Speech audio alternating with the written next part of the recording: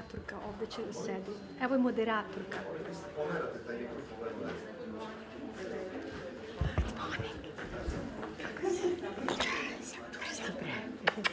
Pa taksi. Hoćeš li ja? Pa sedi ti tu, pošto ja moram da trčim tamo. Ti moraš udobno da sediš. Dobro. Čekaj, ove tvoje stvari, okej je. Stavi na drugi ćošak.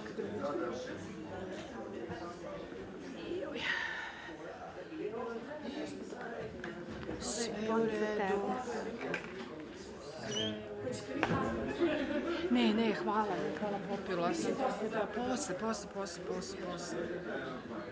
Joj. Možemo. Ćemo da zatvorimo vrata, se...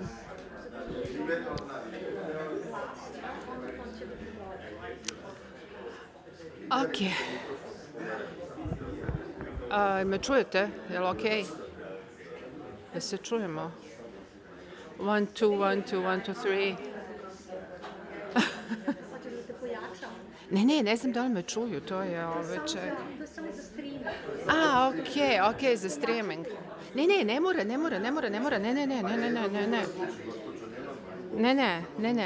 Ne, nego sam ja mislila da idemo na zvučnik, pa zato... Nemojte, nema potrebe. Ako niste do sada zvučnik...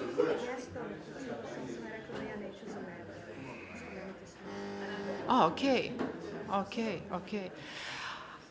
Okay, hello, good morning, everyone. It is my privilege to welcome you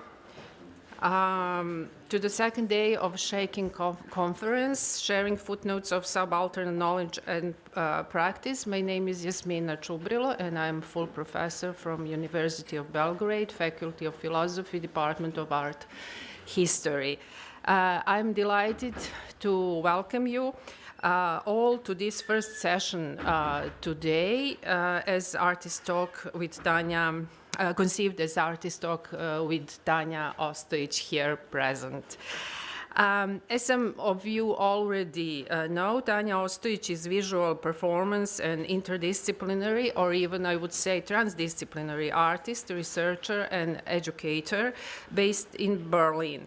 She is internationally recognized for her institutional gender critique and socially and politically engaged feminist art in public spaces, particularly those dealing with challenges of displacement, migration, and gender issues. Her performances and exhibition artworks during the last almost three decades have taken her to numerous important art venues and festivals, as well as art museums worldwide, such as the Manifesta Biennale, the Venice Biennale, Tirana Biennale, Brooklyn Museum in New York, and the Busan Biennale in South Korea, to mention a few. Besides, various art collections have enlisted her video performances and performance documentation.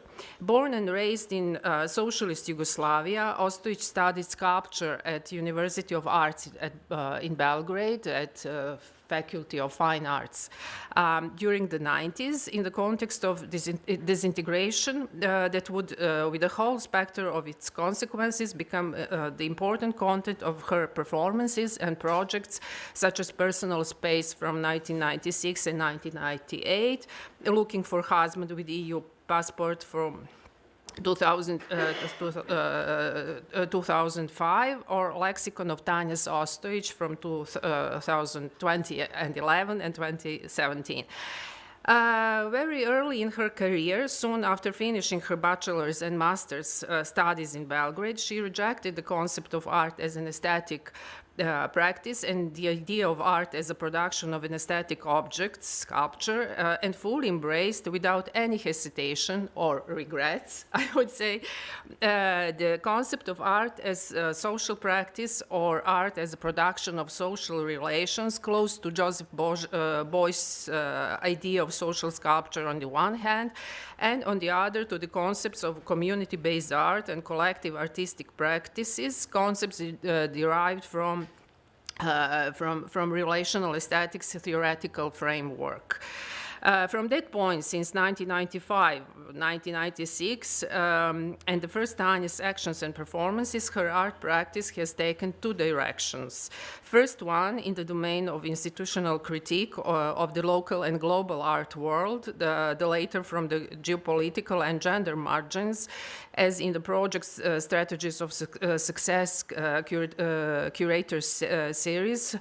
From 2001 to 2003, there were 5 performances with Harald Zeman during the Venice Biennale, with Bartolomeo Pietromarchi and art critic Ludovico Pretesi in Rome, performance Be My Guest, Sofa for Curator performance with Stevan Vukovic, theorist and curator from Belgrade, Vacation with curator with Edi Muka, curator of the second Tirana Biennale, and performance with Marina Gržinic, Politics of Queer Curatorial Positions.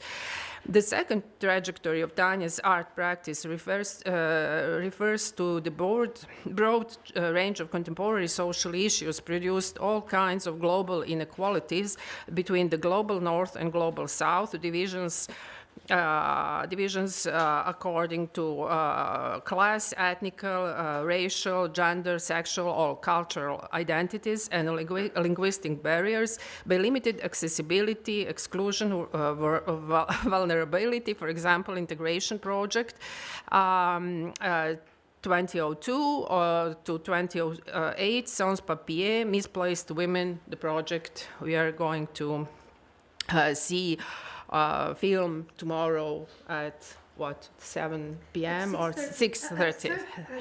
16:30. Okay. So Tanya's artistic practice has been studied in numerous scholarly papers and books, as well as being included in various anthologies of feminist, contemporary, and/or performance art. Furthermore, Ostojic has also published a number of books and essays on topics of social engaged art and its participatory and collaborative methodologies. As a part of her artistic activist and theoretical engagement, she's giving talks, lectures, seminars, and workshops, and presenting her work at academic conferences and art universities around Europe and in 2 Americas. And today in Belgrade, she's going to talk on methodologies of empowering feminist artistic practices, alternative pedagogical formats developed in the framework of 2 projects. One is Misplaced Women, and the other Lexicon of Tanya's Ostojic. So I will give microphone to Tanya. Thank you. Thank you, Jasmina, very much for this very generous introduction, and thank you everyone for coming. And I feel very privileged, even there is my poster framed in front of the door. Thank you for having me here, and I would have to move to the speaker's corner. And I will try to focus on the topic of today, methodologies of empowering feminist artistic practices and alternative pedagogical formats, developed in the framework of 2 of my projects, Misplaced Woman, between 2009 and still today, and Lexicon of Tanya Ostojic, that also was running over a period of approximately 8 years. I intend to share with you some of the methodologies that might be useful, because I hear that some of you are working as a pedagogist, but also to explain what kind of approach I'm having when I work with people. Misplaced Woman workshops, this is the project. Apply the principles of art as social practice and explore a variety of public spaces and the possibilities for temporary interventions in them, empowering participants via a kind of a masterclass block seminar, a laboratory outside of the official educational institution, and I will say in more details later about how I do those workshops. So to say, while developing new collective and individual works, performances and performance scores, but also activist actions and activist performances. On the other side, Lexicon of Tanja Zostojic develops further the strategies of conscious ethical politics in artistic production, the creation of a community with shared authorship and ownership, and the emancipatory potential of collective autobiographical methodologies as the basis for art making. So what is common for those both projects? They are both long-term projects, means that I engage with people over a pretty much extended period of time. They are not like a one-off little workshops. They are personal, there is a personal relationship with each of the project participants. There is a community building as one of the core goals in this project. There is a peer learning between the participants. There is peer sharing, peer shaping of each of the workshops, and there is a support for each other. There is a learning process about the issues, and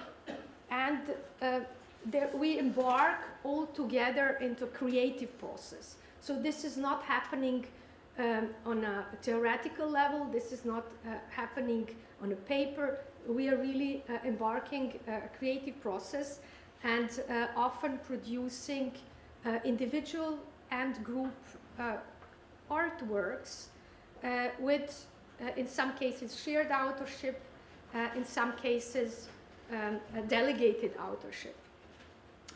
We practice women's circle, and I'm involving in those projects most often people being completely outside of the institutional context, so academic context, and outside of the artistic context.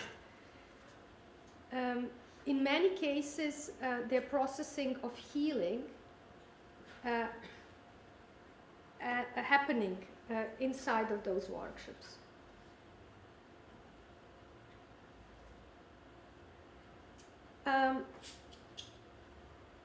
This is the picture of the lexicon of Tanja Zostojic project. I would like to bring to your attention each of the publications that you can look at here or also access online on my academia page.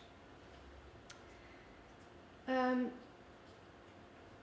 the frame of the lexicon of Tanja Zostojic, that is a very complex project that I started in the framework of my interdisciplinary research fellowship at the University of Arts Berlin. In the first part of the project, it was a kind of sociological research, and to conduct a sociological research within a peer group, basically a number of women, at least 33 women who all have the same first name and same family name as myself, Tanja Ostojic. And they're all born in the former Yugoslavia, or their parents were born there. So the first step of the project was to create a questionnaire for Tanja Ostojic, and everyone answered to this questionnaire who decided to take part in the project. And each Tanja also had a question for another Tanja, for the other named sister that they wanted to ask. And over the period of a couple of years, I had an opportunity to one-to-one encounters with them, was brought to their favorite place, or they were visiting me in Berlin because we were organizing some talk shows with named sisters. Each Tanja, I said, proposed also some question for other Tanja. And then, especially Tanja Ostojic, who is mathematics teacher in Lörrach, at the corner of Germany, France, and Switzerland, was very active in helping me creating this questionnaire. I created also the ethical code because this is a research between fellow human beings. So they knew that there is nothing will be published without their knowledge or consent. Participants have the right to take back certain information or censor parts that they do not wish to be accessible to the public. Participants can and will get all materials produced in the project's framework for their own use. In the case of public events, participants could additionally decide whether they are willing to take part in it or not, or if they are willing to be filmed or not. That being said, all the interviews that have been published, because there are some that were not, have been authorized, and authorized after a period of several years, when women also had a different view on their lives or particular issues. And the issues in this project are the issues of migration, the issues of labor, work conditions, domestic labor, access to education, and the project has been intergenerational. One of the oldest, Tanja Ostojic, was born in 1950s, and one of the youngest was quite young when we met first time in the company of her mother. But when she joined us later in the project, she was already a basketball player. Through a forms of interpersonal sociological research, I created a map that documents the way in which over 33 named sisters, the project participants, including myself, migrated as refugees for the reason of war and post-war resettlement in post-Yugoslav geographies, for education, marriage, or economic reasons. One of the important threads of the project is the labor conditions of the named sisters, including women who are proud of their work, even when they have experienced being unemployed, underpaid, and or exploited. Here you can see the individual maps. So one of the questions in the questionnaire was to draw their own migration map. And then this is, for instance, my own. This is Tanja Ostojic that was moving very often between Bosnia and Serbia. And here you can see some of the places where most of the named sisters were based or migrated. On the base of those individual drawings, I created a large drawing that is bigger than this projection here. That is a kind of psychogeographical map where only the territories where Tanja Ostojic lived are marked, and or they used to live or without national borders. In the frame of the workshops, so in the frame of the project, the aim was to provide, between other things, artistic education. So many of Tanja Ostojic who took part in the project, for instance, they never entered the Museum of Contemporary Art in their homeland.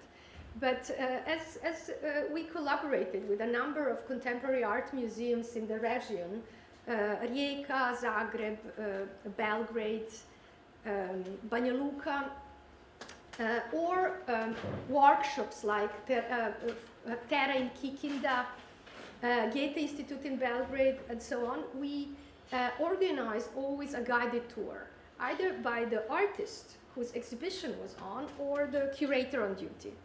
And then for named sisters was very important to hear from the producers themselves, artists or curators, about the artwork. And in the same time, they were embarking workshops. One of the workshops was organized in different places. Here we see the pictures from the Goethe Institute in Belgrade, but was a long-term documentary embroidery workshop that I was leading together with my dear colleague Vahida Ramojkic. And we created at the end a large patchwork tapestry. And key questions of each of the person involved's lives was embroidered here. Yes, there was a color code. Each color had its meaning, for the topics that I already mentioned, like work, legislation, women issues, love, and so on. We also traveled together to many locations, so no book launch after the book was published happened without Tanja Zostovic in Novi Sad, Belgrade, Berlin, London, everywhere. At least one person made it. If it was very difficult to get visa or funding, at least another one person joined me. So, but the highlight of the whole project, and as I do ask people in all my workshops to write, they wrote also in their own capacity, about their experience with the project. We had almost our spokesperson, that was Tanja Ostojic, who you see here. She's a journalist by profession, so she was very much keen on speaking in front of the group.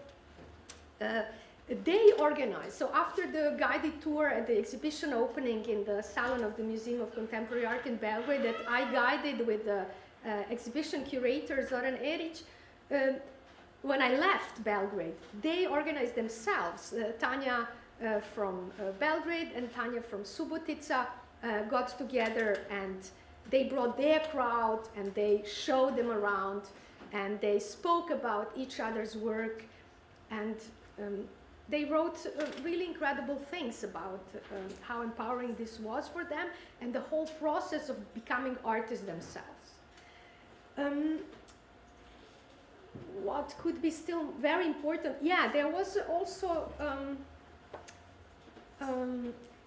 as in all the workshops I'm doing, there is within a group there is a creation of the interest groups, or in our case, they were like a Zimmerke, the girls the women that are sharing the rooms. So I would usually match them, because I had to do the whole accommodation booking, which two are staying together, and they really indeed match really well.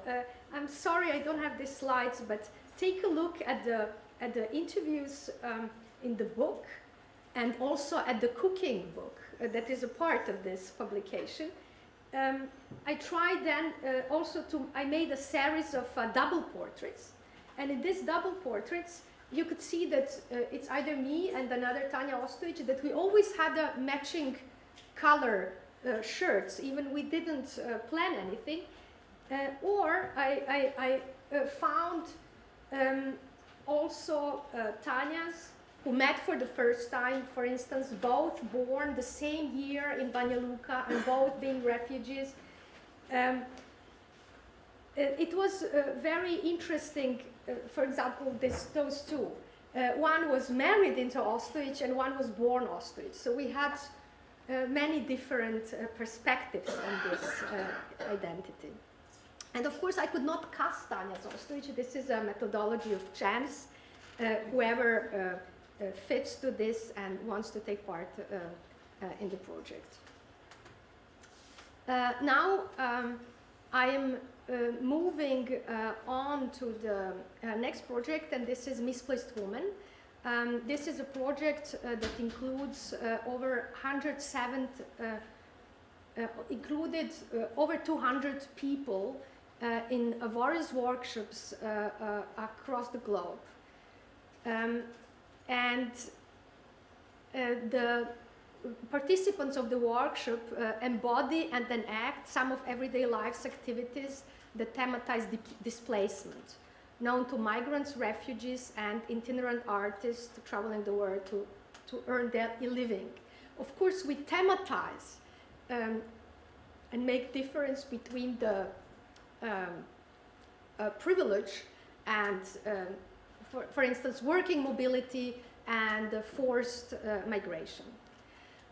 While some of the performances will deal with migration issues, the others are involved with the feminist issues, queerness, gentrification, inclusion, accessibility, power relations, and vulnerability, particularly as they relate to women and non-binary people, as aspects that figured prominently in the past almost 3 decades of my artistic practice. While investigating privilege by distinguishing between working mobility, forced or desired migration, and how arbitrary laws may apply on migrants, Misplaced Woman also explores diverse public spaces and the invisibility of certain groups within them. As I said, I already have conducted numerous workshops across the world. Here we could see just some of the places like Aberdeen, Aix-en-Provence, Basel, Belgrade, Bergen, Berlin, Calgary, Cologne, Gaborone, Ghent, Göteborg, Graz, Innsbruck, Istanbul, London, Marseille, New York, Pula, Skopje, Split, Telčiu, Toronto, Vienna, Vilnius, Wuhan, Zagreb, and Zurich. This is one of the basic performance course because some of the workshops are very short term and some of the people are very inclined to overtake certain proposals. So the score, Unpacking a Bag of Your Own, is described in very simple steps. Also, I have a number of contributions where people download those scores from internet, perform them in their context, and then they send the feedback to the project to share it on the project blog. Here you can copy the blog or just Google it, Misplaced Woman WordPress.com.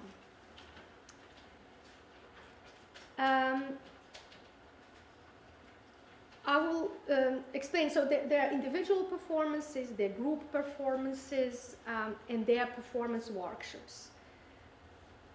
They are happening in some cases on a very specific locations. For instance, this one is at the staircase of the Gare de Aix-en-Provence, Gare de Saint-Charles, that is a historically very significant place for the escaping routes for migrants in the time of the fascist occupation of France. But some people also contact me interested by this project and ask me to organize a workshop for them. For instance, Luciana Damiani from Montevideo, who experienced difficult migration circumstances when she lived in Spain, came to Berlin and we produced her work. So you could see a score 1, Unpacking a Bag of Your Own, here happening on the floor in the North Bahnhof Park. The second score is holding the Misplaced Woman sign, or what one calls, in this case, Misplaced Human sign. And the score 3, or score number 10, this is the safe circle. You can see that she has drawn the safe circle, and this is the space where she was sharing. And between others, she shared this point. I'm a body and I'm statement. I'm witness and I'm evidence of manipulation. I don't want to ask permission to be. I don't have to ask permission to be. I don't want to be defined by you or anybody or anywhere or anything. I don't want to be from here or there. My existence, if my existence threatens you, that's because you are afraid to lose your privileges. If your walls will surround me, my words will be my weapon to make them fall. If you hurt me, I will heal. And I will repeat this all over again. Because I have a pact with all of my kind. Because that's my duty and only way to resist.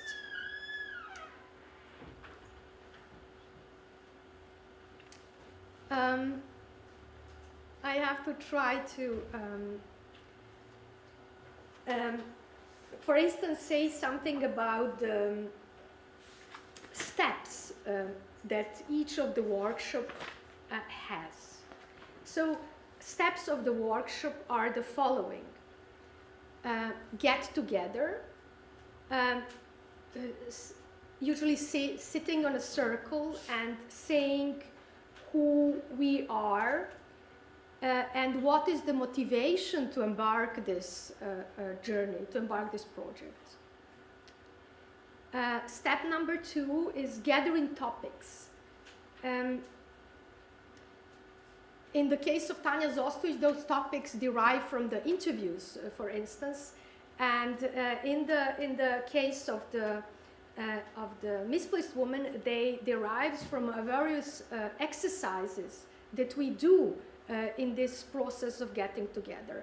And as a facilitator, one has to be very open-hearted and humble to open for all kinds of topics and also later suggestions for different performances. Number 3, we are working in a public space. We create a safe circle to share, first in the space where we, what is our base, where we meet and have our tea corner and share food and thoughts, but we are going then into the public space. And in this public space, we are also creating safe space for the ones that are stepping out.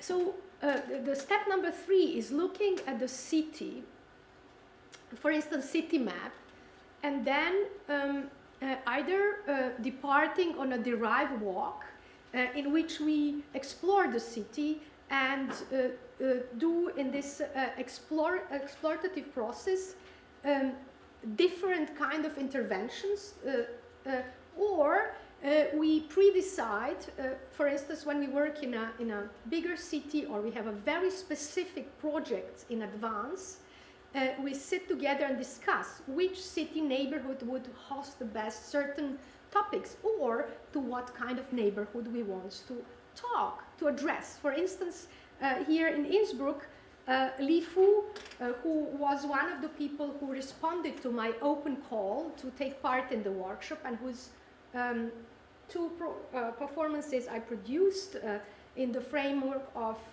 getting a prize of Art in Public Space Tirol. She wanted to address bullying, gender-based bullying, and we went to the building of university.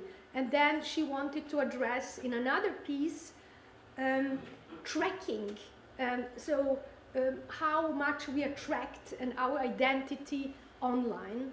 And she made a magnificent performance on one of the main squares where the skateboarders were jumping around. And when she finishes each of her performances, then she asks for audience together, and then she discusses with them, okay, what can you say about me if you see all this, what is in my bag, the basic score on packing a bag of your own, and so on.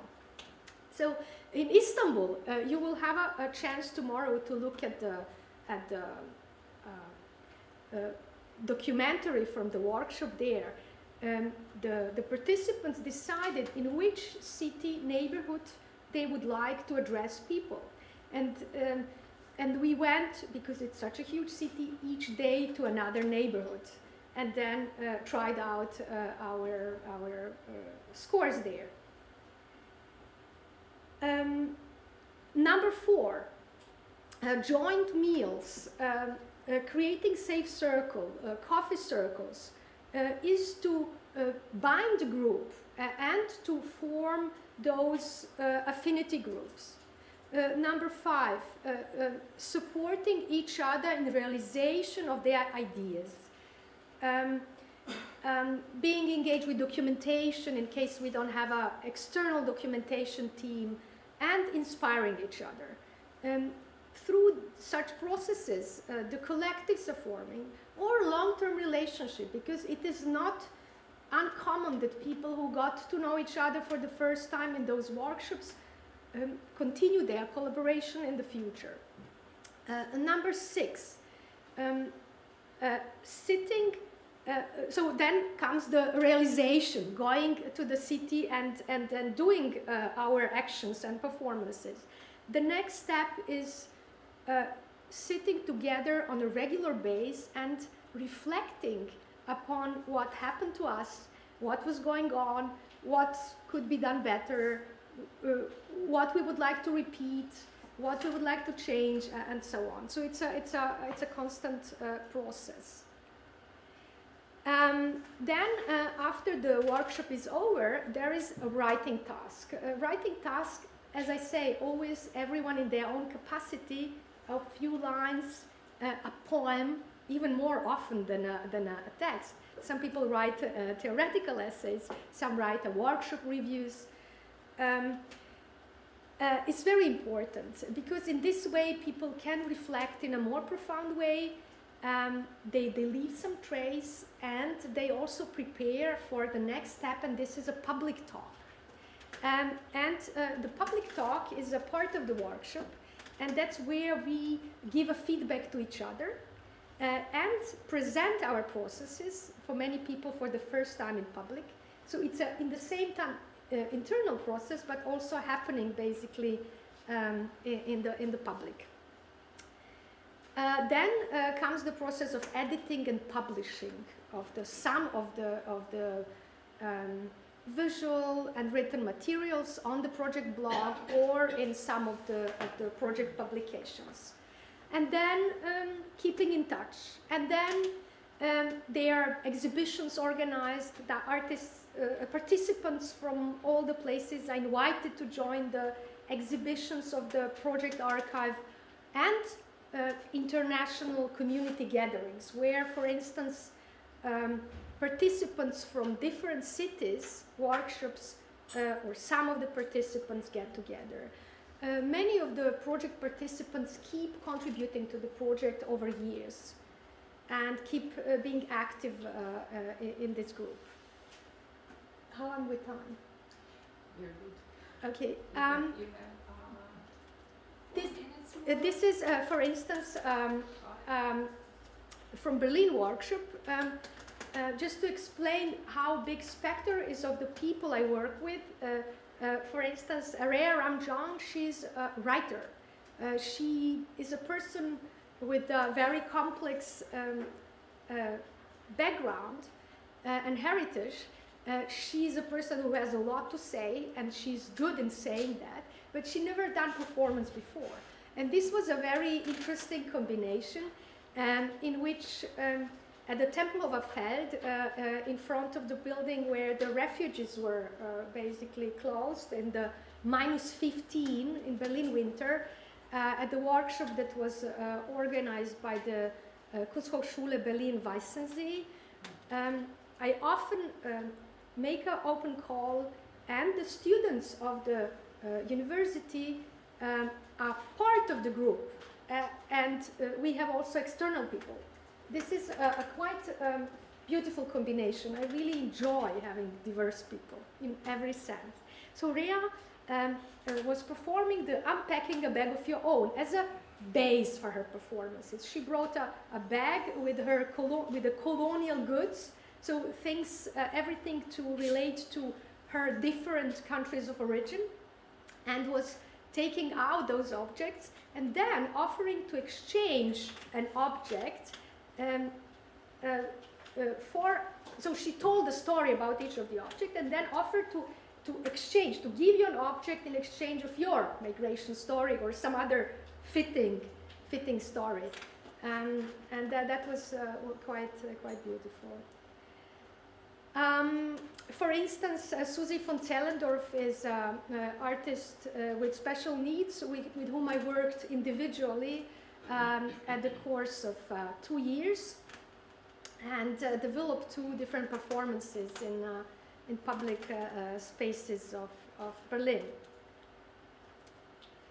Dagmara Bilon is one of the project participants, really engaged since the London workshop in 2016, and she's a performance artist who had a very interesting migration story, but she never dealt with her migration story in her art before. She created a number of performances, and out of these performances I asked her to create a score becoming one of the back. So she performed Refugees Week together with Teresa, very amazing, very engaged artists and activists, I have to say.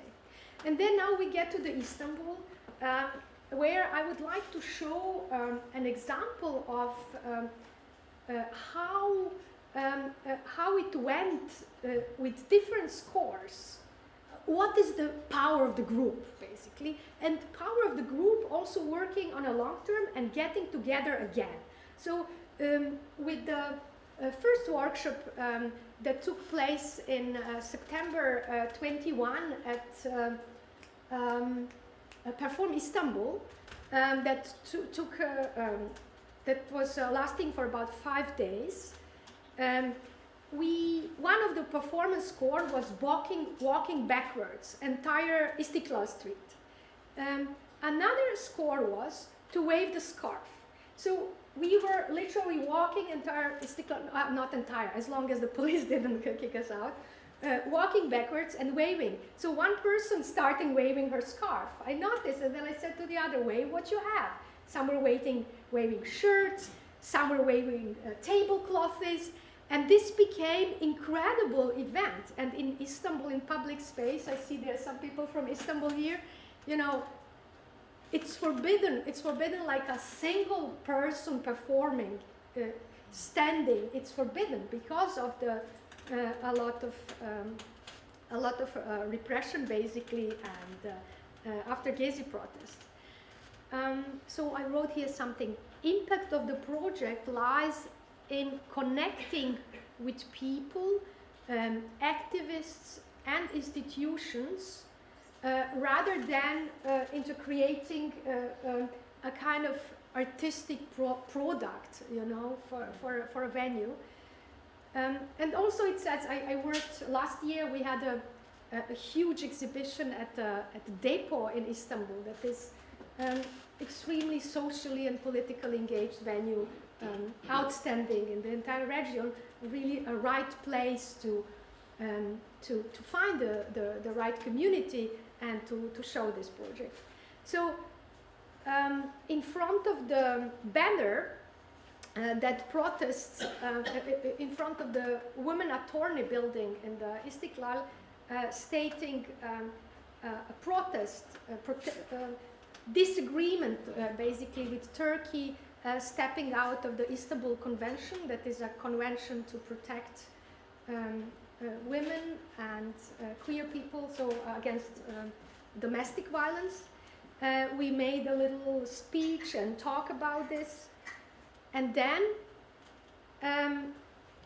we were kicked out by police. But 1 year later, in another district of Istanbul, I don't have a picture here, but you will see in the video tomorrow, in Kadıköy, we were doing a score opening of One's Voice. In Kadıköy, we were not allowed to perform any piece, and we had 2 policemen in civilian discussing every single score we wanted to perform. And our producer, co-producer from the Perform Istanbul, they were extremely good in negotiating with police. So finally we were allowed to perform, not allowed to open the bags, not allowed to hold the signs. But we were allowed to open the voice. And opening of the voice, not by standing, but while moving. And we were doing that through tiny streets full of cafes. Please, could you put the microphone? And then the opening voice is basically screaming. And if you have a group of 10 women screaming simultaneously or one after another, this was really alarming. And many people came out, old men kicking with a stick into the something, everyone asking what's going on. And next year, when we met, in 1 year later exactly, in September 22, we combined those two performances, walking backwards, carrying the scarves, but this time we binded all the scarves together. This was a brilliant idea of Arzu Yeintash, who is a feminist activist, binding the scarves together and walking backwards and screaming. So these three scores together, it was in September when Masha Amini was killed, so we performed the kind of action of solidarity for her and for the feminist revolution in Iran. I hope you got my point. It's sometimes long the way I explain, but this is this power of the group.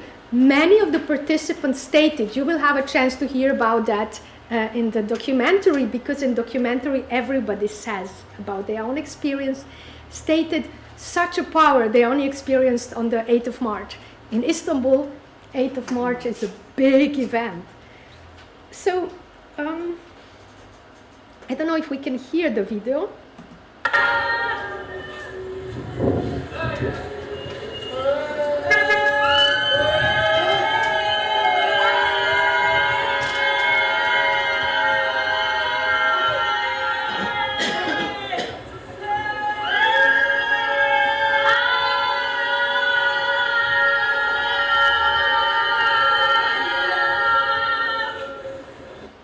So, despite the fact that in 21 we had the permission to work in the public, actually to film in the public space. My camera woman, she had a permission to film, but in last year we didn't have a crew with us, no organizers, no camera crew, no permission. So we were doing everything guerrilla way, and we decided to go into underground because it was raining, but it was also like the way to not have troubles with police.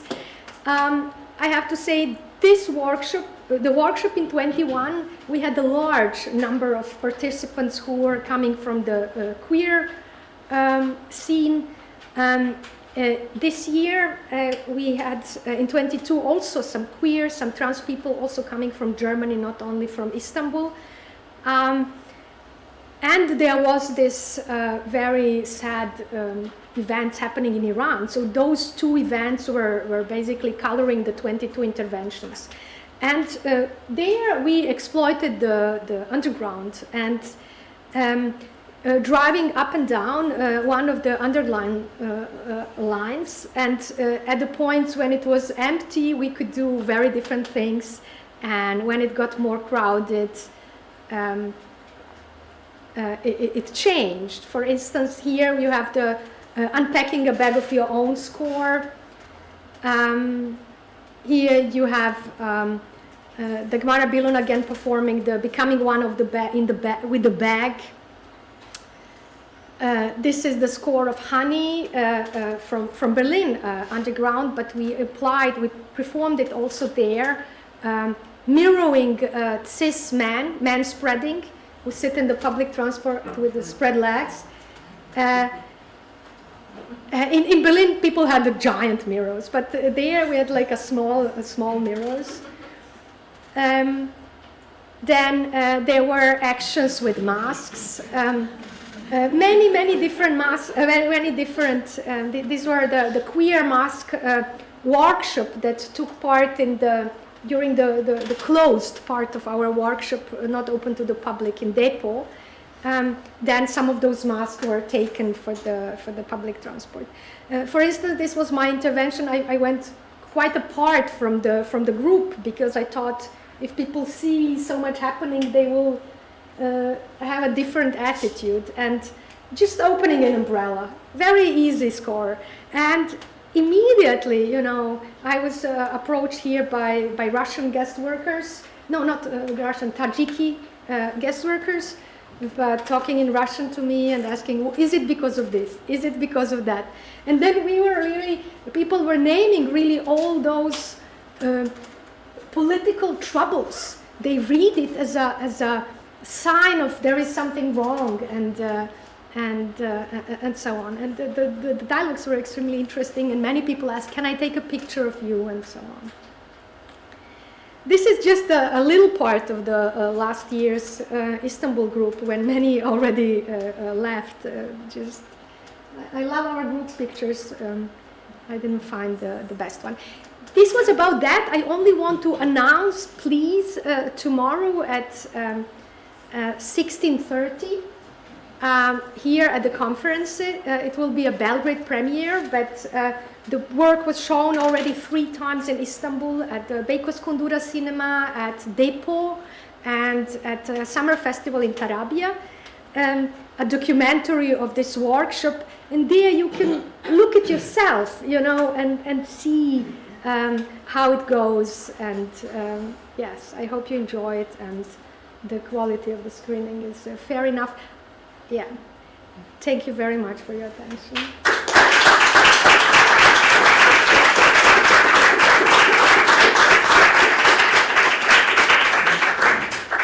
Thank you, Tanya, for your comprehensive. Sorry, I have to move. So thank you for your comprehensive and elaborate talk or lecture, as a matter of fact. So we have only 5 minutes for questions. Do any of you have a question concerning? What about microphone? No, Sorry. it's okay. I have a question. It's okay. The question is, how do you, it's an amazing work, thank you for sharing it. I have a question about the finances. How do you finance it, and how do you, are the participants that work with you over years voluntary all the time, or is there at some point a question about payment? How do you deal with that? Thank you. This is an important question. So in the each of the projects, I have this huge fundraising work to do, and I usually do each project leg, small project legs, are financed on their own, because I'm not good in writing big grants. Actually, I have not ever received a grant for the Misplaced Woman project as whole. And so I usually use each opportunity that I have professionally to share it with the project participants. In some cases, I said I'm invited by university, so they pay, and then it's an open call. People who join it. So the first round of the workshops is then they enjoy a free education and the production. So this is what people get in exchange. In some workshops, I cover usually food. I cover per diems or institution covers. Sometimes institution who has possibility, for instance, Live Art Development Agency London, covered for a part of travel costs. You know, they have their own standards, how they work with people, but it's really not, it's not a festival in which you come and you do your thing and you're paid for doing so.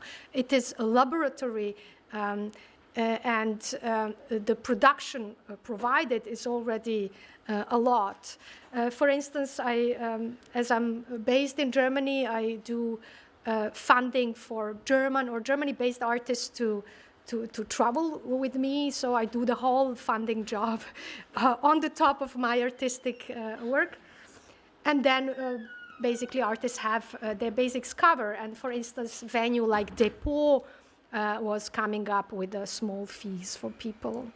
But you never, sometimes you have just suddenly people from last year, but then they bring their friends, their partners, and you cannot, you don't want to be exclusive, but you can also not provide for everyone. So in these terms, it's a lot about sharing.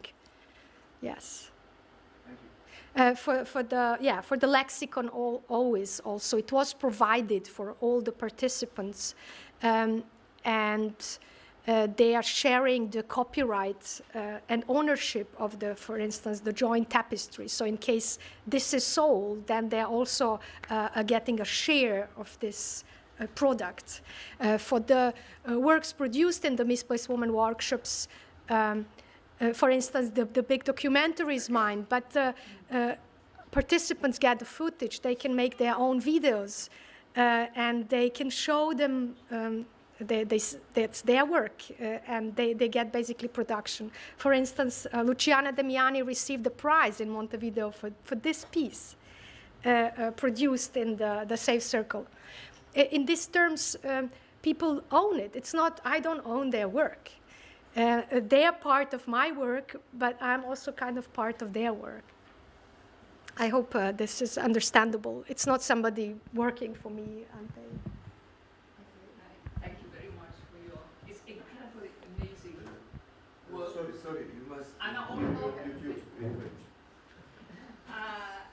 And my question relates to your safe spaces. You've indicated already that it's not always easy to get permission to perform. I noticed when you were reading out the places where you have to perform that they're all cities, and that none of these cities is in Asia or Africa. So when you come from a subaltern art form, it's often very risky to kind of enter into the public space and do performance without having repercussions. So how would you deal with that within your project? How do you create the safety that allows a performance which may be controversial to happen? Yeah, thank you for discussions. So there was, I'm going where I'm invited, so where I have opportunity to work. There is a project participant from Wuhan, and we have a contribution from Wuhan. Wuhan is located in China. There is a participant from one only from African continent.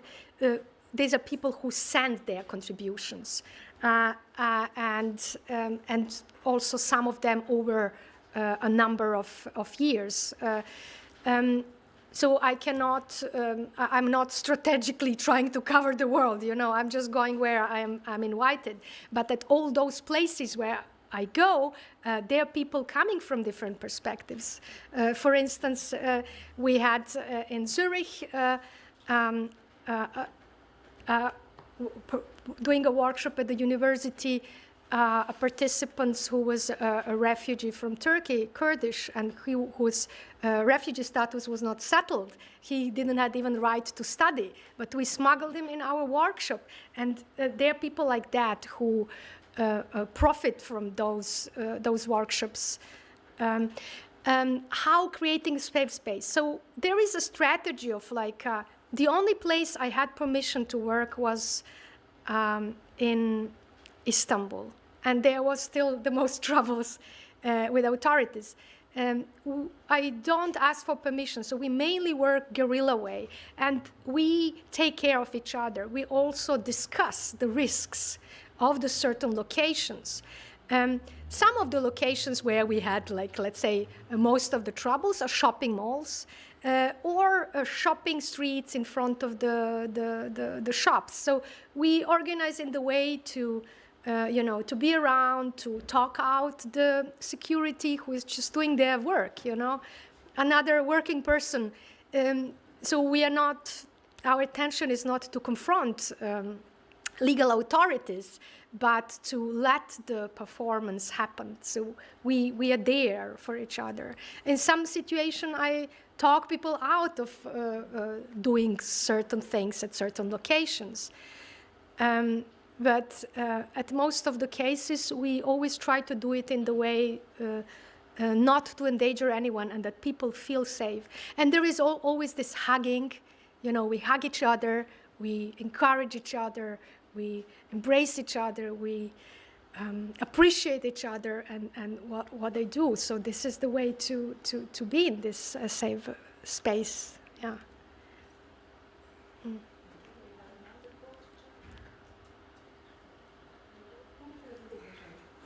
So my question is actually about the title of your, sorry, my question is about the title of your artwork. And I'm wondering why you landed on misplaced, and if you could just say a bit more about that. You know, in my mind, I'm thinking about the differences between misplaced versus displaced. And conversely, what does it mean to you to be placed? Wait, did I? I can, sir, let us please take care of this. So the question was about the title of the Misplaced Woman project. The title is always work in progress, you know. You start a project, you give it certain name. I can tell you a story how the name started, and then the name evolved. It started at the Misplacement Conference, Performance Studies International Conference in Zagreb, when I delegated my piece to the Sub Rosa Collective, and it started as misplaced, like miss with two S, so misplaced woman. And then I thought this question mark was important. Then it was sometimes misplaced, sometimes was Miss S was in the bracket. This was the process. So I don't change the name of the video channel. Check out the Vimeo video channel, Misplaced Woman, and the Misplaced Woman blog. There it's just like Misplaced Woman, but now official name says, I think 2020 or 21 is with S in the bracket. So it's supposed to embrace all those titles. But we have, you know, misplaced Vyman, misplaced human, you know, person who is carrying the sign or naming their performance intervention, they are having a freedom of giving the title. Also completely different titles are in the play, nothing to do with this title. It's just overall title still. Thank you.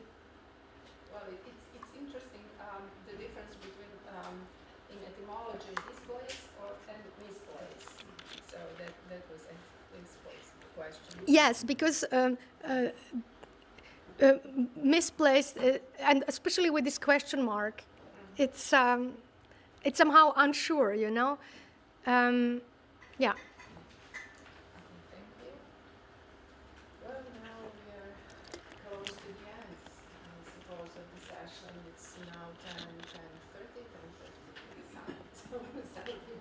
10:35. Okay, thank you very much. And thank you to Tanya. And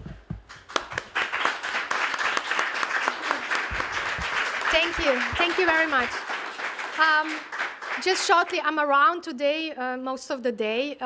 Tomorrow, I have to fly to Tirana. I was not aware that the screening is happening tomorrow, so I won't be around for the video, but please enjoy it. Ask me today if you have any questions, or write me later after the video. Thank you.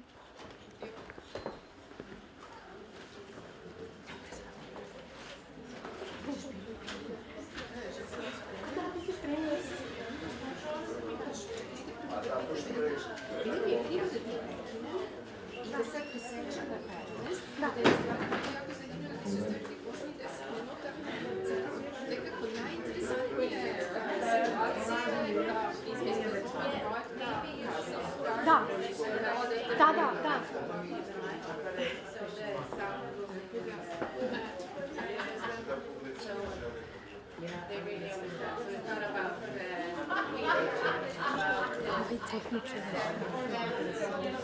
Juče govorio ljudima, ostanite, kad ih oni snimaju.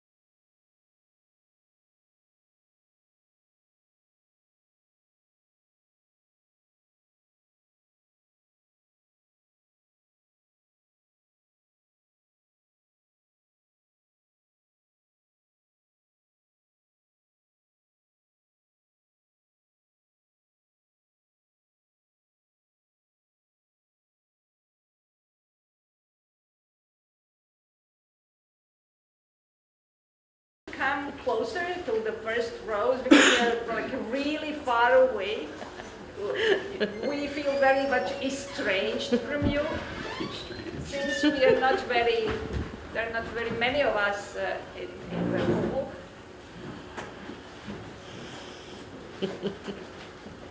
So hello once again, my name is Ivana Spasic. I'm a sociologist from the Faculty of Philosophy, University of Belgrade.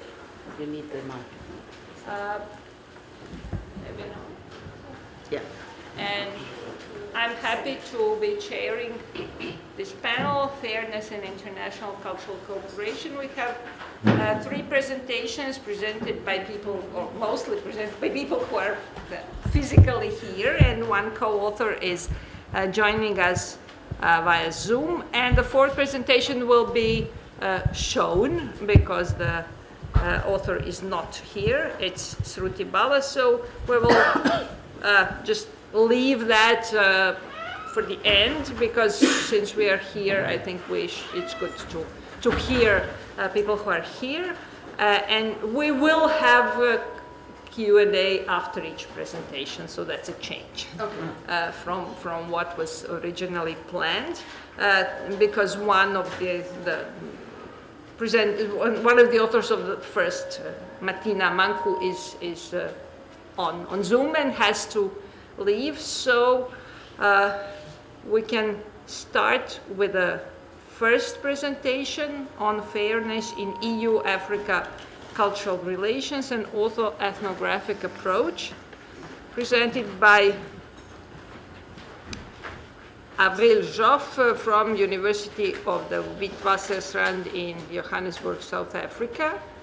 Avril is a lecturer in Cultural Policy and Management Department and has been involved in research and policy projects concerned with African cultural economy, creative economy, and decent work. And her co-author is Martina Mancu from the University Côte d'Azur in Nice, in France, a postdoc researcher at the SCI lab of that university, working on a research project on creative hubs and cultural policies through a comparative perspective. So please, Avril, take the floor. Thank you very much. I'm going to invite Martina to kick us off. Start. Right. Okay, so thank you everyone. I'm sorry that I'm not there with you, but I'm very glad that we have this opportunity to present some of the reflections me and Avril have been having during the last 4 years that we are collaborating together on different projects. So where do we speak from? So me and Avril, we started working together in 2000 on the evaluation of a project that was funded by the European Commission that was under the name Culture at Work Africa, the public value of intercultural dialogue for social cohesion in urban Africa. So this was a very interesting virtual space that even if we had not known each other in person, we started discussing about inequalities, about power relations, evaluation, what is our role in this context. And this also luckily was a first experience that then had a more deep, let's say, opportunity for reflection when we were commissioned together with another team of experts to work on a toolkit that we also say that is not a toolkit on fair collaboration in cultural relations, a reflection commissioned by UNIC, which is the European Union Network for Institute Culture, that you might all know. So there we had really the opportunity to put fairness in the heart of our conversations and reflections, especially looking where we all come from and with the experiences that we have in international cultural cooperation, and really think what is the fairness and how is it relevant when it comes to international culture. We have presented the paper last year in a conference here, and we have also a chapter that is being a part of the book that is being produced right now on cultural diplomacy. So, I mean, there is still a lot of things to work on around the concept of fairness, and we also have the opportunity to go a step forward. An assignment by the Practitioners Network for European Development Cooperation. So it's really the development cooperation agencies that work on culture and development, that they have commissioned us to look into the evaluation practices and propose a common framework for their work. All this just to say that both me and Abel, we are moving between academic and non-academic environments, that our reflections are both inspired by literature, academic literature, but in the same time from our experiences in the ground, especially in the capacity of experts, evaluators, and people that are accompanying other actors, let's say, in the ground. And we're also writing together a paper on the payer, the piper, and the fairness tune, reflecting on fairness in EU-Africa cultural relations, that will be published next year. So, of course, I mean, we cannot talk about EU-Africa cultural relations without taking into consideration the framework, without taking into consideration the Cotonou partnership, the development instruments that are put into place by Europe, and all this 20-year framework for the EU's cooperation with African, Caribbean, and Pacific countries, and the commitment, let's say, that has been expressed by the EU in its strategy for international cultural relations. And of course, this is a great advancement for Europe, having a common voice beyond the continent, but from the other countries, like from the countries outside Europe, what does this mean? So sometimes, you know, like, how is this internal national strategy on cultural relations seen from the outside? And sometimes it's seen that it's about culture serving the interests of the European bloc in much the same way as it would apply its economic, political, cultural muscles to project and secure its interests. So, of course, like, we are aware that the European Union is a powerful actor, but it's not the only one. I mean, there isn't this cohesion among the European states to have this positioning on the international arena. And very much, you know, like, through funding, especially through the development projects of the EU in the African continent. But of course, I guess that most of us are aware about the funding instruments from ACP, the EU delegation, UniGlobal, like real European actors. But still, we have all those states that have worked and have long ties and relationships with the African continent, but have been working as well at the same time on different cultural cooperation projects in the African continent. And what is something that we are discussing a lot with April is how we see this shift during the last years on a discourse that is very much focused on intercultural dialogue, creative industries, cultural diversity, and social inclusion. Words that, I mean, I guess that April is also going to talk about it in a while, sometimes don't resonate very well or very accurately in the African continent. And what we are also very much interested in is to see this shift, let's say, this turn when it comes to all those cultural diplomacy development, cultural development actions, this shift to really promoting cultural entrepreneurship, cultural and creative industries in the African continent. April? Thank you, Martina. So, what really concerns us is that when we talk about EU funding, which Africa desperately needs, there's no discussion that we don't want the funding. Yes, of course we need the funding, and the reason we need the funding is because of colonialism and because of the way in which Europe has carved up Africa and left Africa without resources, right? So it's not a question about do we need the money. We need the money, but the money is now playing power dynamics in a way that is not suiting what is going on the African continent. So we have this massive media attention going on at the moment in Africa that the creative industries is the new gold, the new money, the untapped economy, the sleeping giant, and that the CCRs will lift our economy out of poverty, out of unemployment. It's all hogwash. It's rubbish. It's not going to happen like that, right? And that enthusiasm is about the potential monetization and market creation of the creative industries. Those words, as Martina has already said, do not resonate on our continent. We do not make distinctions between heritage and contemporary culture. We do not make distinctions between what people do in their everyday life and the way in which they'd like to work and the way in which they'd like to express their cultural beings. So this development potential of the creative economy is written everywhere. UNCTAD reports 2008, the 2010, the UNESCO 2013 report tried to adapt it by saying, let's look at developing pathways that are more specific around how people want to produce, not really about the cultural industries. But this is all, at the end of the day, about soft power. And it's about the ways in which we on the continent, and I say we because I'm from the continent, I'm from South Africa, it's been my home my whole life, and this is what matters to me. What matters to me is how do we Africanize this understanding of what's going on between us and Europe? And how do we have a different relationship with Europe? And this is despite the claim, by the way, that we only have about less than 1% of the world's trade in cultural goods and services. We have all these claims, you know. So how on earth can we be the sleeping giant if we are still so small? And we also know that Africa has very few countries have fully fledged cultural value chains in music, in fashion, in film, in performing arts, in dance. And in fact, we don't really talk about regional economies. We don't talk about regional supply chains. And we have a lot of Western discourses that are imposed on us, or we grab them. So let's not say they're imposed. We also grab them, right?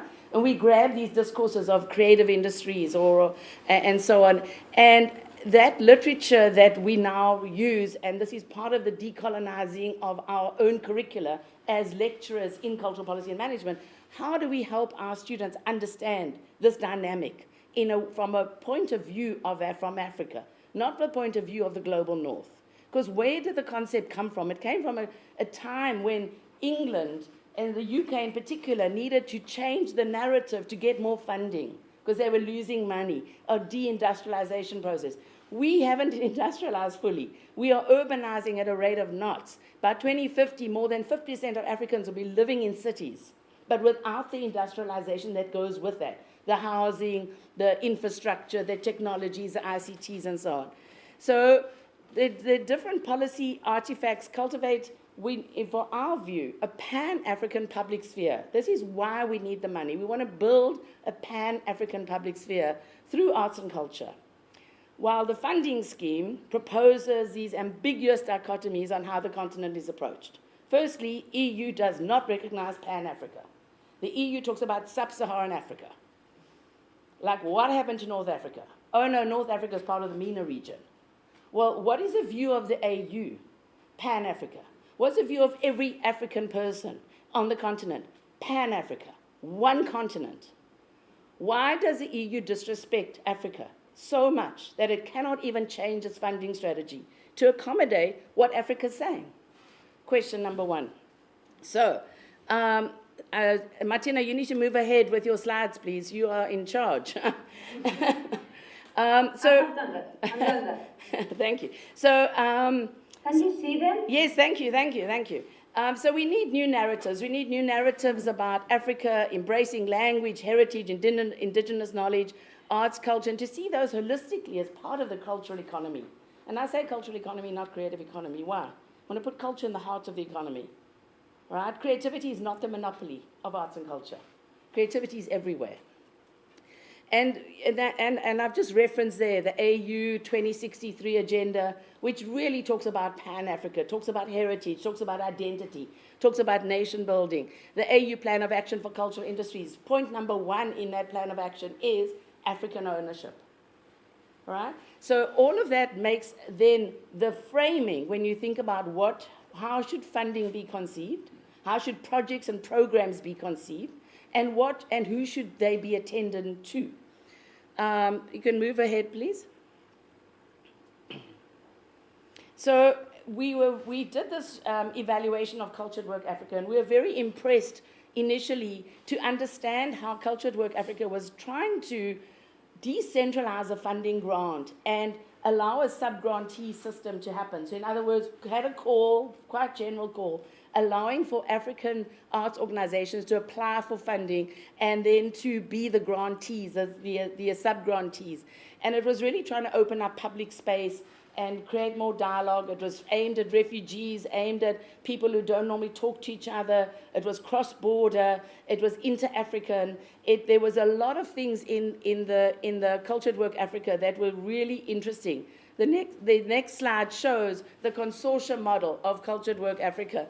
So it included Interarts, included Arterial Network, included the United Cities and Local Government, the Zimbabwean Culture Fund, the Culture Development, included some European bodies like the International Music Council, Beaux-Arts Arts, Sarav.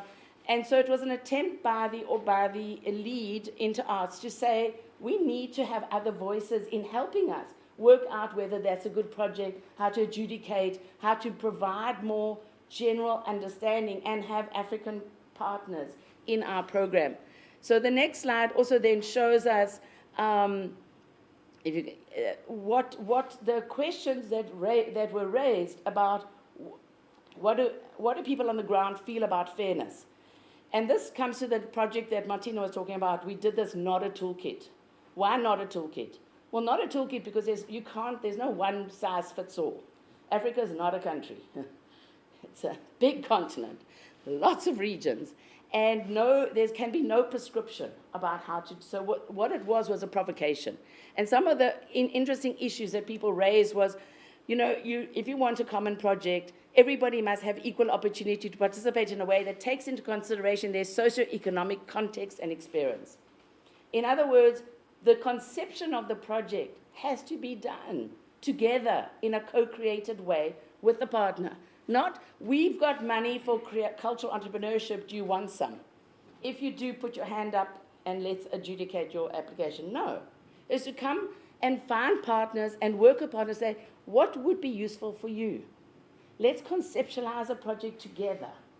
That's a very first principle of fairness, that the very idea of the project comes from the participants who are receiving the funds. So there's all sorts of quotes, you can read them yourselves. I'm going to raise one or two to build a framework of relationships where no one is left out. And we're all capable of building a world that is much better. Why was that such an important quote? Because so often funding and the relationships between Africa and the EU are based on elites. The people who have access to the internet, the people who can speak English or French, the people who are urban-based. And so what's happening is you're losing out on all these diversity of voices in our very big countries. So that's number one. Number two is those relationships are often not equal. So, I'll give an example. The first time I worked with an UN body, the ILO, in 2001 or something, the deal was if you did an overnight journey by flight, if you originated from Europe, you got business class.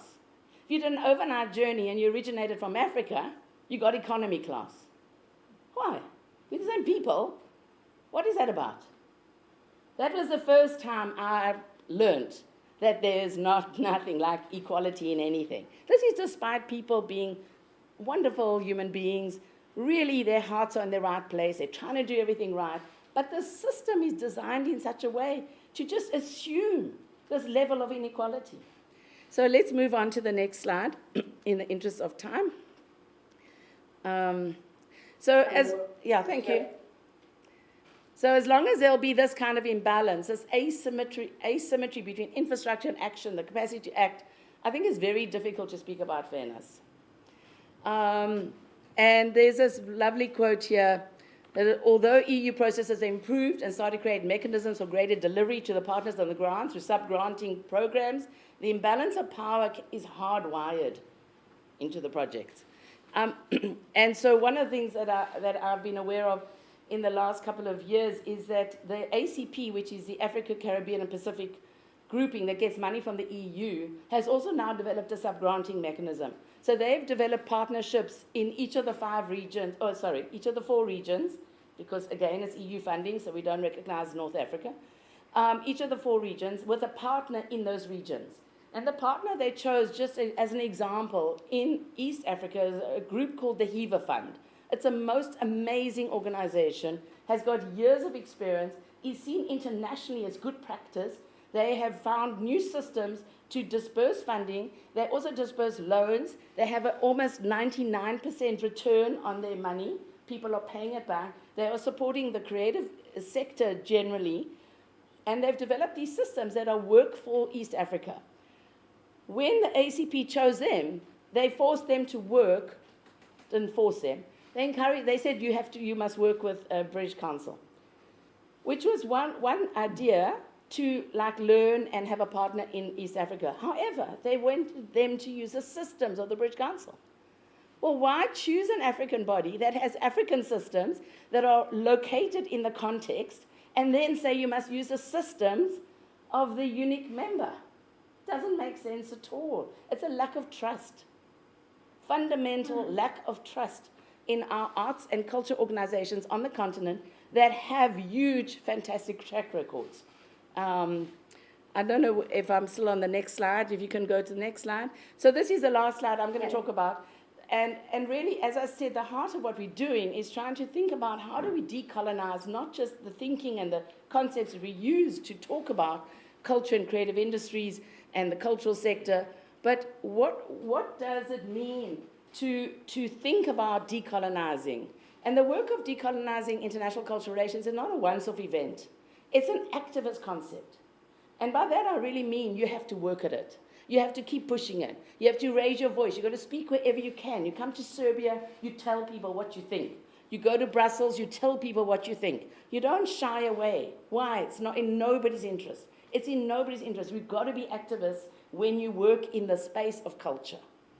And you have to have this vigilance within the entire process, with funders, with core partners, and the beneficiaries. And we have to stop apologizing for who we are. I mean, everything related to visas, flights, payments, per diems, equal payment for projects. So the work of decolonizing is not simply an organizational concern, but it's also a deeply personal one. It makes people so mad, so angry, and so humiliated, fundamentally humiliated, and a sense of injustice, a constant sense of injustice. As somebody was speaking about yesterday, the violence that is meted out on people. I come with my own privileges, a white South African. But I'm working with my colleagues all the time, and I can see it and feel it, and I take it on, because I've got the luxury of being in this space right now, today, to say this when they're not here. So handing over to Martina. So it's exactly this kind of conversations that we've been having with the people in all our meetings, that we try to work together and we end up talking about power asymmetry. So that's why we all have to apply an autoethnographic approach in the work, in the chapter that we are writing, that collaborations and discussions, and actually reflects on the implicit aspects of our own practices and allows us to become witnesses of the multiple realities that ourselves and the world. And also, especially because, as I said at the beginning, we navigate between university, consultancy, project management, evaluation, and taking different roles in this space that we call international collaboration. We also feel that we represent with our words other communities that we belong to. That the fact that we are more saying what we are sharing doesn't mean that we are abandoning scientific enterprise, but allows us to adopt a reflexive methodology also about how knowledge is produced and valued. So things, like we take notes during have been recorded all of our, when we're working together, they have come up, and we also just to see, like how do you feel with all those things, and trying to give a bit of a structure in our thinking, and also, I try to come up with some principle, let's say, when it comes to fairness and how we want to work. And of course, I think that April already mentioned, like starting by recognizing our own privileges and positionalities. April as a white South African that has developed the networks, also, as she just said, feels the deep need to speak on behalf of those that have not the principalities that she has had.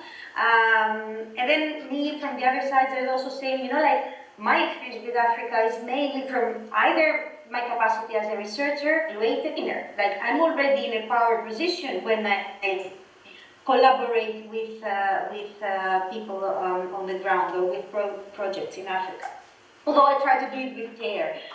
And then also the fact, like this lack of trust when it comes to international cultural relations. Like often I hear Avril saying that, oh, we have so many experts from the global north that come for short-term things, tells very well the international arena because they either quick, let's, like they use our knowledge and we're always, the second author, or we get less paid.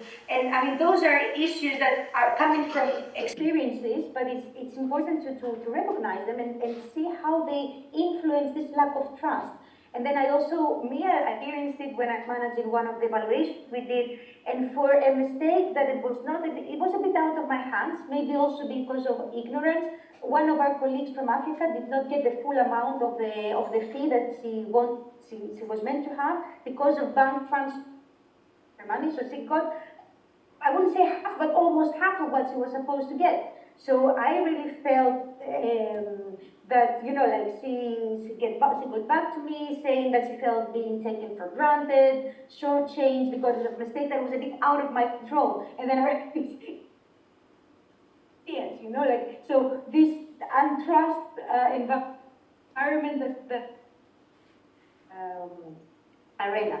And then I think that, we're not saying something new, but especially the fact of, like the need to be receptive to the wishes and resources of, people already did mention this, no, that we also try to, when we work, to have reference things, including as many views as possible. Sometimes, like we need to also pay more attention to the people's sources. What is their access to technology? What is their time? What is the reimbursement of their time? What is equal in terms of recompensation? And we've discussed that with April as well. Like if Europe, all those things take time. It takes time to build trust. It takes time to meet the right partners. It takes time to develop inclusive, let's say, approaches. And this means that also European agencies, if they want to go this way, they need also to increase their budgets in order to be able to do that. And especially then, I think that also April mentioned it before, we have had very often this discussion about what about this language terminology? What about the projects that are actually really funded? Do they resonate to the continent? And then, for example, April was saying that the most important agenda is actually to have a voice for civil society. We do intercultural dialogue anyway, so we need, more empowerment to have a voice for civil society so that our governments can also be held accountable. And then we also mentioned the need, to learn from these collaborations, to learn rather than ticking boxes and getting the money that we need. As Avril said, that coloniality is not about a set of processes and structures and systems. It's about the coloniality of the mind of both the until we consider international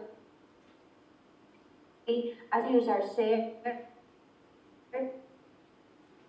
This is also something that we do in our evaluations, like where do we come with a predefined set of indicators trying to see if this was, we have a lot of way to go, and it's a lot about hearing, and understanding.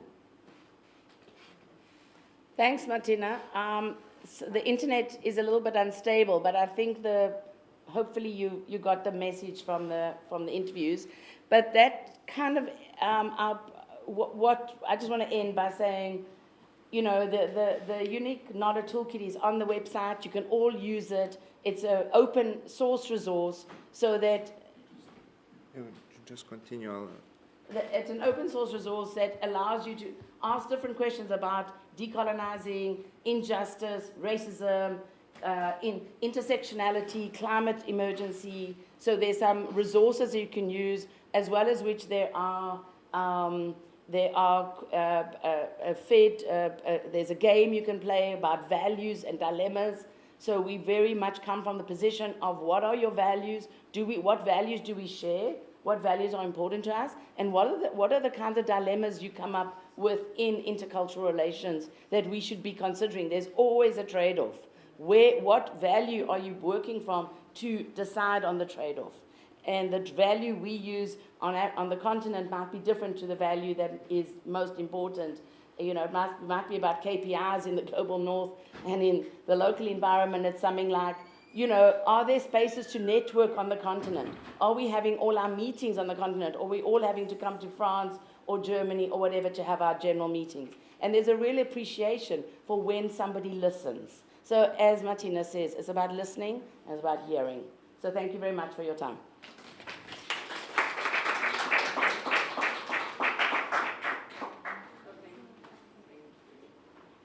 This was, well, a bit longer than planned, but we still have a couple of minutes for discussion because Martina will have to leave. Yeah. And we are not the most fortunate with the technology and the equipment. Yeah, you have a question? Yes, but could you please repeat where this toolkit is available, you mentioned? It's online. If you just Google unique EUNIC, fair collaboration, you'll find it. Once again, unique? Fair collaboration. Okay. Other questions? Yeah, please. How positive are you about changing the scene? Because this is going on for some time. I've been fundraising for another big continent, Asia, also not very homogeneous. India, not homogeneous at all. Rural performers have no access to international funding whatsoever unless it's facilitated.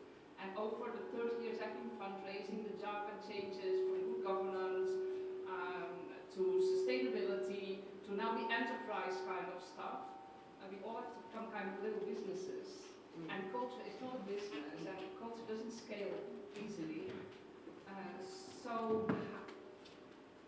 how positive are you about making a dent on the system in kind of getting us more fairness? Because I've become very kind of pessimistic about this. Yeah. And also the transparency, when you apply for funding, it gets denied. You ask for the reasons, they don't respond. UNESCO Ashbrook program of latest on the status of the artist, the right to proper remuneration, denied, no response. Yeah, And this is an international organization, so they have an obligation to answer the question, I think. Yeah. My question would be, how different do you think this whole story is regarding Africa as compared to any relations that involve West and the rest, and unequal relations of power in funding and cooperation? So do you see any specific, anything like African, or this is, well, as a complement to I understand the that question. Yeah. I mean, the reason I focus on Africa because I'm African. And I don't know Asia, I don't know Latin America. I cannot speak on their behalf. But in every forum I'm in, I speak on behalf of Africa. Plus, it's not unfair. Yes, you told them, but nobody knew the implications because they weren't, you know what I mean? There's a level of knowledge that you have to know that you don't, an auditor is different to an EU auditor. I mean, please. Is our auditing profession so pathetic that we're not trusted to do the audit? That you've got to have this EU accreditation? So those are the kind of things that we need to change. And we need to change little things. And I believe, I'm an eternal optimist. I wouldn't be able to survive in my country if I wasn't. But I really do believe we can make a difference by speaking up, and it doesn't help to be quiet. And at every place you can, we've got to talk about what does it mean to make little businesses out of the arts? Who wants this? For whom are we doing this? So yeah, my response is to become an activist, big time. Any other questions?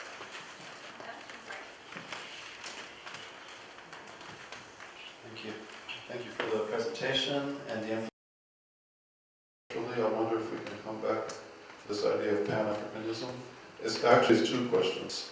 I'm interested in this point that you made about the EU either not recognizing or being blind to North Africa, I guess, or not interested, or whatever we want to call it. There's probably a number of ways we can sort of call it and analyze it, but I would like to ask a little bit more for your thoughts about that, and then to flip the question around a little bit. I appreciate the presentation, but I didn't hear so much specificity. I'm very interested in local specificity. specificity and getting real specific about things.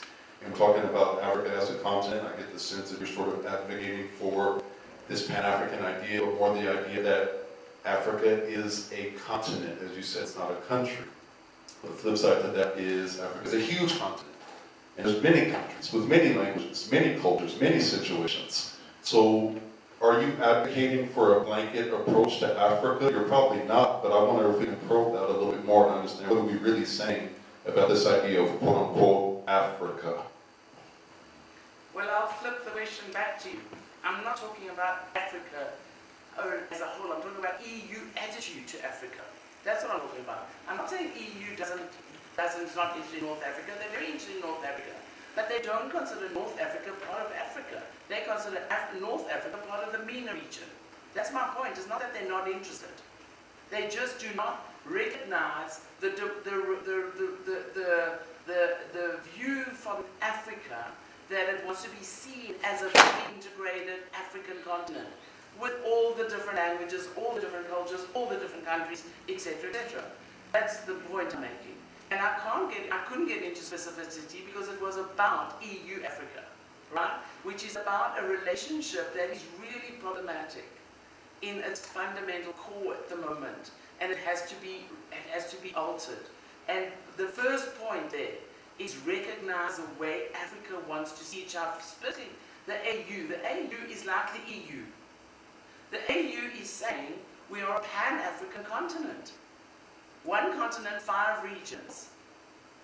Their counterpart, the EU, says, we don't care what you think. We see you as sub-Saharan Africa, and we put it, that's the point I'm making.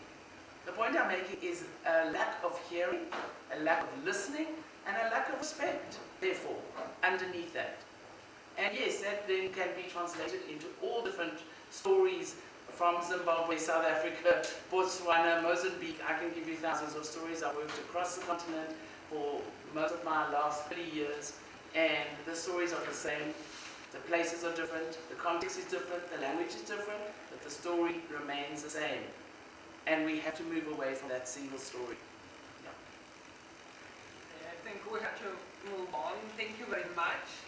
And Greg, you can continue. We have our next speaker, Greg Couture, writer and curator, right? And co-founder and artistic director of Cinopra Institute in Belgrade. His topic is Assembling a Subversive Canon in Black Film from 1968 to today. Yes, thank you. I'm going to be a little bit off topic based on what was previously discussed. I'm always a little bit offbeat. I'm probably the only person in this conference that's dealing with film, I assume. I haven't seen anyone else in the program. If so, I apologize, but I'll look forward to your presentation. So I'm coming at things from a slightly different angle. And I'm coming at things very specifically and very personally. Apologize that I'm not sort of speaking in a broader context. I'm just speaking a little bit in this presentation about my experiences in terms of the work that I do, where I'm based and where I come from. So yeah, the first note that I would like to make is please forget about the title of this presentation. It's not a really good title. I didn't really have, it's a working title, just to be very filmic, right? I have a new title and a better title. And please sort of let the record state that, if that's okay. So the new title is Grotesque Ideas. And I want to talk about canons, actually. That's what I'm here to really speak about, canons, how we sort of engage with them, how I engage with them, how we write them, how we rewrite them, how we destroy them, how we form them, so on and so forth. And hopefully it'll have some resonance for these larger discussions that we're having about cultural policy and arts management and funding and all these beautiful things. So yeah, canons. I'll start there by saying that canons, I think, are meant to be dismantled. But before we can do that, of course, we have to construct them and we have to understand them. So all canons are not really created equal, and they're not all viewed in the same light. Like any other tool, I think they can be used to suppress and oppress, but they can also be used to uplift, and they can be used to combat injustice. Canons are not so often malleable, and they're definitely not neutral. So this talk is really going to be a brief contemplation about the practical nuances of assembling a canon. I want to sort of be practice-based in this discussion and talk about assembling a canon, talk about building a counter-canon also in relation. So the broader concerns I have here and just work of my colleagues, my work that I see sort of around me, it's the ethics of selection. We can speak about that in an aesthetic sense, in sort of an artistic sense. We can speak about it also in a funding sense, in sort of a very institutional sense. So the ethics of selection is something that I would really like to get into, and what I hope to do maybe is to attempt to apply a self-critical analysis to my role and my function as an organizer of artistic programs. I can't guarantee you that I'll be successful in that. The most extensive attempt at canon formation, speaking for myself, that I engaged in was when I was invited one time, I'll come back to that, to organize a retrospective on Black cinema for Locarno Film Festival in Switzerland. Now, for those that don't know, Locarno is really known for its comprehensive, yet I would say somewhat ideologically conservative retrospectives, which tend to focus on the great Western tradition in cinema, of course, including directors for whom a consensus of quality has long since ossified. So there's a regular curator at this festival, and he usually handles all the retrospectives. I only received an invitation because that year a new artistic director was hired at the festival, and she was known for her eagerness to challenge patriarchal structures and conservative notions of film culture. And unfortunately, she did not last more than a year. So where does one begin in constructing such a retrospective? Where does one end? And what is this thing called Black cinema anyway? Side note, when we talked about your presentation, I was really interested also to ask about Nollywood and this idea of sort of an economy, sort of like a self-sustaining economy, something that doesn't really need help from the outside, something that has its own challenges and concerns in terms of content, in terms of politics, but I think it's sort of a standout in terms of literally the largest film ecosystem in the world, opposite or not considering Hollywood. That's a different discussion. All these essential questions that needed to be dealt with, my first step was figuring out how do I try to propose a new definition of Black cinema. And I felt the only way to do that was to open up the notion of what constitutes Black cinema. And my aim was to make really a more inclusive conception of what Black cinema is. So among other things, that meant critiquing the politics of authorship that governs so much of film culture. Film culture can be really conservative, and it can also be really cruel, and it can be really exclusionary, but it doesn't have a monopoly on this, of course. So the reason that this was done, that I wanted to do this, was that tributes wanted and needed to be made and paid to creatives who were not only directors and who were not only Black, which is anyway not a monolithic category, just like we know Africa is not monolithic. So the wager I made was that Black film has benefited from significant contributions by peoples who are not normally considered Black, and also Black artists made significant contributions to Black film from a variety of creative disciplines. We can talk about writers, we can talk about producers, we can talk about editors, we can talk about production designers, sound designers, so on and so forth. So for me, as such, the canon in formation was really more about culture and less about aesthetics. So canons are also about representation, of course. Representation is sort of a double jeopardy when we're thinking and talking and forming these ideas around cinema, around Black cinema specifically. I'd like to cite the cultural critic Stuart Hall, who wrote that cinema should be thought not as a reflection of what already exists, but as a form of representation that constitutes a people as new subjects, enabling a discovery of places from which to speak.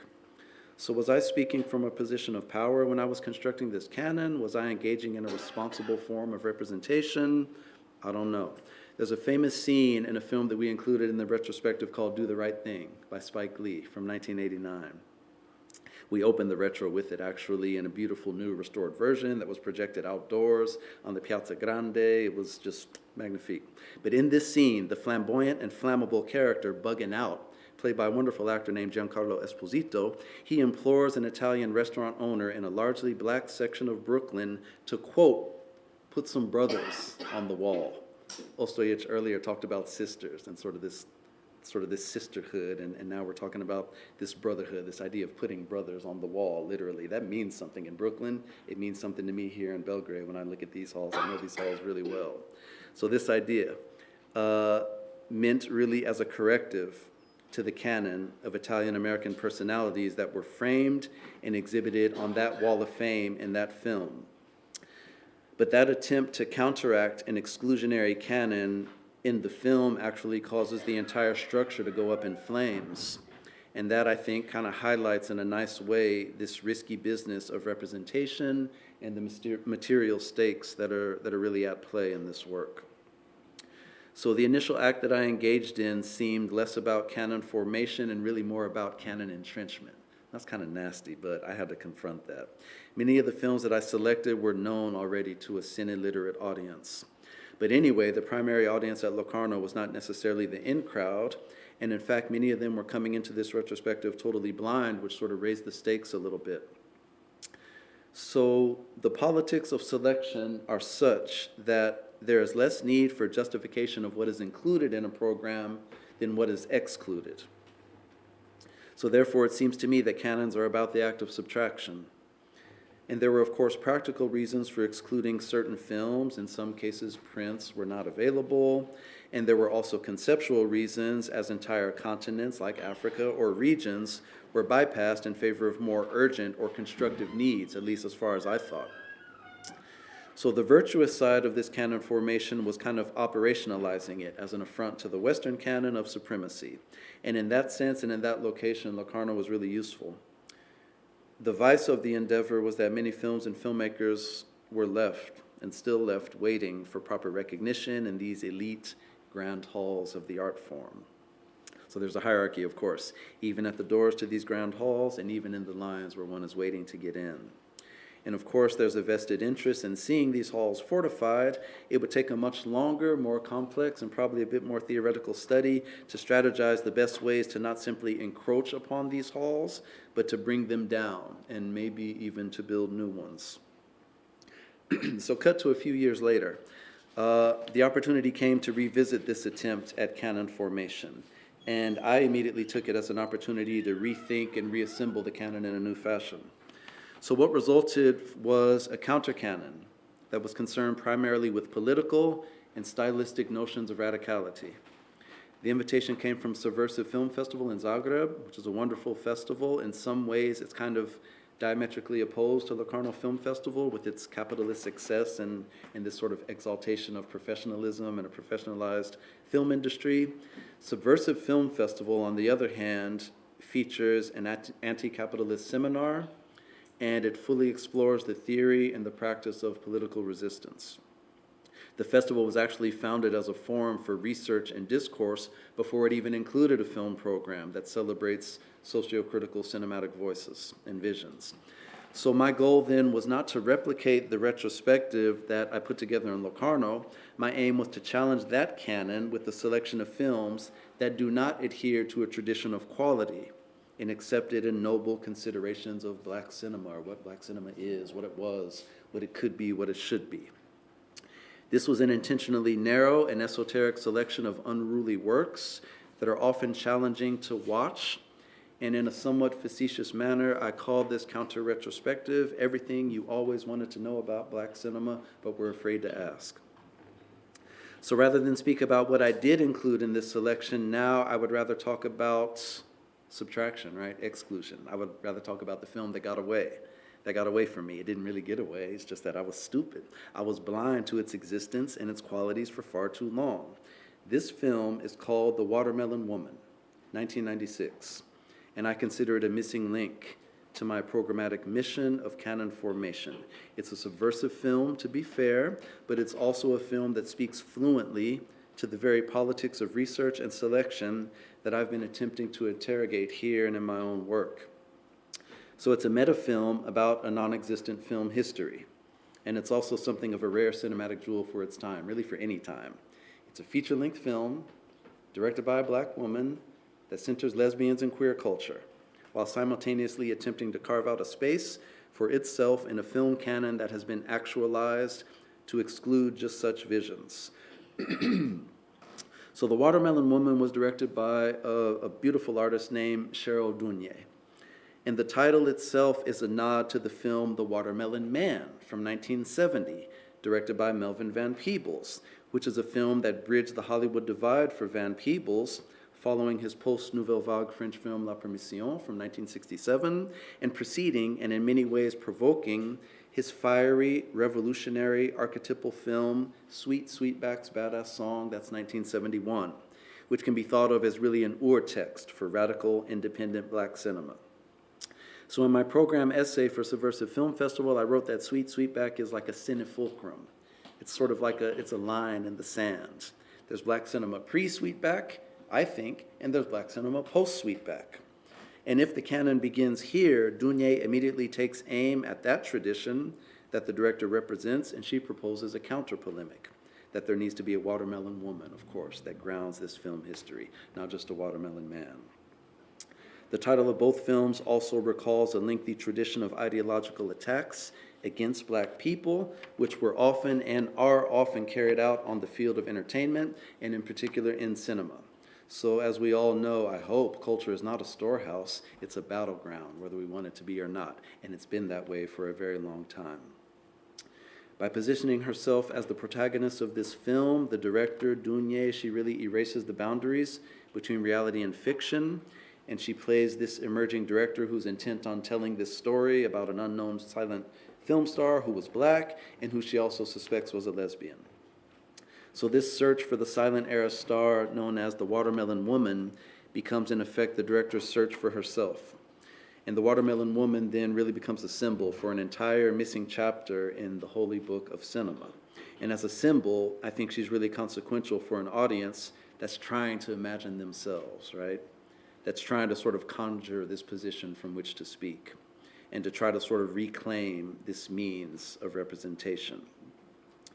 So the Watermelon Woman subverts the accepted notions of what cinema is and who it is made for. As a challenge to the system, it's an incredibly significant weapon, I think, to counteract the erasure and the suppression of a people. It's really the type of independent radical film that's designed to smash the canon. So it's no surprise then, probably, why it was announced as a forthcoming edition in the celebrated DVD series, the Criterion Collection, if anybody knows this sort of commercialized and celebratory expression of the Western cinema canon, really the ultimate commercial expression of the Western cinema canon. The Criterion Collection as a project has lately been facing a lot of intense calls to really decolonize its list of classics. But as we know, and as our colleague mentioned, decolonization is a process. It's not a box to be checked. And apparently, it seems the time has now come to put some sisters on the wall. So funny enough, the Criterion Collection is really known now for these viral series of videos of celebrated directors sort of entering this famed storage closet that they have in their offices, sort of looking through the files and the shelves, and retrieving their favorite, sort of their personal favorite editions as gifts. I'm going to leave it to you to decide how you feel about lesbian culture being put back in the closet, waiting for some benevolent and knowledgeable cineast to claim it. And as we and this DVD box sort of wait patiently, I would turn to Karl Marx. Quote, "The form of wood, for instance, is altered if a table is made out of it. Nevertheless, the table continues to be wood, an ordinary sensuous thing. But as soon as it emerges as a commodity, it changes into a thing which transcends sensuousness. It not only stands with its feet on the ground, but in relation to all other commodities, it stands on its head and evolves out of its wooden brain grotesque ideas, far more wonderful than if it were to begin dancing of its own free will." Thank you.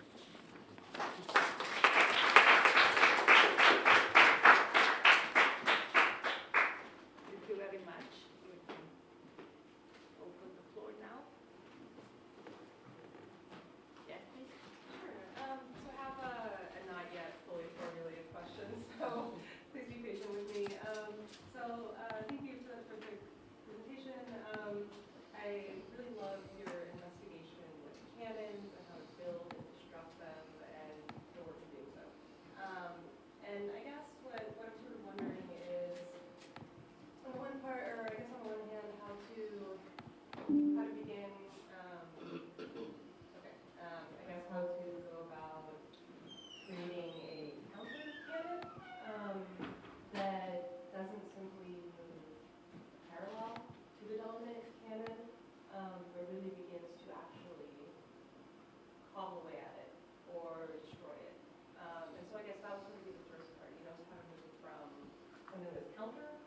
actually hinging on and encroaching on, I think that was the word we used, a kind of dominant form. And then my second question is, you know, for your own work, do you see this process of destruction and creation to kind of be something that would continue for you? So, you know, do you see future amendments and destructions of the canons that you're creating? Yeah. Thank you for the question. Yeah. I guess talking about canon formation, it's a process. Counter canon formation, I feel like these things should almost be like scaffolding, right? Useful for building and sort of assembling and constructing, but also easy to tear down at the final moment. So it is tricky. I kind of hinted at that. Is this act of counter canon formation or critiquing or destructing, did that simply replace, like tear down one structure and sort of replace it with another structure that needs to be torn down? So I guess for me in my work, it's about sort of exposing these things, but also continually revising, I guess. Again, it's sort of hinting at this idea that it's really a process. It's not I guess a stopping or even a starting point. So it is important to me to continue with this in my work as you sort of asked in the second part of your question. I would always like to think of myself, just come back to our colleague's presentation, as an activist curator. That's something I definitely feel comfortable calling myself. I don't necessarily feel comfortable saying I've made it there yet, but it's sort of a path, it's a process. So in all the work that I do, I hope it has its critical foundations and can be used, I guess, in the construction of a better and more just and really a more equitable cinematic universe or cinematic world. So yeah, I have a complicated relation to the canon. I love it and hate it. Some works are canonized for a reason and deserve to be. And when I talk about the canon, I'm not talking about sort of this great Western tradition. I'm talking about, again, the idea was sort of black cinema and already sort of feeling this canon of quality forming around it that also needs to be attacked and also needs to be constantly sort of revised and added to and sort of deconstructed and reconstructed. So I have sort of a love-hate relationship and sort of a contentious relationship to the canon. But for me, it's always a nice punching bag. And it's also, a good embarkation point for where sort of struggles can begin, even though they shouldn't be defined by that, and they certainly don't end at those boundaries. I kind of weaved and wiggled my way around your two questions, so I don't know if that hit on anything directly, but that's just kind of some of my thoughts as I'm figuring this stuff out as I go, obviously. But thank you for the question.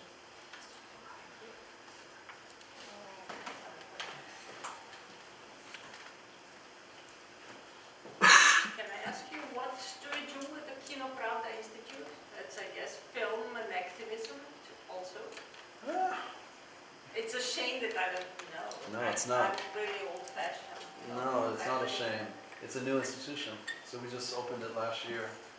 And not to hijack the discussion, but yeah, we're focused on, okay, we're focused on, research, curation. We're focused on, our primary focus in this early stage in the life of the institution is to sort of nurture and properly sort of archive and also properly document and celebrate the legacy of Professor Vlada Petric, who was one of the sort of early and most important film professors and theorists in former Yugoslavia and Serbia and also in the United States. He was the first person to ever receive a doctorate in film studies in the United States. So he left a legacy of books, manuscripts that were unpublished, films that he made. Our primary goal is to sort of get his archive and his work in shape. And then after we sort of get past that process, our aim is to hopefully contribute to, again, sort of a more equitable and broader notion of what film culture is, to figure out what Kino Pravda means for the 21st century. So to continually kind of push forward into spaces that hopefully cinema, is still in need of of exploration and work and celebration. So that's going to touch on we're involved with publishing, we're involved with research, we're involved in organizing programs, whether they be exhibitions, whether they be screenings, whether they be conferences. We have sort of plans for all that, but yeah, we're just kind of crawling before we walk. Thank you very much. And we have, do we have time for another? Otherwise, I think. I think so. If you're eating up, it's your time. That's true. I guess half an hour per presentation is okay. So, but it's, Yeah, I mean, just, I was just thinking about this because I guess my background is in architecture, so then I'm making these links to the canon. And for me, like, the canon, all of these things you said, it's also true for the architectural canon. But then for me, it's also really important to think about, like, what does it represent to the people who are making architecture? So, like, the makers, the actors, in your case, I suppose, but also the working conditions, and in the building industry, the construction workers, you know, the people on the ground who are doing this work, and what they, what this canon means to them, and how that kind of like does something for the film industry, I suppose, or kind of like moving forward, if that's part of the questions you asked. Yeah, that's a fine question, because it helps us think about, it helps us get more specific. I'm thinking and sort of looking at things from sort of a very abstracted position, as somebody that writes about film and video cultures, somebody that organizes programs around it, but for the people that are actually making artwork or sort of the whole ecosystems around it, what does the canon mean to them? Well, I can tell you, for again, people like Cheryl Dunye, who made this film that I spoke about, and who felt, we know what the canon did to her. It sort of impelled her. She felt that need to fill in the gaps of what was missing, or what was actively sort of shielded from our eyes. So I think canons, similar to archives, probably, they're not blind, and they're not, they're not neutral, is what I want to say. They're blind to some things, and they're not neutral. So I think it depends also on how you come to cinema and where you sort of work on it from. Are you working from more the perspective of non-commercial, or sort of maybe more avant-garde experimental forms of cinema? Are you working more in sort of the industry, which has sort of different industrial concerns and economic concerns? And what are you able to do to sort of challenge that in that system, versus what artists that kind of, speak our language, and that sort of we're, as I would say, preaching to the choir, what are they doing in terms of, the way they're trying to sort of either challenge or critique or attack canons. So it means something for all these different groups of artists and crafts people and practitioners. So yeah, I would say that we're always kind of aware that canon is always kind of hanging over us. As an architect, the tradition of quality that you're sort of meant to study and understand and sort of position yourself, probably, I don't know where you studied, but in relation to, and it's the same in all our disciplines, I think, all sort of visual arts or plastic arts or whatever it might be. So yeah, canon's a tricky thing. It's a fascinating thing, but it's a burden, I guess, that we all carry. And I guess the trick is to figure out how to critique it, how to engage it without just continually reinforcing its centeredness. I guess that's sort of the biggest challenge. That's sort of the mystery wrapped in the enigma. Yeah. okay, thank you. And now we can move on to the third and last in-person presentation by Dora Meray and Luz Veldpaus. And Dora is an art historian and archaeologist, formerly at the Cultural Heritage Studies program at Central European University, and currently a researcher at the University of Texas, Austin in the United States. And she works at the intersection of cultural heritage studies, memory studies, visual and material culture studies, social history, and urban studies. And Luz is one of the co-directors of the Center for Heritage at Newcastle University, with a background in architecture, urban planning, and heritage studies. Focuses in her research on processes of remaking and reusing heritage in the context of urban governance. I hope I summarized it correctly. So please take the floor and present your why to, how not to, north-south and east-west collaborations and epistemologies in EU projects. So we are back to again. But also somehow related to selective practices. I think it's, So this panel really works together, I would say. So our paper connects in many respects to the one by Avril and Martina on how EU policies and structures impact knowledge production, but we focus on the territory of Europe, so how this happens in terms of the West and the rest within Europe, and we build, so we focus on EU-funded projects, and we will build on our experience in a Horizon 2020 project called Open Heritage. This is where Luz and I met, and this detailed introduction makes sense in terms of understanding our own background and our very different experiences and structures of knowledge production we wrote with ourselves. We would like to reflect on our own experiences, but we very much would like to invite all of you to share your experiences in the discussion part of this part of the session. We collected certain points that we could identify as problematic in terms of geographical peripheries and margins, and so we started this list of points, but we would like to expand them with your help. So we will focus on narratives defined by EU and what is useful in these terms, or how narratives can be circular. Then case study selection and the discourses that define these, and the case study analysis, and the knowledge produced through case studies, institutions and power, and ultimately to go back to our field heritage studies and the concept of authorized and subaltern discourses. So first a little bit about the project. So as I told, it's called Open Heritage, so it's explicitly targeted heritage. This was in the call. And our project built on a dichotomy. We perceived that on one hand, it's experts who define what is heritage. So we all know about it, listed monuments and the related institutional systems. But there are also heritage assets which communities value from their distant or more recent past, and they associate values with these buildings or sites which we traditionally associate with heritage. These communities can be marginalized, but also the sites are perceived as marginalized from the point of view of heritage management. So we wanted to open up this concept of heritage and focus on these sites and such communities. And to look at that what happens if this is not exclusively the task of public bodies to deal with, to manage this heritage. So how can heritage be beneficial for the communities, and how can communities be beneficial for heritage management? And we did this at 3 levels, so our analysis had 3 main focus.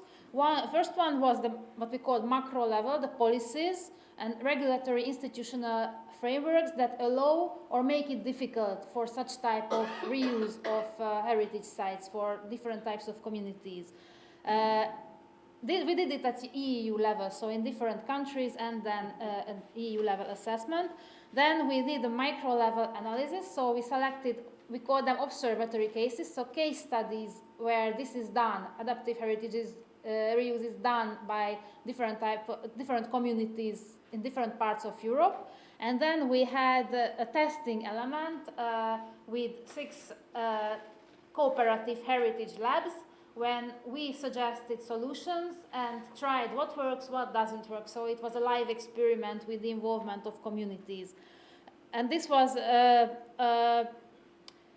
transdisciplinary methodology, so it included this traditional type of desktop research analysis, case study-based method, and also action research. So this is typical for research innovation programs, this type of calls by EU. And this is the list of partners, so partner countries. You see that they very well cover Europe, as this is what we do when we apply for EU funding. We make sure that Scandinavia is represented, West is represented, this like Mediterranean area is represented and Central Eastern Europe is represented, and we also had Ukraine outside the EU as a partner. And the type of institutions were also really diverse, so universities, research institutions, non-governmental institutions, and also small businesses. So, we had another country outside of the EU. Yes, it happened in the And meanwhile. represented, yes, it happened in the middle.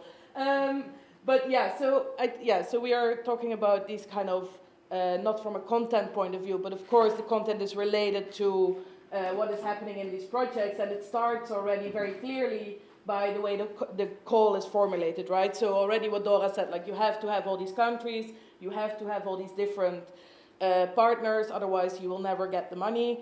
And then the call literally said we were expected to produce research leading to a more integrated approaches and strategies for the preservation and valorization of cultural heritage through its adaptive reuse. So the focus of the call is adaptive heritage reuse, and there is already here built in this idea that integrated approaches and strategies are the ones that we should be looking for, so they are already assumed to be the good ones, I suppose. And then it continues to talk about how this could be done, I suppose, by innovative finance models, business models, institutional governance arrangements that foster multi-stakeholder involvement, citizens and community engagement and empowerment. So again, there is this really clear ideological idea of like what is a good way of doing adaptive heritage reuse, build into the call, and then, I mean, of course, we went into it, and we can say all these things with the benefit of hindsight, I suppose, but we went into it really thinking about, like, okay, so we have to think about, like, all these policies, we're going to map, we did a massive research of 2 years, just focusing on the policies and laws in, like, 15 countries across Europe. Yeah, what are these categories, what are these ways of thinking about adaptive heritage reuse, and how do countries make it easier or difficult to do this kind of work? And we did this in a qualitative way, so we have like summaries of each country, really analyzing the different kind of like approaches and understandings. We also try to kind of like do some kind of mapping exercise to make it more visual, let's say. But of course, now, afterwards, it's very clear that like, if good practice is flexible, integrated, engaged, and well-funded practice, then we already know which are the countries that are having good practice. And these are, we don't know for sure, but probably also the countries that wrote the call, right? So it's England, it's the Netherlands, and maybe Sweden or Germany, but it's quite contained and clear.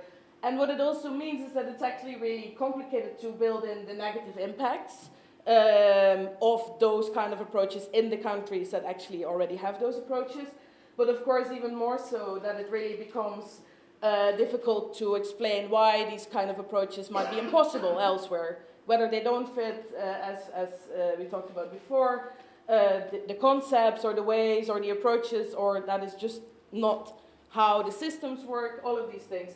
So, and I think what is really, the graph doesn't, you know, like it can mean a lot, but what it really shows is that, so we have flexibility, fragmentation, engagement, resources, we kind of clustered countries along those lines, and what you can see is that actually it's only cluster 1 that scores high on all of those. All the others, basically it depends on resources, whether they end up kind of like okay or it is really complicated.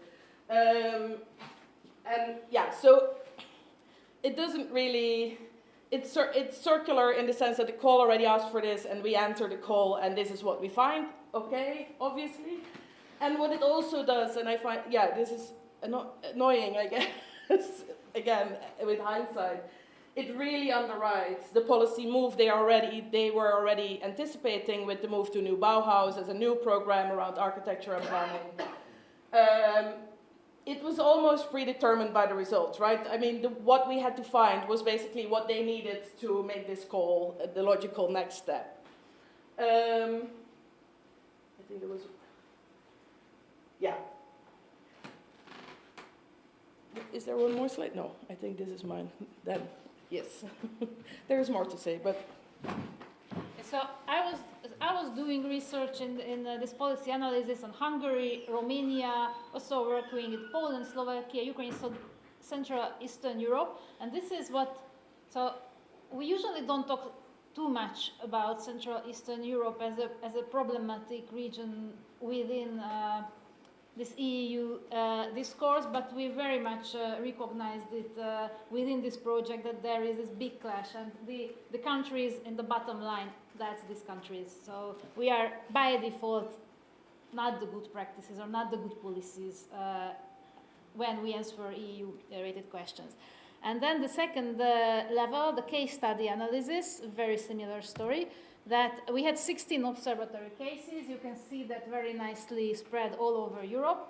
And already, so they were supposed to be good examples of adaptive heritage reuse, and represented different types of heritage sites, so castle, industrial heritage, and so on. And then we had the labs where we experimented, again, all over Europe. And so we had in the UK, in Germany, in Hungary, in Poland. The way the cases were selected, so during the research we understood that how differently we were thinking about it in Central Eastern Europe and in Western Europe. So, and also in terms of disciplines. And this is also connected to what kind of disciplines do this kind of research in different countries. So we at CEU, that time in Budapest, we were very, very far on the humanities end of the spectrum. While in the UK it's planning, architecture, and then there were the urban studies people, Austria, Italy, so that's more about the community engagement. And this defines what kind of cases we select. So on one side it's a German case study which was really this best practice. This is how you do it. And our case study selection was more like suitable for critical analysis. So what can go wrong? What are the challenges? And then at the end you need to synthesize the experiences of such cases, and you get something really odd. And so this also implies that we have really different assumptions about what is community engagement, what is adaptive heritage reuse. Like this is, on one slide you can see somebody lecturing to a community. This happened in Hungary at one of the lab events. The other one, it shows a different, like co-creation, a different conceptualization of how you work with communities. And all of these are connected to national discourses on heritage, but also on disciplinary diversity, so who deals with heritage. And then where we ended up, so we so we wrote papers on these cases and made documentary movies, really nice ones. You can go to Open Heritage website and watch them, but they are really different. So but we were moving towards a certain type of synthesis of best practices. So basically, a certain number of cases became just noise. This critical analysis, not really fitting cases. And so this is a specific way of producing a joint European knowledge where certain countries are kind of better not to talk about them, better not to include them. They found their way, so yeah, this is this quote: when you expose a problem, you pose a problem. It might then be assumed that the problem would go away if you would just stop talking about it.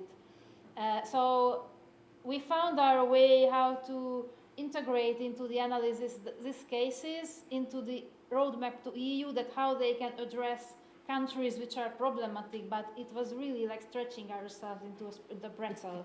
It was really difficult. Then the third point, institutions and power. How, let's say if you compare universities, how do they operate? How they build up a team? What is the role of a professor and a research assistant in a team? Really big differences. And all this is connected to that the research assistant is a young woman, and who does the administrative work? Whose time can be dedicated fully to research? Who is visible? Who is invisible? How do we publish? What happens to the people afterwards? It's a big difference what happened to people in Western European countries and the rest. So All these which we usually do not talk about, but it very much impacts which generation produces what type of knowledge and what kind of perspectives are included. Race, ethnicity, usually, so this question appears at two levels in EU projects, the team and the target audience, the target groups we work with. At the level of team, it's predominantly white. Yeah, we had I think one team where there was more diversity in these terms, but these were young women doing assistant work. So this is also very typical, and also it's also typical that in this part of Europe, like Hungary, Romania, we don't think that this issue concerns us. We are not part of the decolonizing discourse. We were not colonizers. So it's just we don't speak about this. On the other hand, we don't speak about Roma and how do they appear in projects about heritage. They did not. They could appear at the point of audience, but then again, we have to check the boxes that we have diverse audiences. So do we use certain community groups? Do we identify groups which are already good heritage citizens so they know how to react on heritage programs? Or do we have real diversity in terms of audience? So all these questions which we asked from ourselves based on the experience in this project. One more. Yes, and EU, so there is a requirement in these projects. You get these forms, you have to fill them in terms of how diverse you are, how inclusive you are in your teams. We fill them in. We have, I don't know, 8 women, 3 men. But all these hidden dynamics about which I was talking, they do not appear in this monitoring. So the tools EU promotes and demands us to use, they are just absolutely not suitable to present the, I don't know if they're interested in this, but the results that would be interesting in terms of diversity in knowledge production.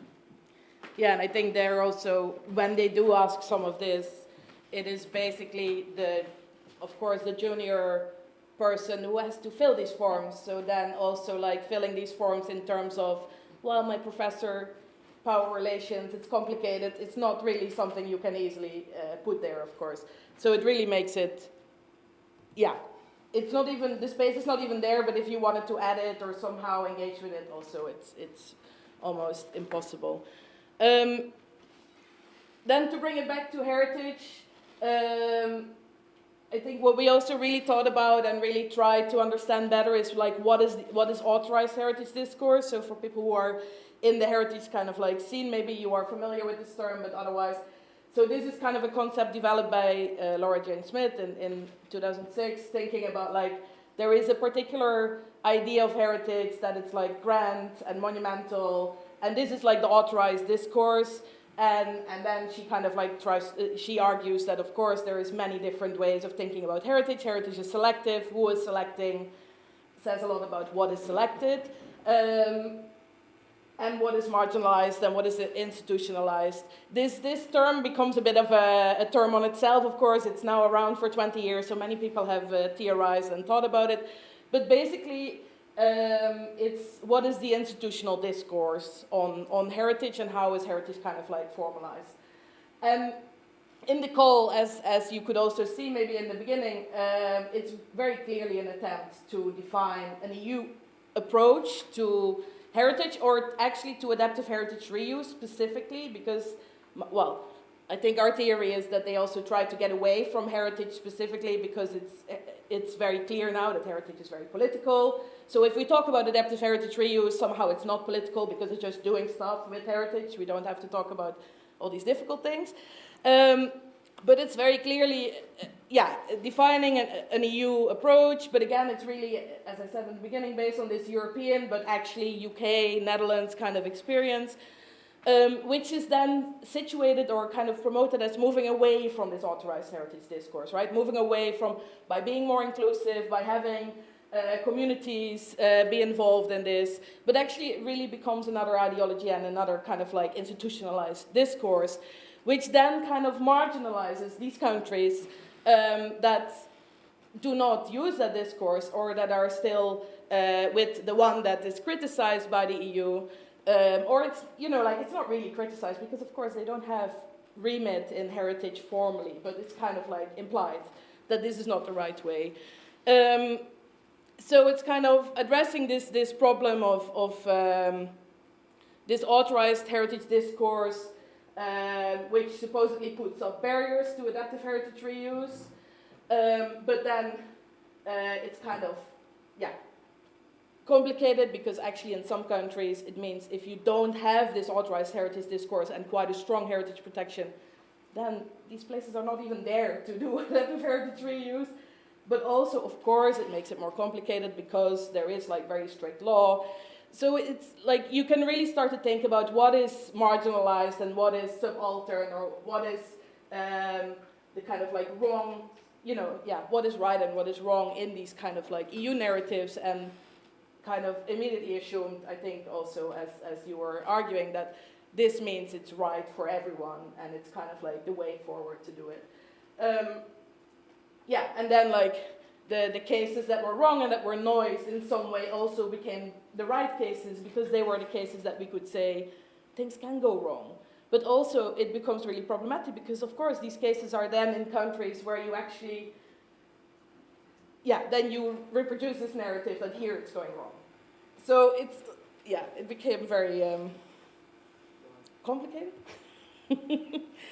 So just, yeah, this is just to summarize. Like we have various levels of learning and reflecting, and I think we will both do projects very differently in the future, but also, you know, to some extent not. But so these are the starting points to think about this.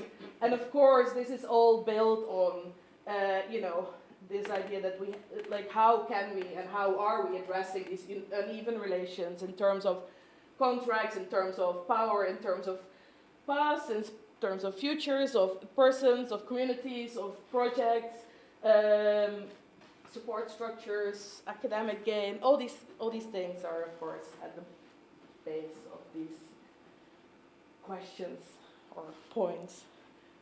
I think that's it. Yes. Thank you.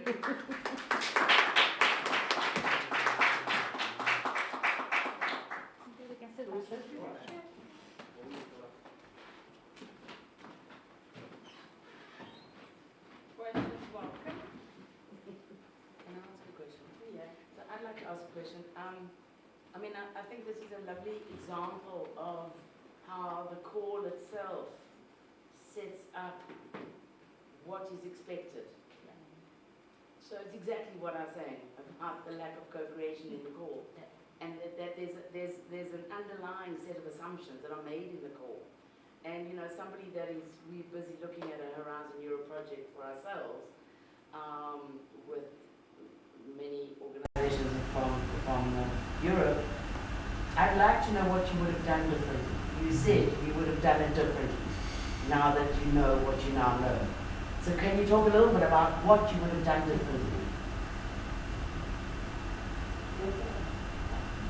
I think it's as a researcher, it's difficult to do it differently because somehow the call and our institutions, they so much define where we are, so what is our position, that if I was EU, I would. So I think to talk about heritage and culture as if it was not political, and this is what I was thinking about yesterday in terms of the compendium, that the fact that which institution does the research from that specific country, and what is the position of that institution within the country, are they mainstream, are they oppositional, this defines what is the impact of the results. So I think the whole idea that culture and heritage is just a practical thing, or it's just about everyday life, or we can do nice things through it without being explicitly political, I think is just wrong. Yeah, and I think I would say, yeah, the adaptive heritage reuse as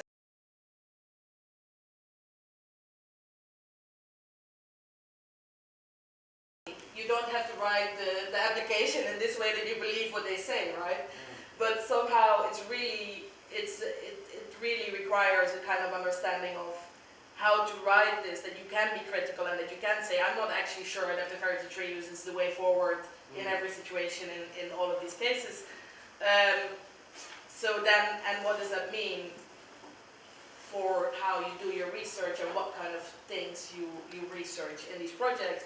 But then, like, most of us are not even really involved in the call writing. We just get hired at the point of, I was a little bit involved at the call writing, but, you know, then it's really, yeah, it's a complicated situation, of course. But I think, yeah, so what I would do different is have much more discussion in the beginning about heritage as a concept, or any concept, I suppose. I think we really kind of like felt throughout, and we had this, we made a glossary in the end and all this, but like it was so different between everyone that it was really hard to be critical, because like you have people that are doing this every day and they just do buildings and they don't see their work as political, which is also understandable. So then you need to have that conversation before you can talk about like how can we criticize literally what you do every day without marginalizing you from the project, right? So to have these conversations, to be much more clear, but then also, you know, the selection of case studies, it's kind of random. I mean, it's, you know, you try to be systematic about it, you try to, but also you have these contacts, I have those contacts, this is my pet project, that is your interest project. You have to find 15 case studies that are somehow, who magically has like a systematic database that has 200 case studies across Europe that you can select the perfect 50. Yeah, so it's also, I guess, just designed to be this in so many ways. So I don't think that it's wrong that heritage and culture is political, but it's wrong that we don't talk about it. Yeah. Because this, like for example, in Hungary, I cannot talk about the project really to the monument protection audiences, because for them, the idea of change in heritage, it's unacceptable for the political context. So in order to be impactful and embedded in national discourses, which we pretend to be, it really has to be formulated openly that what we do is deeply political. Yeah, I wanted to thank you for the presentation, by the way. I wanted to also ask you, I guess it's just an open musing, but I agree with you. We shouldn't shy away from talking about heritage and how political or politicized it is, but that also implies, I guess, and you sort of hinted at it when you mentioned the Roma in sort of Central European and Eastern European contexts. I guess we have to, would you say we also have to propose sort of counter heritages, or if heritage is a narrative, if it's also a canon, if it's a way a sort of a nation imagines itself, and clearly we have some imagination work to do, right? And so creativity comes into play. That's an open musing I would be curious to hear what you think about, but also I wanted to ask again about this, it's similar to the question that I asked our colleague earlier, about this idea of immensity, right? My God, you're writing an application that I couldn't even count that, I could never write an application with, I mean, that's not the type of work that I do when I write applications. There'd be no chance to get 20 institutions to agree on anything, you know, let alone to sort of make that a viable application for me or anyone working on it. So I'm wondering, just this idea of immensity, does that sort of shackle you somehow? You've got to include 20 countries. You have to include, well, why?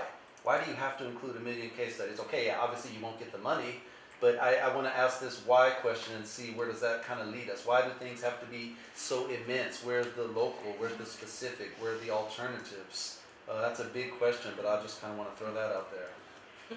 So I would reflect on the second one and then maybe... So actually this is a big question now in heritage theory, that the issue of diversity, and it comes from the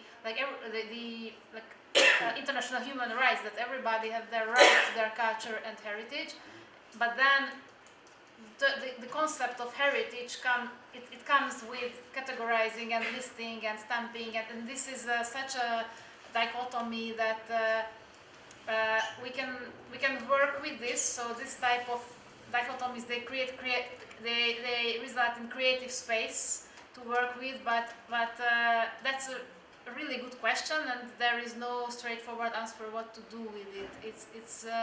And it is connecting the global with the local, and this project. So we were doing this in the project. So this type of heritage work, acknowledging that we choose case studies, and then we have to talk about why we choose those case studies, and this is what is missing at EU level, I think. Yeah, I mean, there is a massive literature on exactly this question in the sense of like, yeah, what is authorized heritage discourse, what are alternative discourses or subaltern discourses. The response of the heritage sector really is to broaden the canon, basically, so to include more things. But in this system where like heritage is also useful, more things become useful, so they become, you know, like it's still very particular what gets included, of course. And it's not necessarily helpful to look at it in that sense, I think. Also because we don't question what is heritage, you know, what are these traditional ideas of heritage, because of course they are usually very problematic buildings with long colonial roots, and there is no acknowledgement of, you know, there is a whole nomination of Amsterdam World Heritage Site, the Canal Zone. It doesn't mention where the money came from. It's, yeah. And it's like 3 books this thick, right? So it's not a short description. So it doesn't question what is there, it just adds to be more inclusive. I think in terms of the bigger case studies, or the immensity of the project, I think it's 2 ways. Like, it's, like it was really interesting and useful to be in a big project. Because it also means you are not so defined in the project. You can find your way through, and it's a bit more flexible. You can lead something without being formally the lead. So academically, like, it's interesting to assume certain roles or do certain things that maybe you wouldn't be able to do if it was like if you were the research assistant in someone else's project that is smaller. But in terms of like why it is this big, I think this is one of the ways for the EU to connect to the local in ways they cannot in other ways do. So for them, it's like they have this big pot of money. They want you to spend 5 million, right? So it has to be a 4-year project with so many partners, and everyone gets a bit. And then you have to work on the ground, so they get this kind of like feedback loop of like, we can invest very locally through our research funding in heritage, even though we have 0 remit on the context of heritage, because it's a national matter, because it's complicated to interfere with nation states heritage ideas. Yeah.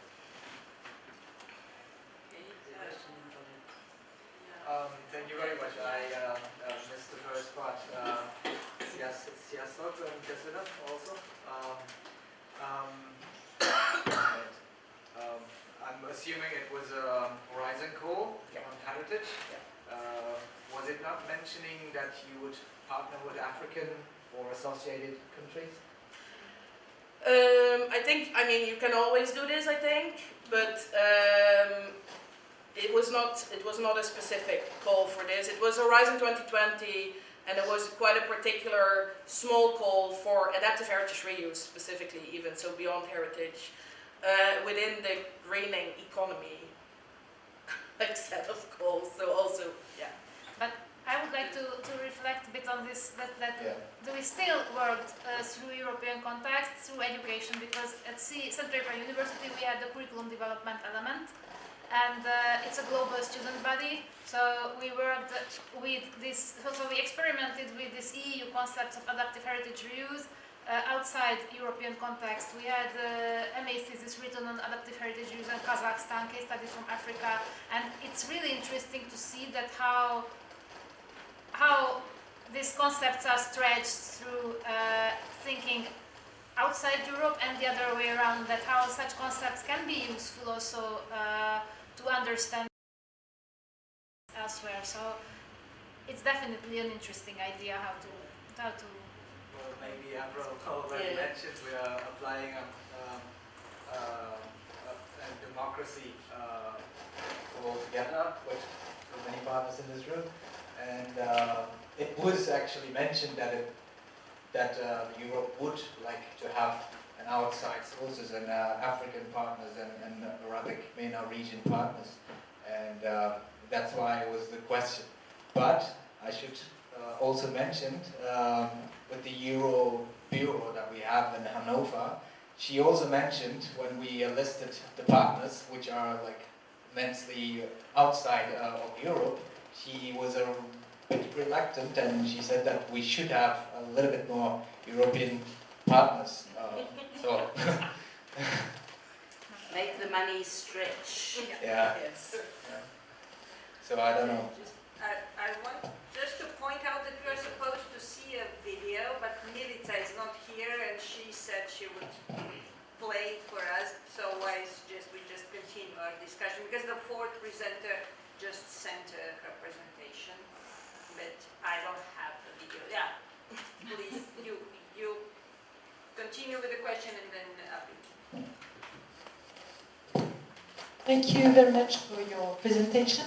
I'm not sure I get all the different nuances you gave to us about the critiques, at the same time the results of your research.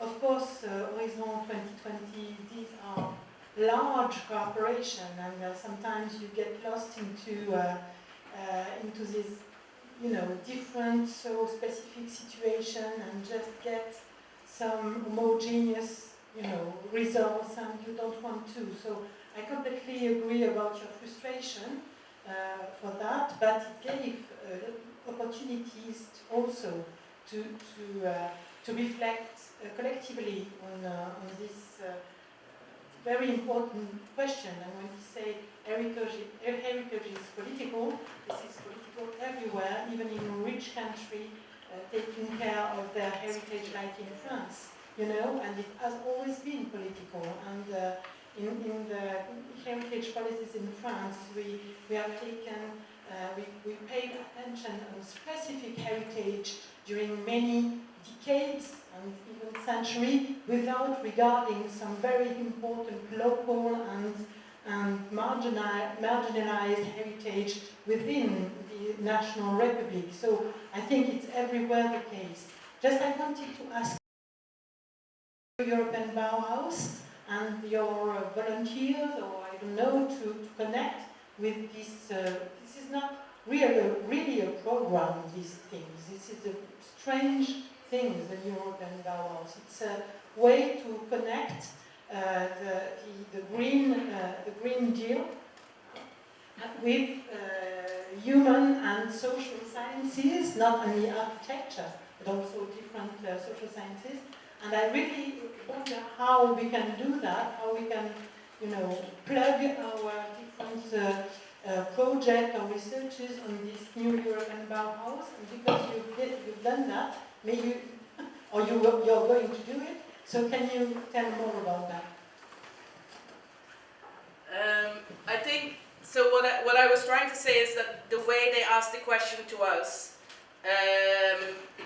was basically doing this already. So it's looking at communities, it's looking at heritage locally, connecting to the question also of sustainability, thinking about like, not demolishing and building new, but like using what we have in some ways. So, which is in some ways connected to heritage, and in some ways also connected to depoliticizing heritage, because it's just using old buildings because we should be sustainable.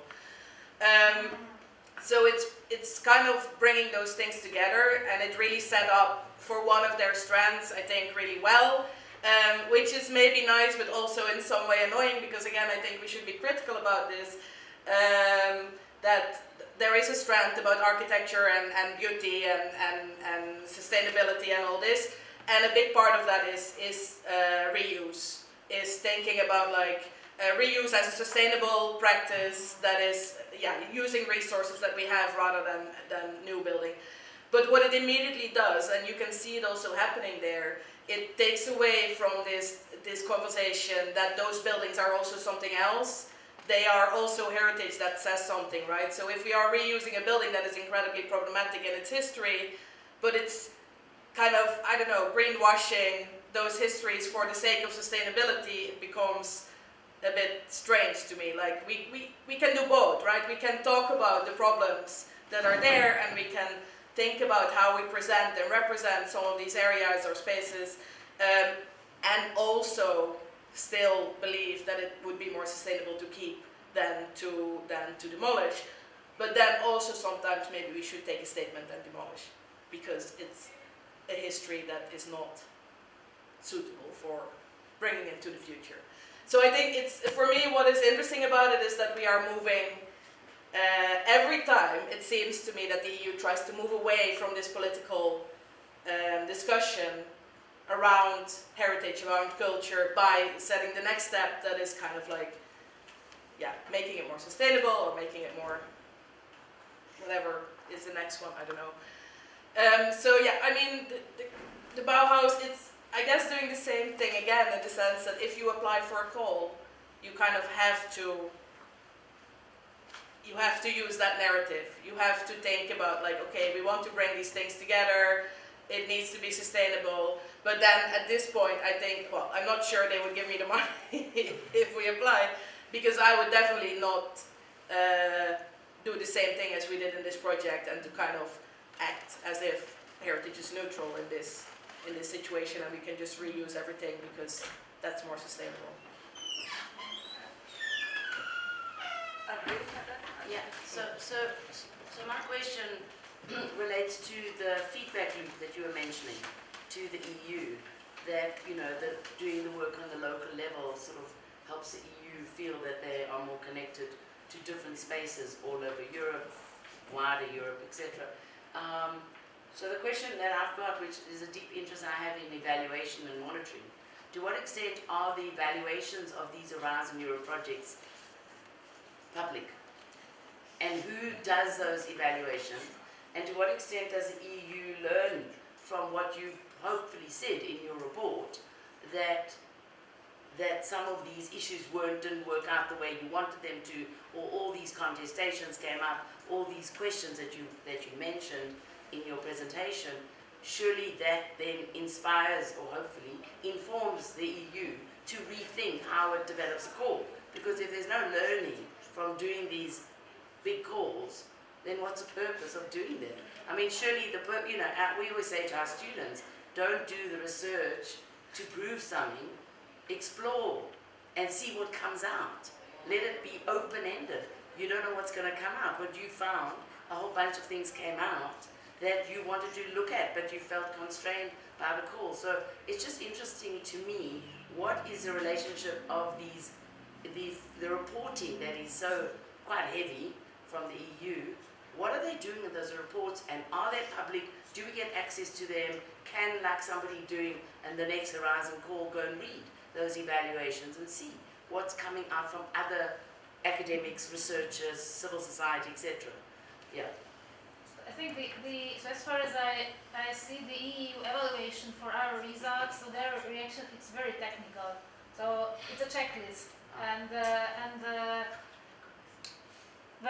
they say that yes, it is great, but there are not too many details. The materials produced in the project, they are available on the website, and in what extent they are used, we don't really know. Like, was just told yesterday that she heard from somebody that actually the EU officer told that they use our policy analysis internally for certain purposes, but it's just absolutely random information, so we don't really know. And the evaluation is two experts talking to us. But I think, again, it's also talking to us in bigger context, so it's kind of difficult to mention some of these things. It's really hard, of course, to criticize your own project at the moment where you are evaluating the project and still waiting for them to say, yes, it's a good project. You know, like, and you don't have to redo this deliverable or whatever. So it is quite complicated, I think, and it's built into the structure. It's not even like it's built into the structure of project. Not you particularly, but like if we have this idea of project that we evaluate, someone funds, they want something, you know, it's just already there, that it's difficult to, and I think the space to have this criticism now is very helpful, but also, yeah.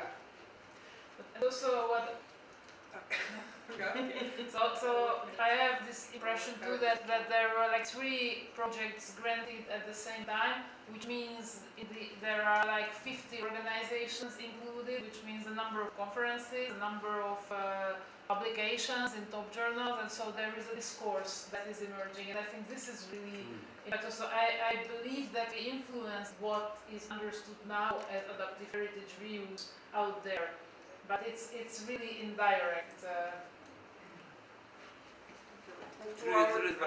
Our last question. Okay, thank you very much. Very exciting insights coming from what you presented and what you shared. And perhaps my question has been answered.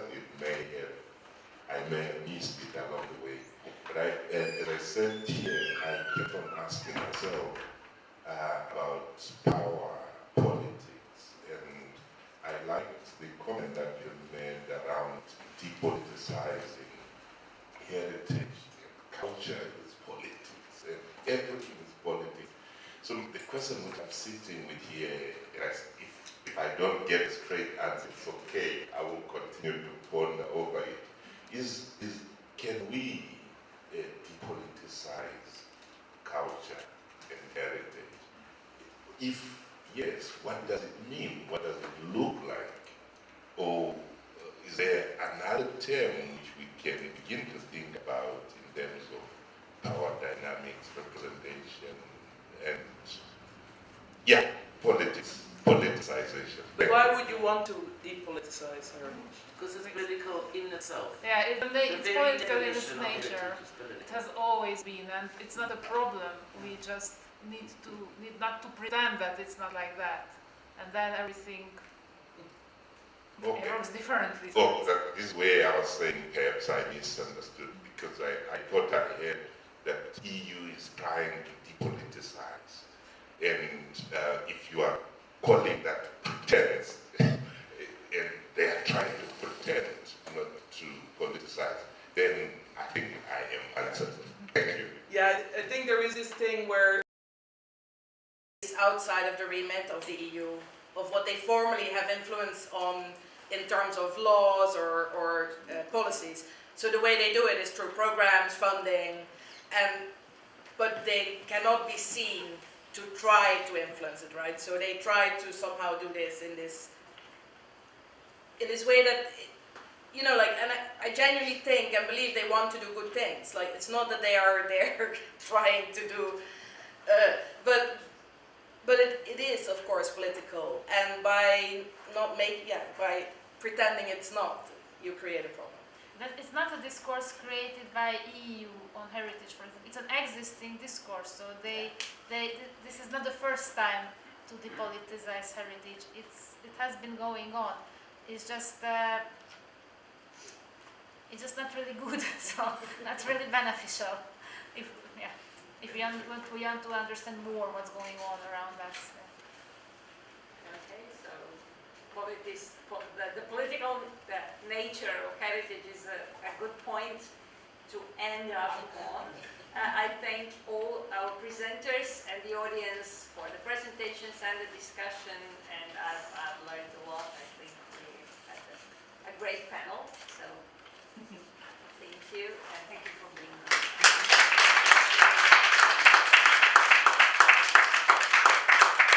We didn't see the fourth presentation. I don't know what went wrong, because Melissa said that she would be around. Maybe we had more time for discussion. And Talking about canons, and architecture, just went to the Norman Foster exhibition. Which exhibition? The Norman Foster. Basically, in terms of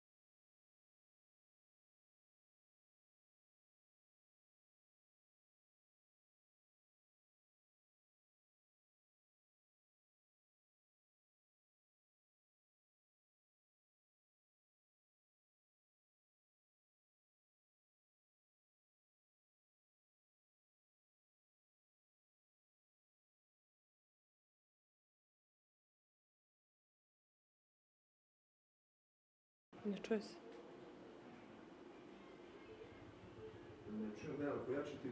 Evo, pojačalo se.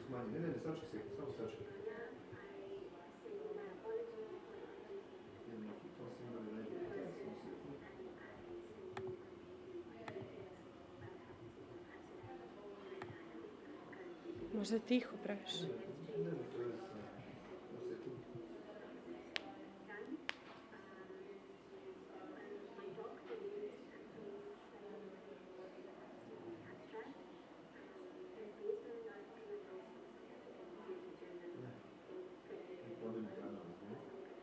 Da zaustavim?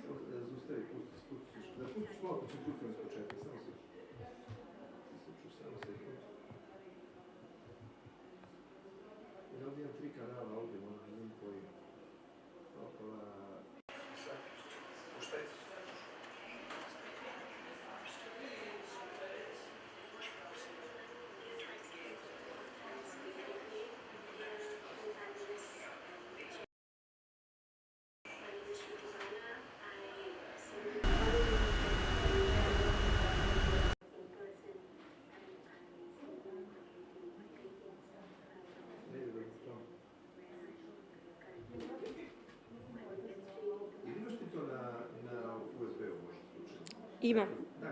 Evo. Super, može. Samo još jedan da proverim. Da, tu mi je. Pa je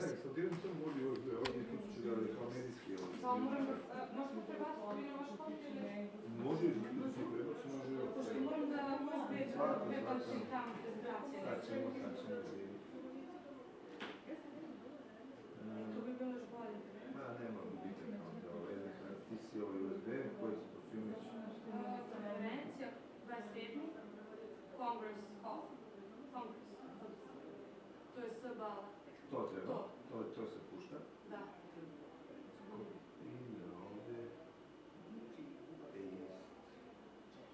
Da ja to bude na live streamu, a live streamu oni mogu to da prebacuje. Oni mogu na live streamu da premoću nazad malo, da? Da to pročitam. A nije bilo kao imamo? Hvala.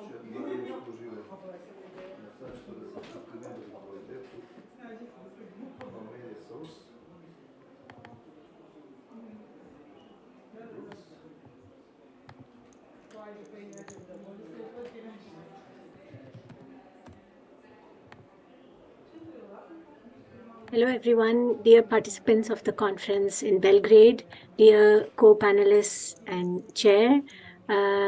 My name is Shruti Bala. I send you my apologies for not being able to be present in person, and I convey to you my greetings from the city of Amsterdam, where I am currently based.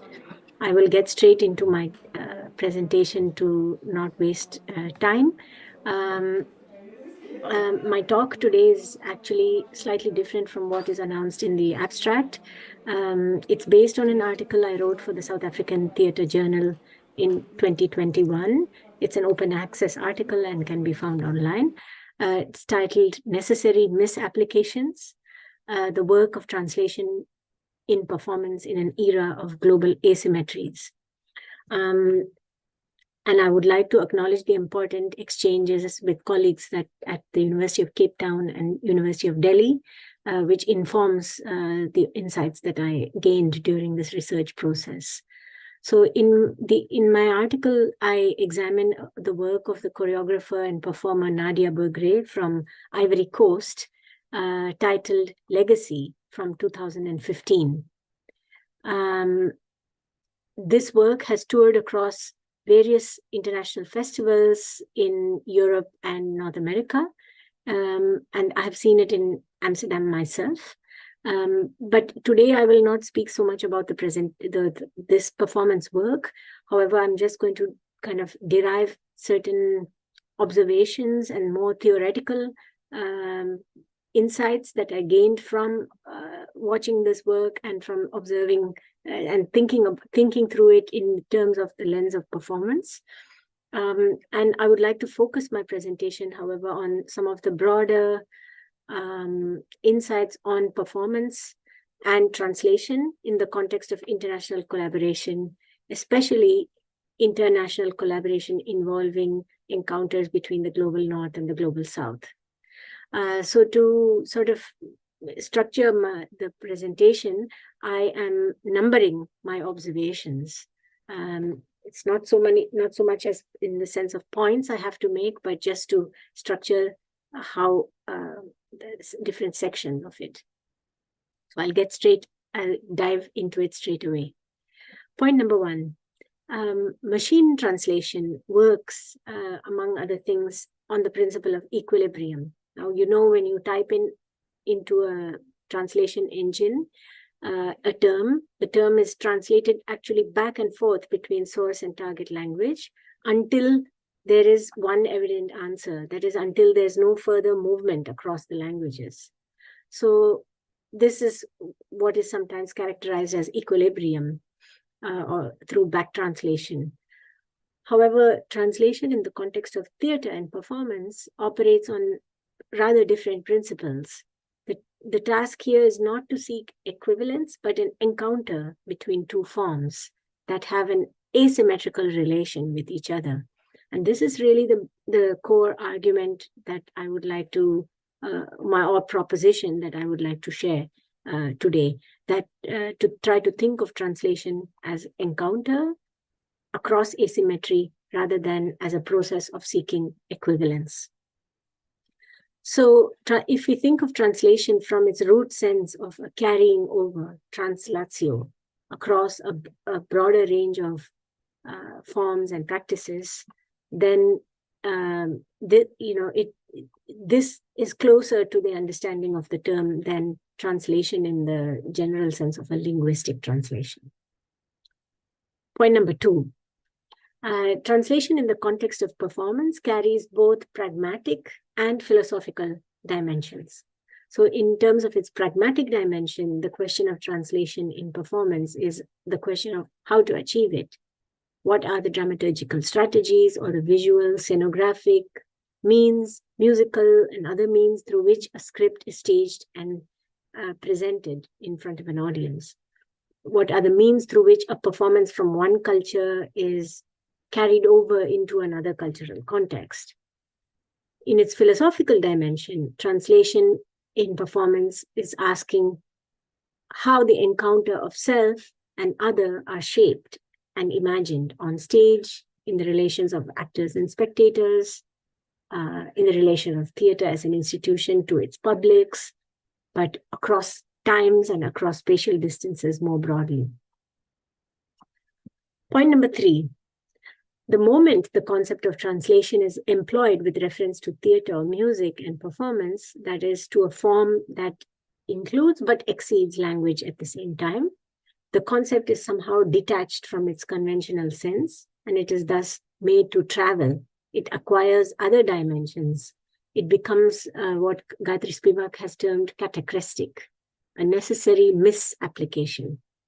So, by which she means that the term translation here, when you use it in relation to performance, is not quite fitting, but it's nevertheless necessary to use this and no other term.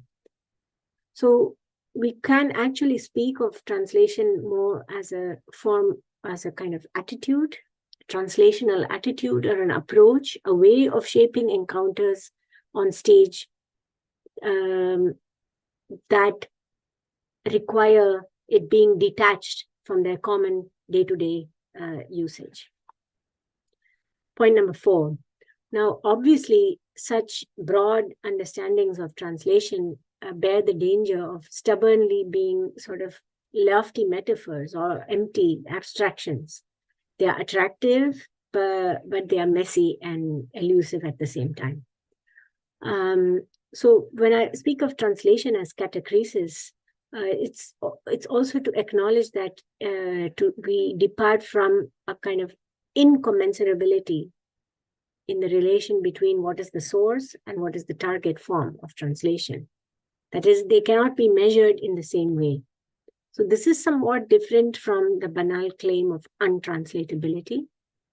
Rather, I am suggesting that translation implies or invites a shuttling back and forth between asymmetrically different terrains. So this should not be interpreted as suggesting that translation is about some kind of a building bridges or overcoming differences. Rather, encounter need not imply the absence of conflict or friction.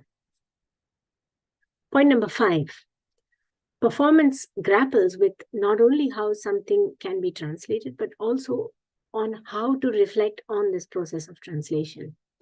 And this is, I think, something important to the theorization of translation in performance, that there is a metacritical level embedded into the work of translation. Very often, the artist's processes of translation are closely bound to the subject of the actual translated work. So it might be argued that the practices of translation and the reflection on the processes of translation are stitched together into the protocols of performance.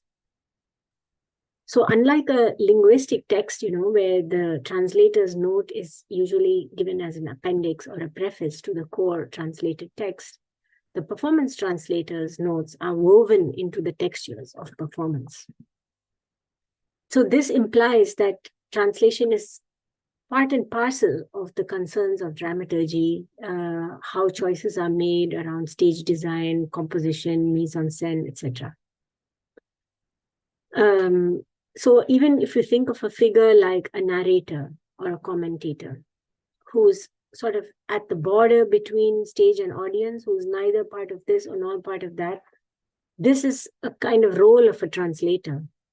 But also theatrical devices such as the use of meta-commentary and compositional transparency, distance, these can be considered as practices of translation that integrate a reflection on the process of translation into the practice of translation.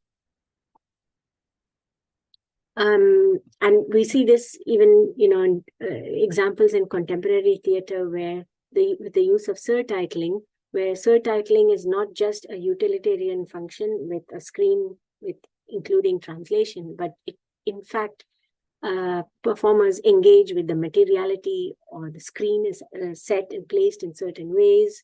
So it makes us hyper aware of the politics of translation, even as we are making use of translation as a necessity, technical necessity.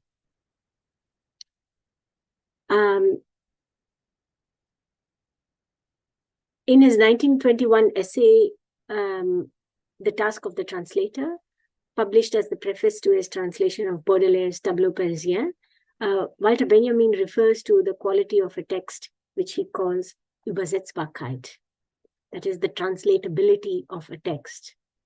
And Benjamin argues that there are texts that are eminently translatable, that is, they come to life and reveal potentials only in and through translation. And I think this is an important idea to keep in mind in looking at the concept of translatability as Walter Benjamin proposes, the potential of a text or a potential of an idea of a form, a practice to travel to other places and contexts, but also its kind of afterlife. What will happen to the text beyond its clinging to its original? And here is where, for me, the question of translation as doing justice arises, which brings me to point number 7.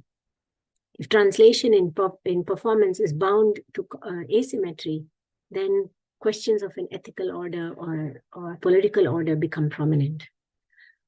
So how do we give account? How to bear responsibility towards that which is translated? How to do justice in translation? So globalization is commonly thought of as a state of the world having overcome the need for translation. We know, of course, that is a big lie.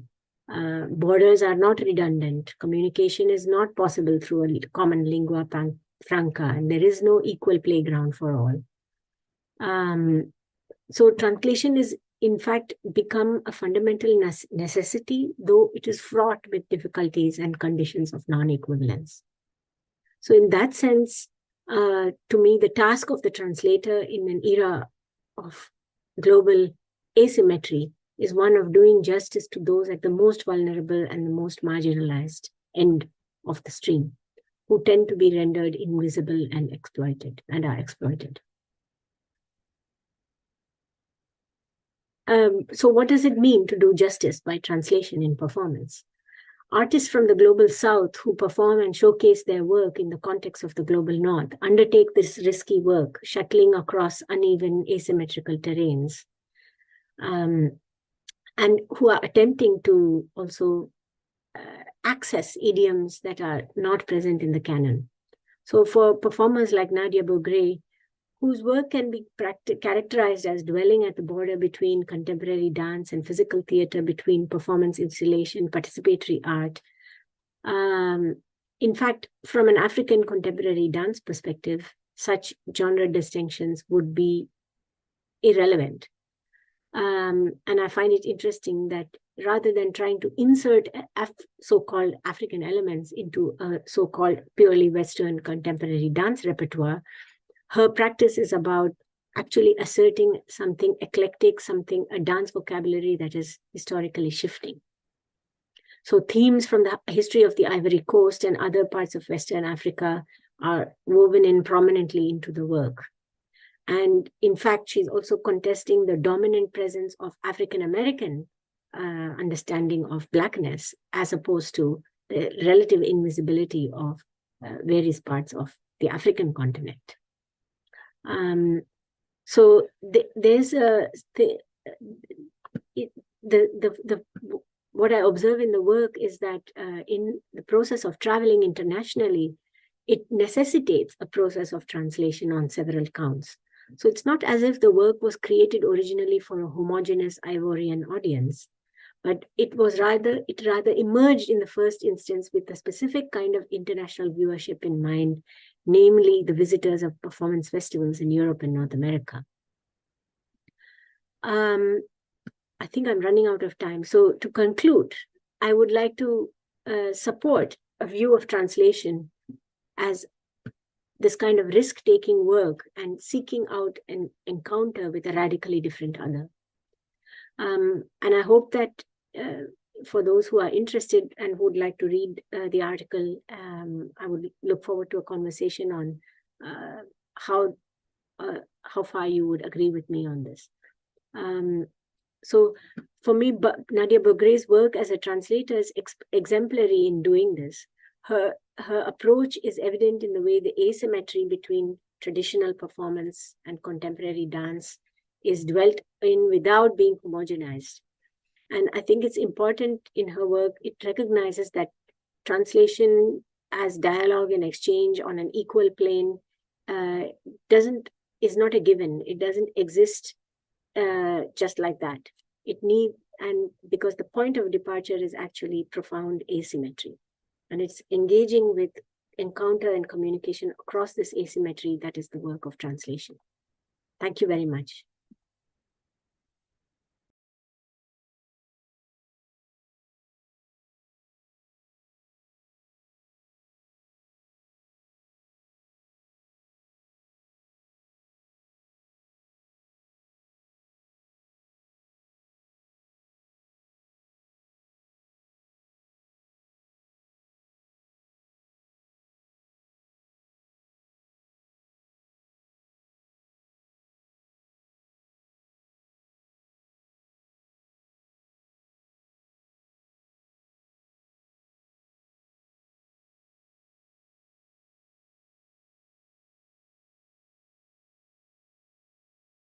The UNESCO Chair for Cultural Policy and Management. I'm really happy to be here in this beautiful hall with all of you, and happy to chair actually this session with the 5 great speakers.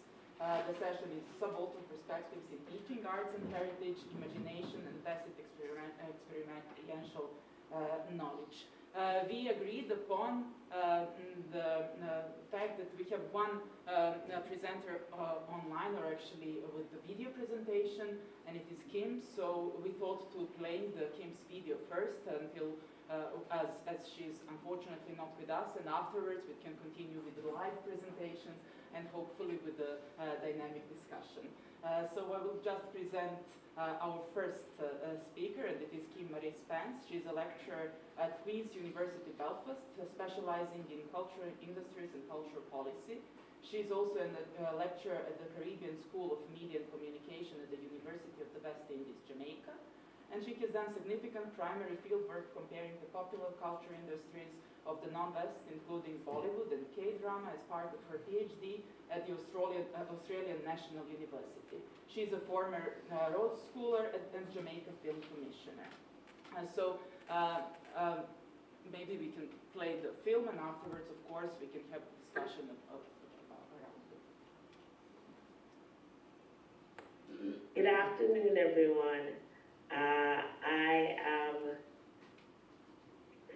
here from Queen's University Belfast. I am Dr. Kim Marie Spence, and I would like to thank the organizers for allowing me to present in this way. I, had been unable to come, largely because I am a non-EU passport holder, and so that has meant mobility throughout Europe has become more and more difficult. So I am here to talk about decolonization as a two-way street, and I'm speaking about curriculum decolonization. I was recommended to this conference, having submitted a paper to a journal about this issue, and I think the editor had gotten this call and said, you know what, you might want to present this further afield. So that will be in the Irish Journal of Arts Management and Cultural Policy later this summer, so keep an eye out for it.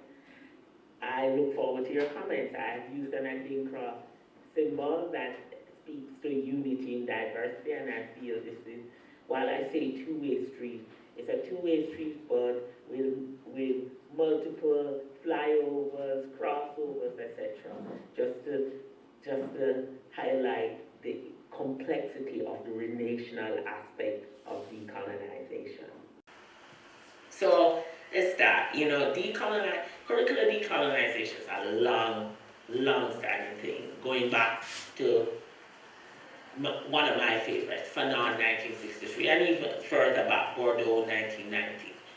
But just to give an idea that the discussion around decolonizing curricula did not start in 2020. However, 2020, with the pandemic, the murder of George Floyd, and the resurgence of the Black Lives Movement has led to another rethinking of the embedded and systemic ways in which injustice and marginalization has happened.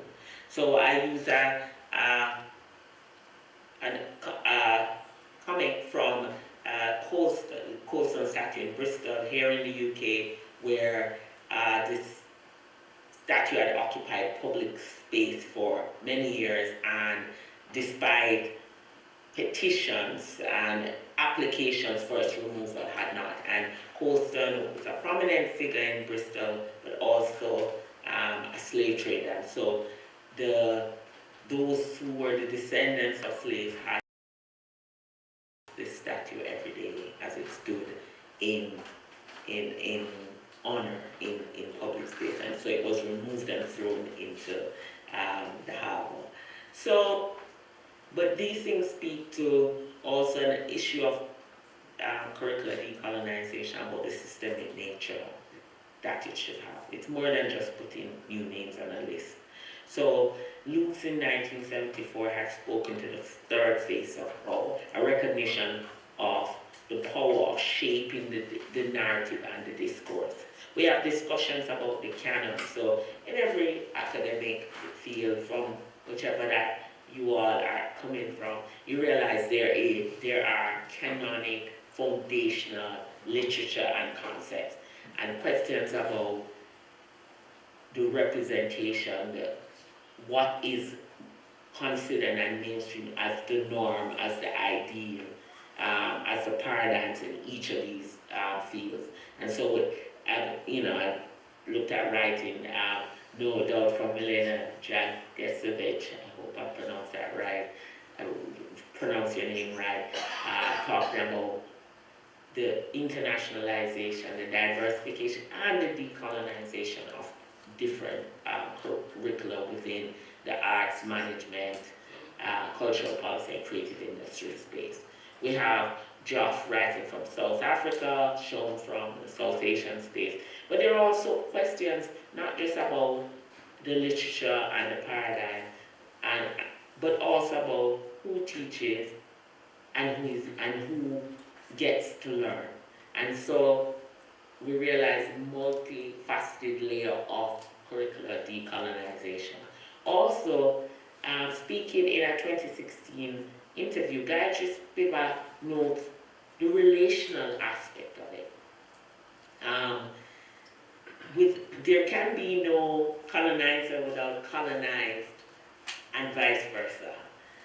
And in that relation, we realize the decolonization and the dismantling of colonial hierarchies and framework is also a relational one.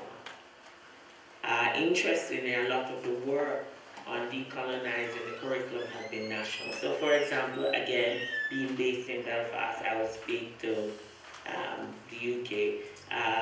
There has been a discussion of black curriculum and the inclusion of others and the voices of others within the curricula writ large.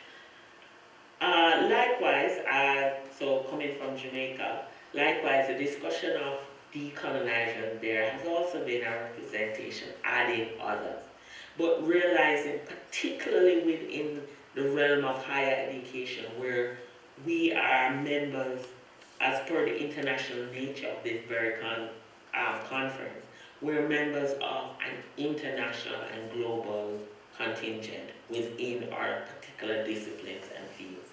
And so notions of the canon, notions of paradigms cross national and regional lines. And so therefore, in the systemic decolonization, we also need to cross national and regional lines.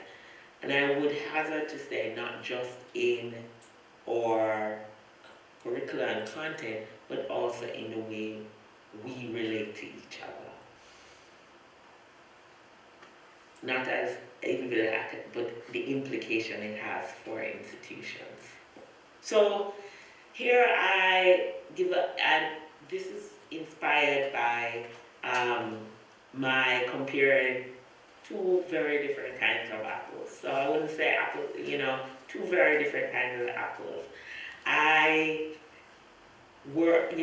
the subject lead for arts management and cultural policy at Queen's University Belfast, even while my own specialties are cultural industries of music industries of K-pop and reggae, and that comparative look at the different policies that are engaged in that.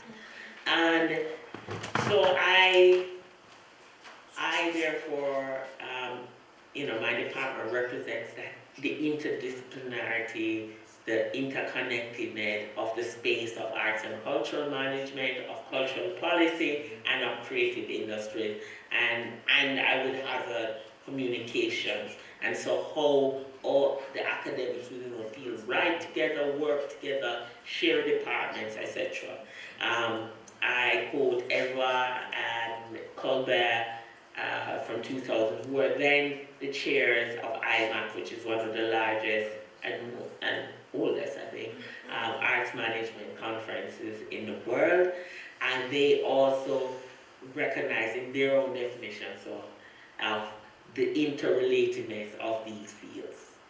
And so in my discussion, I am comparing the cultural policy course within arts management and cultural policy here at Queen's University Belfast, and also film study, film economy, film industries course at the University of the West Indies. So I have had the privilege to teach on both courses simultaneously. So having done, and I should know, something that will be very familiar to Global South scholars of having studied for my PhD under scholarship. I was bonded to work at home, but those academic jobs did not, there was a dearth of academic jobs, particularly within my space, and so that necessitated leaving the country. But to satisfy the terms of the bond, I teach each year. And so that that kind of led to realizing that decolonizing curricula in two different spaces require similar and different sensibilities, and also a recognition of the relationality between them. I should note, arts and cultural management has its origin story within post-war Europe, post-World War II Europe, as per Devereaux 2019, Paquette and Radielli 2015. And so therefore, in its origin and birth story, it also had the embeddedness of very North-centric paradigms and continuing academic literature.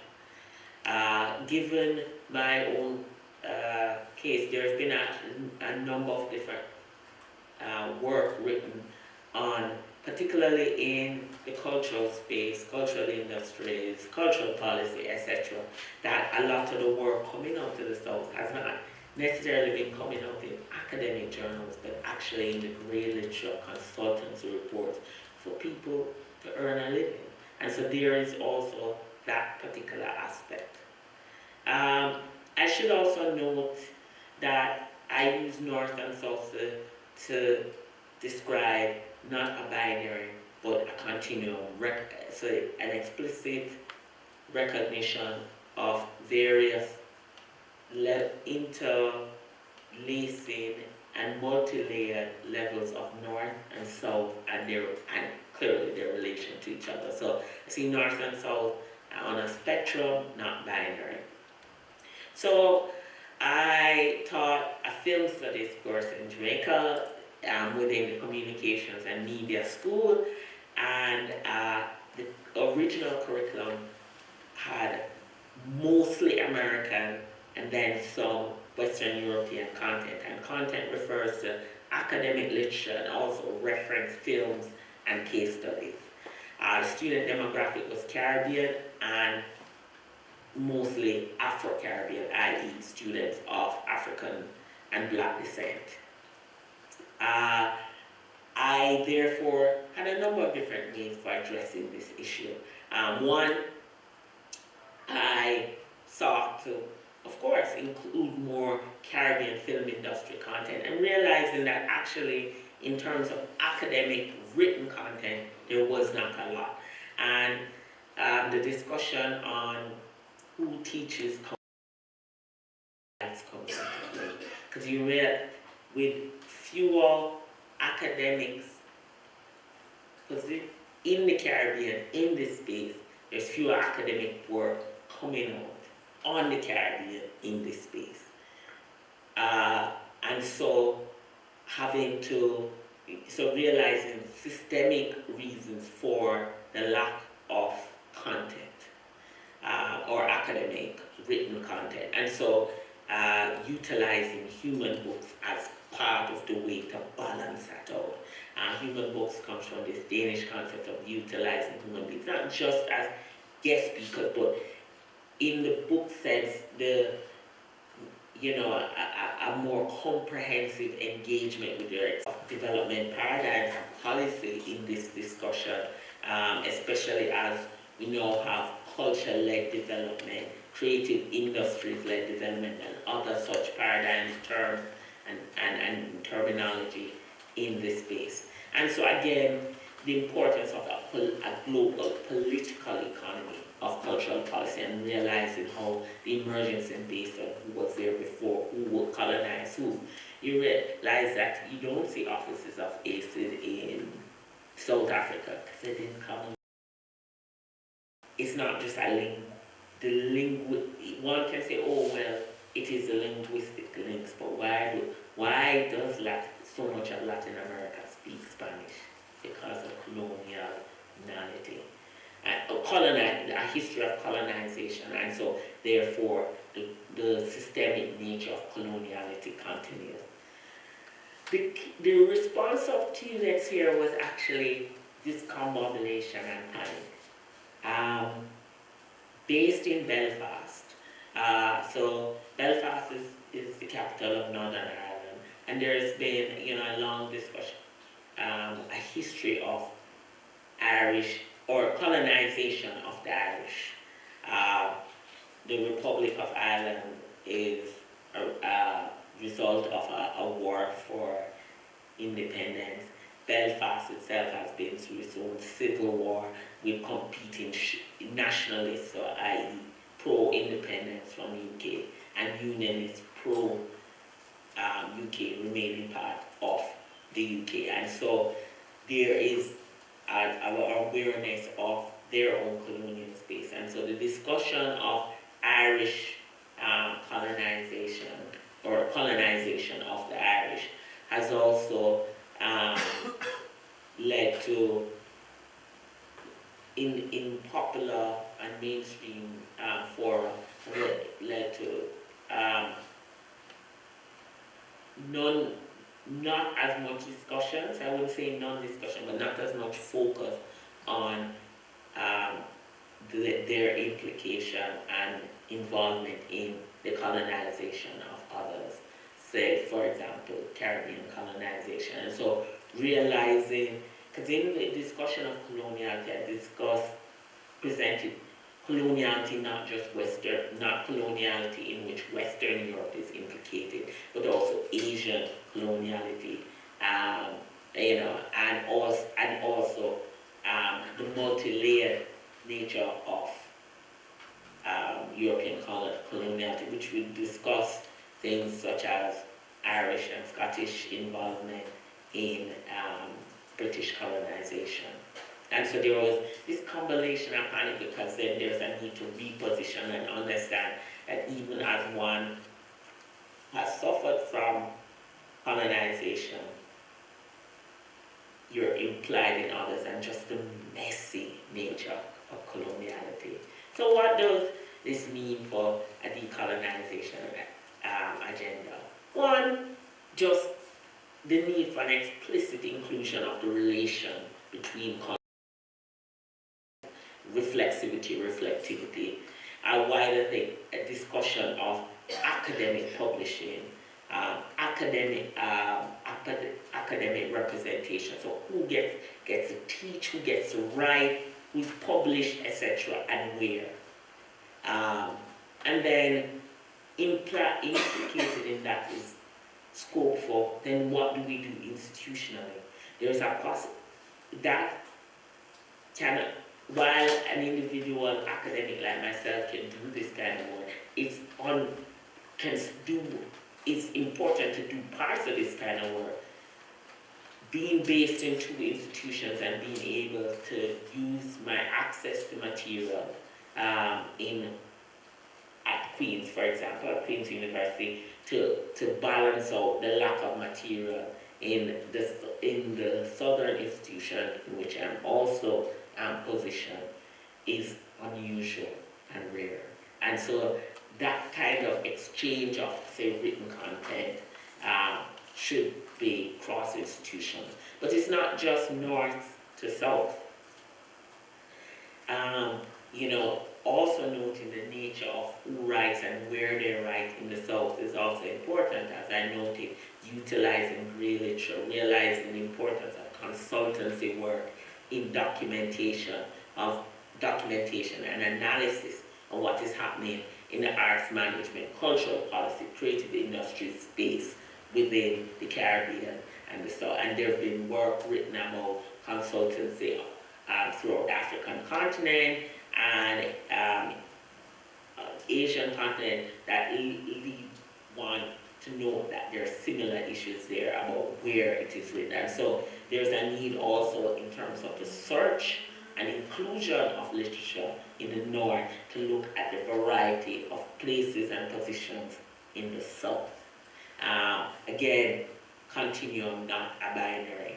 And so we have dating from Walter Rodney, Hajun Han, Chang, now to entangle legacies of empire. We realize that, you know, what is this? This is 1963, 2000, early 2000s, and then 2022, that there has been a notion of this relational level.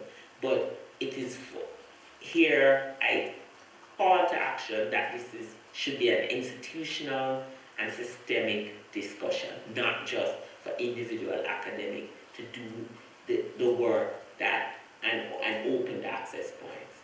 And so, you know, as Nlovu Gacheni noted, you know, post-colonial is yet to be born. It's as if colonialism was buried alive and is kicking and screaming. And so I end with examples of these kind of institutional work. We see Birmingham City University and the University of the West Indies, which is in the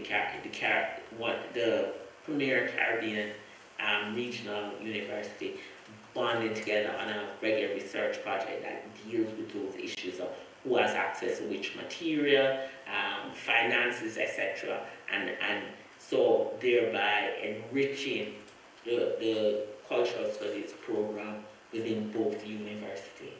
We also see where the University of Southampton is working with a cultural project in Jamaica, and through that enriching both sides of the curriculum in terms of creative practice and cultural policy. And so I say, move that charge up. Yes, I have a unique experience, etc., and I've learned from it. But what I've learned from it is, it should not be that way, that me having to access from and balance the pros and cons of each position. It should not be an individual, should not solely be the work of individual academics, but should be part of a partnership between institutions, south-south, north-south, etc., just along that continuum, because colonization was relational, and so too should decolonization of the curricula be. Thank you.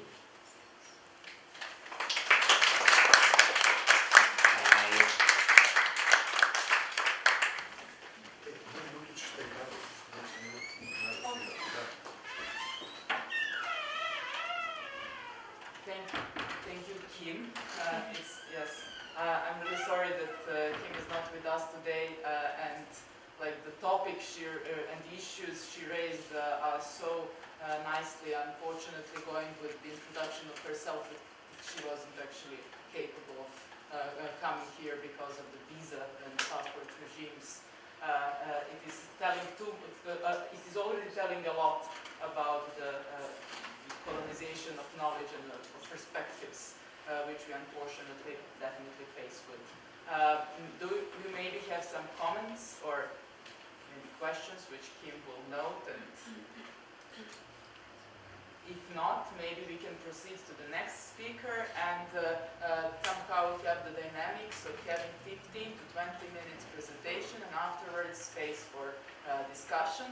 After each presentations, as all the presentations are so well connected, but on the other hand, all are so interdisciplinary, or even better said, transdisciplinary, that they are raising so many issues that we have decided to have that's a short period after the presentation for the particular discussion, and hopefully we will have enough time after all the presenters to raise the wider discussion. Our next speaker is Luz. Luz is a lecturer in architecture and urban planning at Newcastle University, UK, and she's also one of the co-directors of the Center for Heritage at Newcastle University. She has a background in architecture, urban planning and heritage studies, and researches and teaches across and between those areas, with a focus on what the processes of remaking and reusing heritage conceptually do in the context of urban governance. I'm really excited to hear more about the crucial word of your presentation, which I would definitely say is care. Yeah. Yes.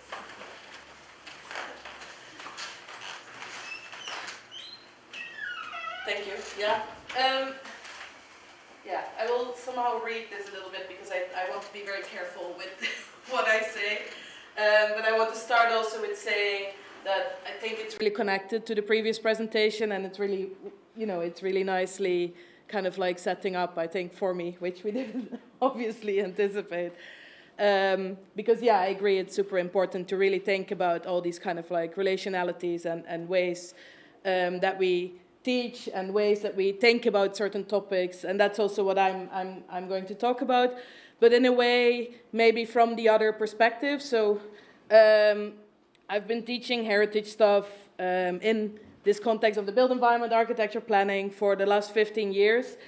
And I think I've seen a lot also what maybe some people were here from the previous session, that the way heritage is taught in the built environment, it's very apolitical. It's very much like we have a building, we need to do something with it, or we need to protect it, or we need to manage the heritage somehow.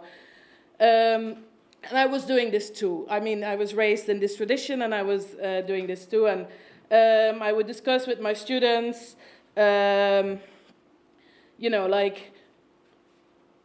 what conservation planning is, what heritage management is, that these are these practices and processes and policies with historical roots that we can understand, and we can develop these ideas further. I wrote my PhD on this. But then the question is always like, this is the heritage, how do we deal with it? And maybe how do we deal with it better, or maybe how do we deal with it in a more inclusive or participatory or sustainable way? Or this is heritage management, how do we make our heritage management more inclusive? All these questions, but it kind of like stops. For me, it kind of stopped somewhere, and I felt really uncomfortable with this, because also it's by default somehow excluding a lot of questions that we should be asking. And I think heritage is a very particular topic here, and that's what my research is, but also what I realized more and more is that because of this authorized heritage discourse, because of the way people already think about heritage, there is a very strong preconceived understanding of heritage. So for me to go into a classroom and to teach something that is slightly different from this, it doesn't really work, because there is such a strong understanding of this that you really need to deconstruct somehow that understanding before there is this engagement with another idea maybe of heritage. So what I've been trying to do is develop this idea of like thinking of conservation as a practice of care, as a matter of care, and by using care instead of conservation, trying to open up these different questions, these other questions. So, yes. So when we think of heritage as a process, this is also part of the problem, of course. In heritage studies, we think of heritage as a process. We think of heritage as something that is, we use the past in the present. We make sense of the past in the present, even to shape the future. And these are common, I think, definitions in critical heritage studies. But in practice, these are quite difficult definitions, of course. Like, how do you make, when you work with stuff on the ground, what does it mean when you say heritage is a process? So in this respect, like, my thinking is also related to the practice and to a lot of students who have to then go into practice and not into academia, thinking academically about what heritage is. So how do we do our jobs with this definition of heritage as a process? What is the value of material reality that we have to make our decisions about on in a daily basis, on the everyday?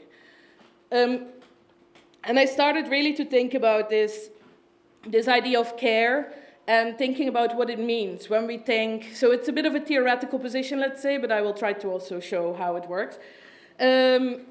That what happens when we think of conservation as care, care for, care with, all these ways of caring that we can do. And protection and conservation are, of course, ways of caring, but the conservation that we know, and that is maybe this sort of like authorized heritage discourse, is very often thought of as maybe a practice of caring about through feelings of concern, interest, through kind of like wanting to protect something or someone from harm, to keep intact or maybe to prevent loss or decay, and maybe even like it moves on from this, thinking about in the care of, so thinking about stewardship or caretakers, thinking about those who save and safeguard. But so already for me, the idea of care kind of opens up all the things that conservation can be, in terms of also, of course, when we do conservation, or when we are, for example, volunteering or visiting or inhabiting or wandering or researching, in some way we are part of this practice of care, when in some strange way we are excluded from this practice of conservation, because that's much more particular way of dealing with heritage. But I think I want to push this a bit further and really shift our focus on this more theoretical idea of care, thinking about care for, care about, care with, care for what, of course, but also why do we care, and with whom or about whom, or yeah, all these questions. So when we ask why we care for something, it's a different question than when we ask why is something heritage. But it could be the same question. But why we care for something makes us, we have to kind of explain our own position rather than the values that are assigned to this heritage.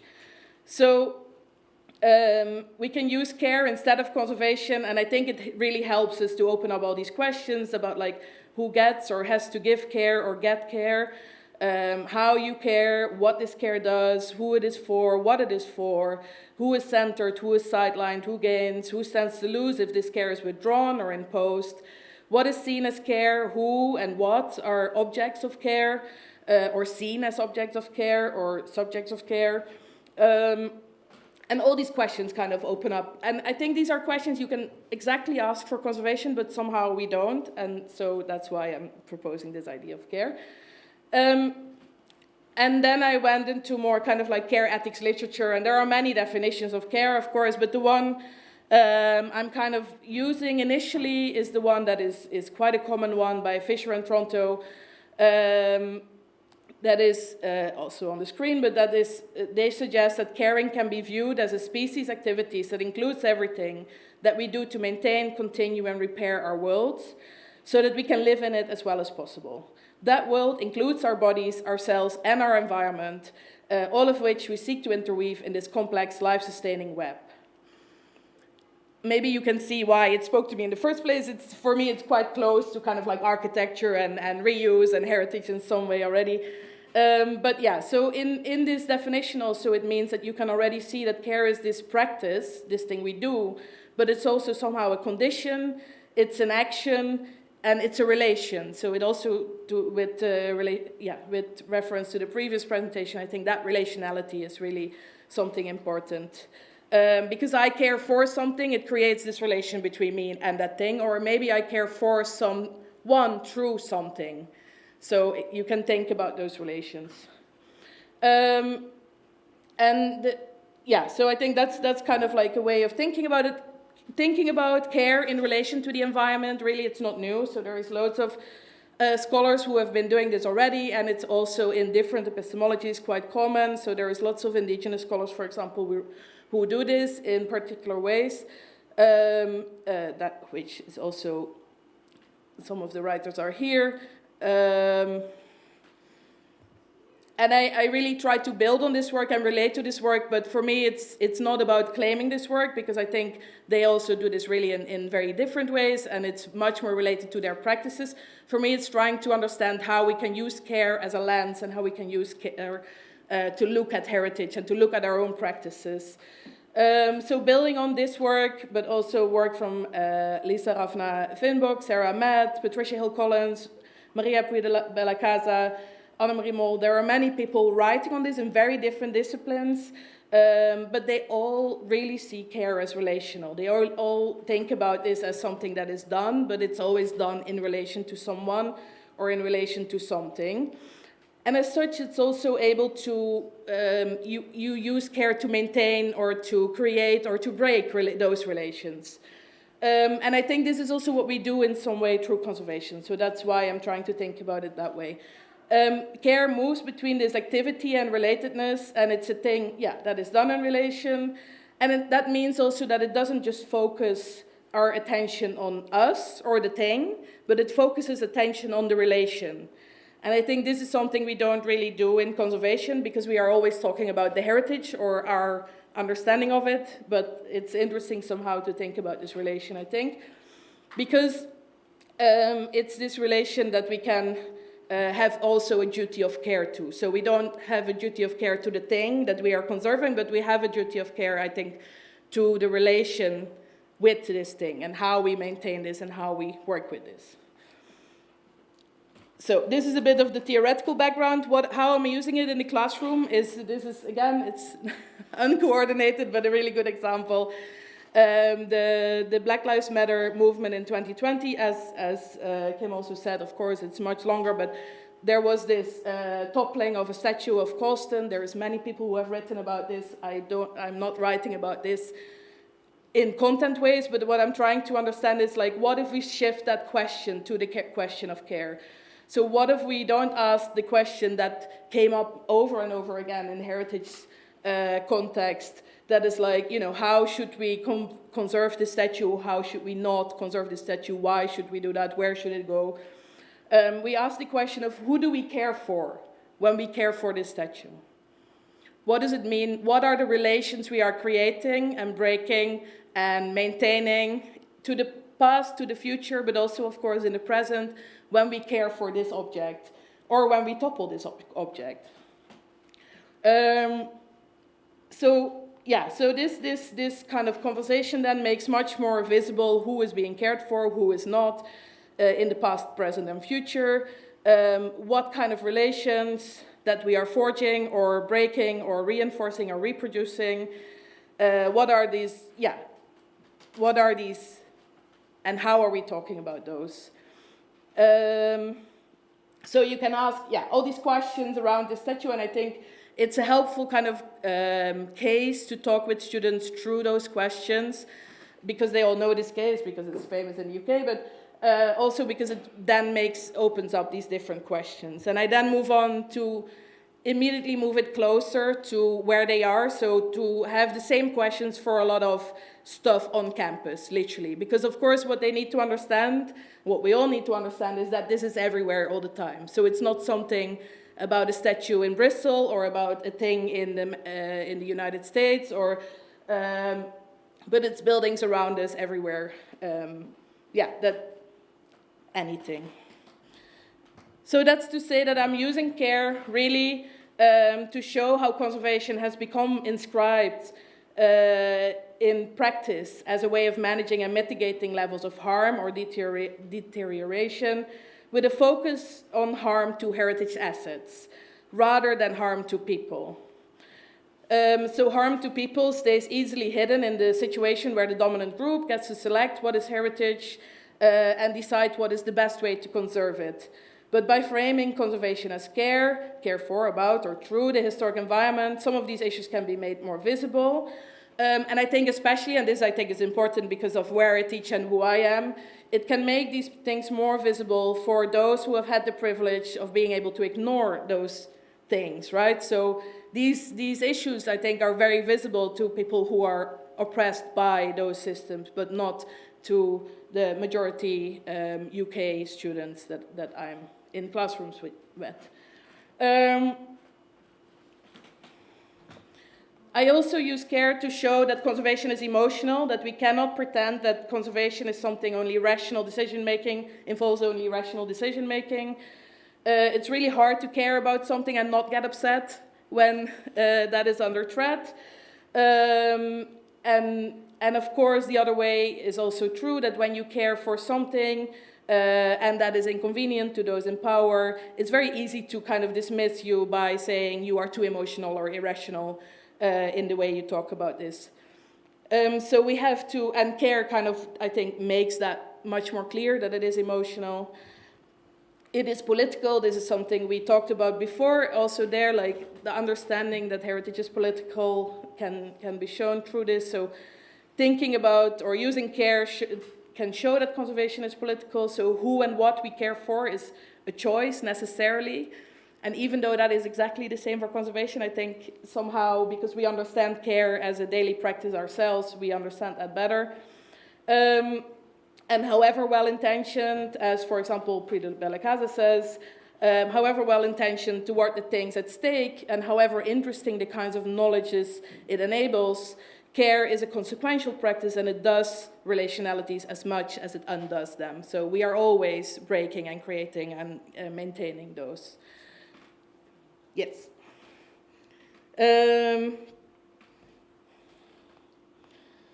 Yeah, so then the other thing really important, I think, embedded so much in practice, but also somehow in our own minds in the university, conservation is somehow inherently good. So using care really helps me to show that conservation is not inherently good. Care is not inherently good, neutral or equal. And we have to be aware of the social and political functions it performs. It tends to come from a good place, be well-intended, and can thus easily be understood as such, especially by the caregiver. But of course we have to wonder, like, is the care given the one wanted? Is it what is needed? Is it what is asked for? How do we understand these ways? How do we understand the ways care is being given or not, imposed, received, withheld, refused? And do we know why? Do we know who gets or needs care and who gets or needs to care? So yeah, there is all these questions again that kind of then come up, which really immediately show that there is this power relation in that caring, and that yeah, you can receive something you don't want. And I think that's something people can feel easily. There is not really a great conclusion to this talk. Like, I think teaching heritage using care and using those examples, thinking through, it really helps me talk through the many ways conservation can be talked about. And it's maybe because care is not this complicated concept, because it's something that we are, that you are learning about in university, but it's something that we know more inherently. We all know that there are wrong ways to care or to be cared for. And it somehow maybe makes conservation relatable. It sure shows in how students respond to it that it makes them understand at least those power relations better and kind of rethink a bit the idea of heritage. And yeah, I think also to bring it very close by, so to really think about the environment you care for and you are present in every day, and how you have those practices in just who you are in space, let's say in public space or in built environment, that is really important, I think, to make them think about that in that way. That's me. Thank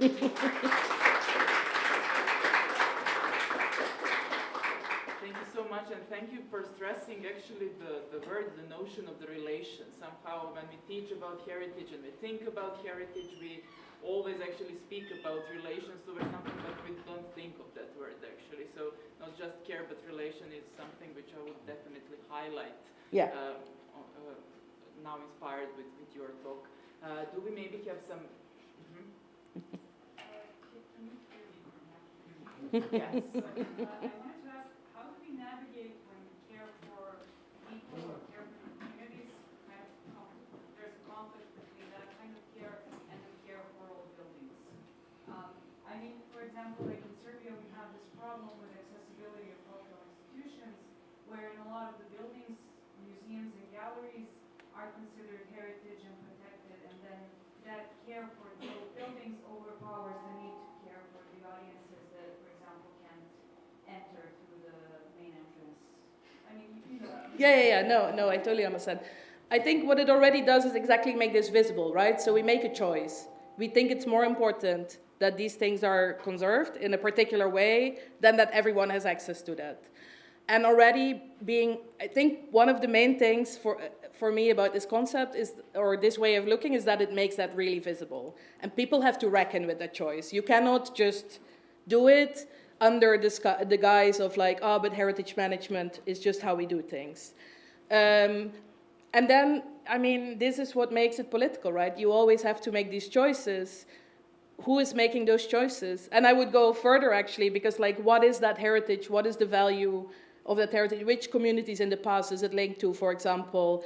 And are they in some way, I don't want to say more important, right? Because it's not really about ranking or winning, but like thinking about those relations and why are some of these relations considered more important than others for some buildings, because for sure for other buildings it's fine to do whatever you want.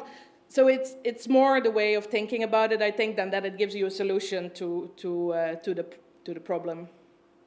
Yeah. We had one more question. Yeah.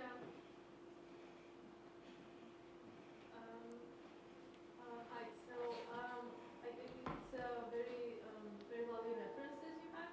So it's obvious that you went through this theoretical framework, and the questions that you pose are really valid. I just wanted to ask you some maybe clarificatory question, really, because at some point you mentioned that your students are white.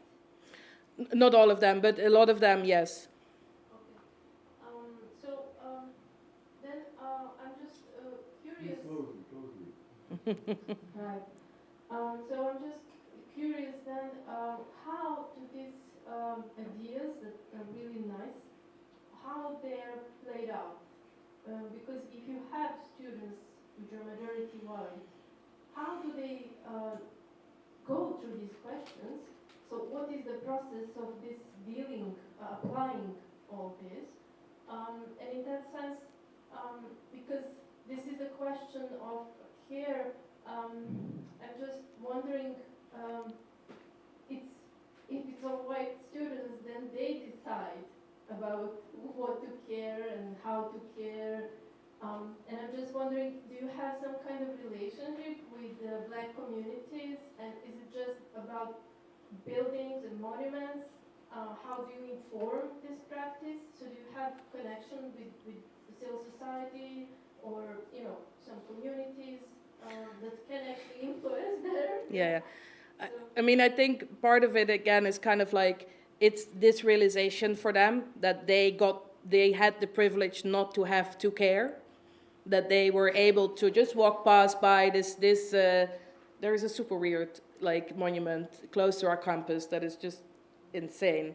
And none of them know what it is for.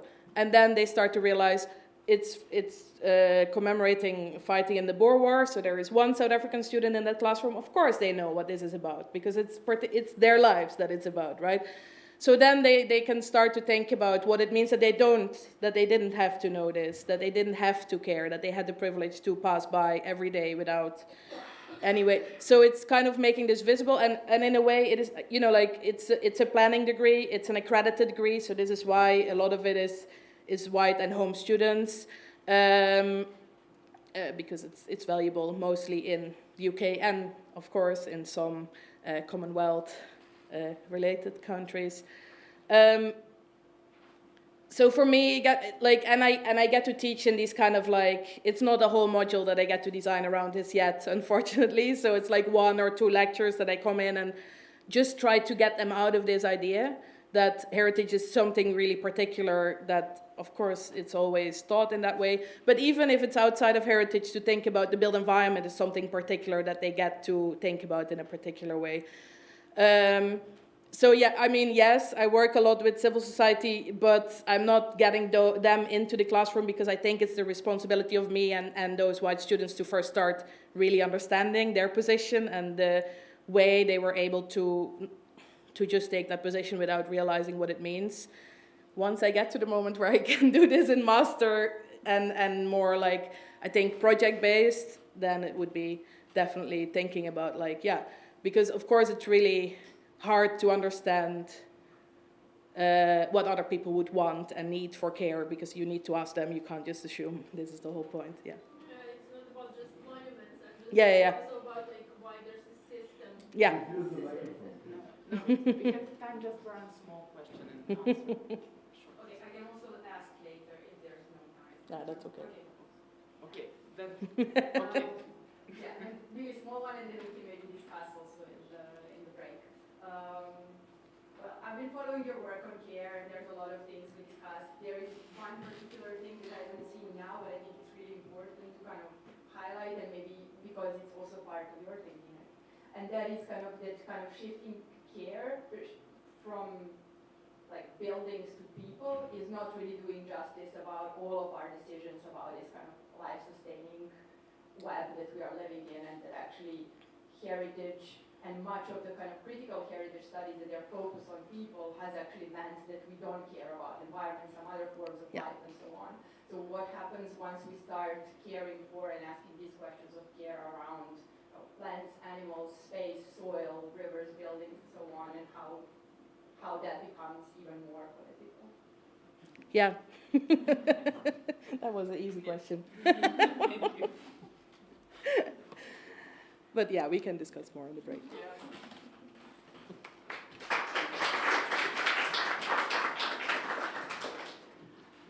Our next speaker is Kana, a PhD in Indiology. Whatever that is. Among her books are Katya Kutu. Did I? Katya Kutu. Okay, Katya Kutu, The Flexibility of a South Indian Theatre Tradition, the first ever Tamil English translation of an all-night Katya Kutu play. So we will probably hear more about that, and we will also have the time for discussion afterwards, as I'm sure this will be interesting. Thank you very much, Milena, and thank you also to Milena over there for bringing me here. It's an opportunity after a long time being out of the academia to present.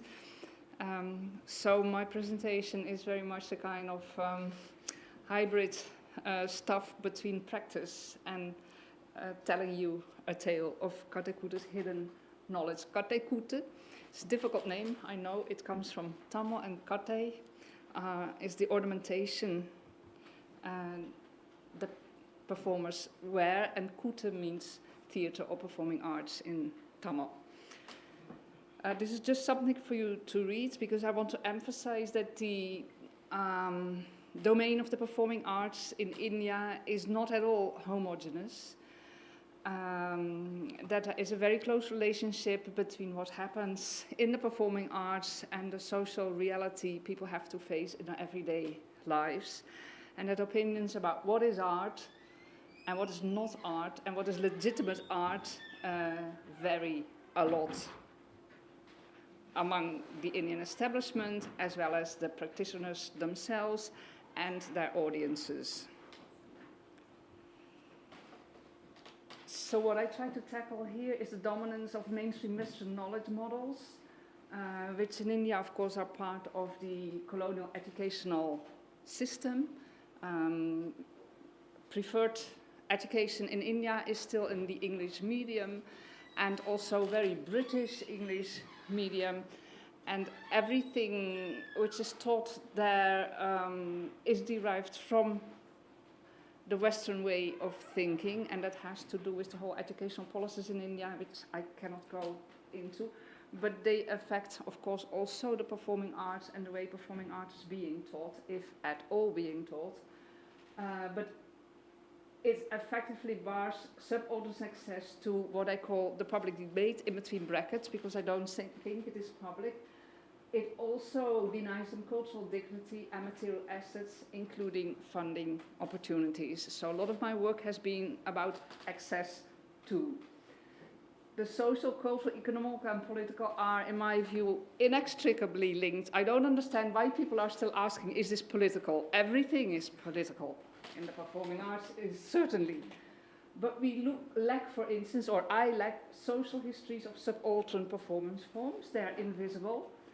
And this has shaped their knowledge, the way they are, the nature of the knowledge they produce, generate. We also have no theoretical frameworks. Being in the academia, this is a problem, that we cannot accommodate that specific kind of knowledge within the theories we use. And there mainly I'm missing the kind of ways of including that sensorial and experiential part in our academic writing, because writing per definition removes experience from the discourse.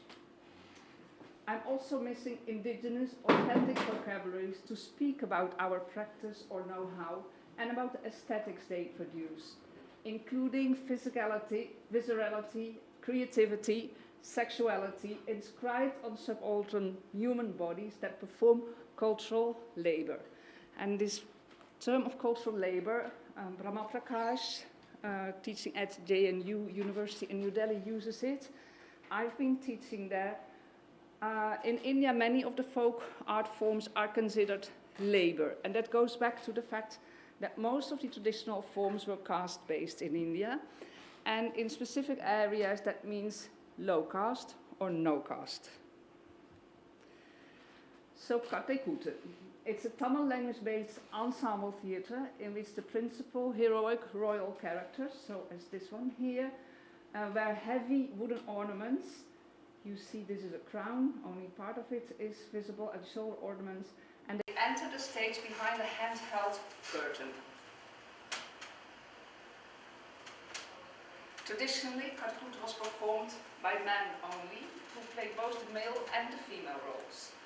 It originated in a feudal agrarian society in which to perform was both a caste-based right and an obligation, so you could not say no to the performance. And that, of course, led to or impacted on the self of the practitioners because they had to fulfill servitude in a feudal society. All-night performances are physically demanding because also of the fact that they are all night, 8 hours, and that the performers wear this heavy ornamentation. So again, this is considered physical labor associated with the no or low caste identity of the practitioners. Katekute takes place in the informal sector, so we are not part of what is so nicely called here the cultural industry. We are certainly not an industry, and I object very strongly against these kind of terms which exclude on forehand everything which does not work on this kind of capitalist model.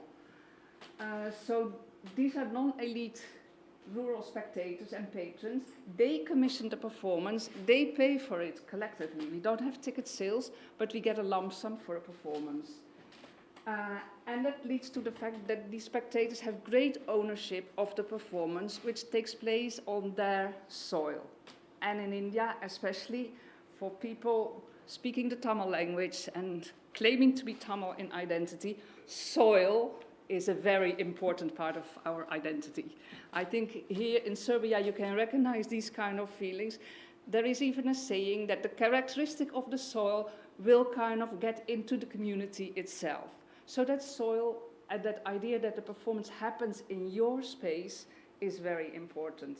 It leads also to the fact that spectators will walk onto the stage to make a donation to a performer, or that the performers will walk into the audience where part of the dramatic action will take place. There is no official institution where you can train as a Katekute actor or musician. This used to be like a kind of apprenticeship where a young boy would join a company and learn the trade by copying and doing. Many of these performances continue to have a sacral purpose, and by sacral, coming from an Indological background, I do not mean ritual or spiritual.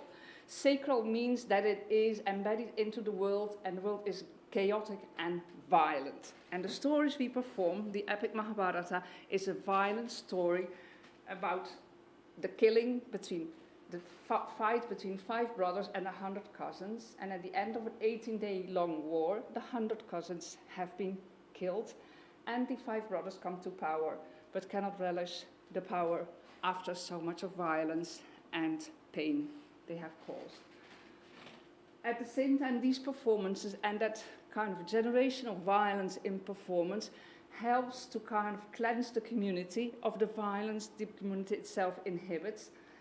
And therefore, these performances, which are considered a kind of visual sacrifice to the presiding deity, are put up for the well-being of the village community. That doesn't mean there is no entertainment. They are very entertaining, especially also because all night there is a comedian at work within the epic structure. But the purpose of the performance is to kind of guarantee the well-being, the material and the kind of psycho well-being of the village community. That is very different from cultural performances as we know them nowadays within the Western world.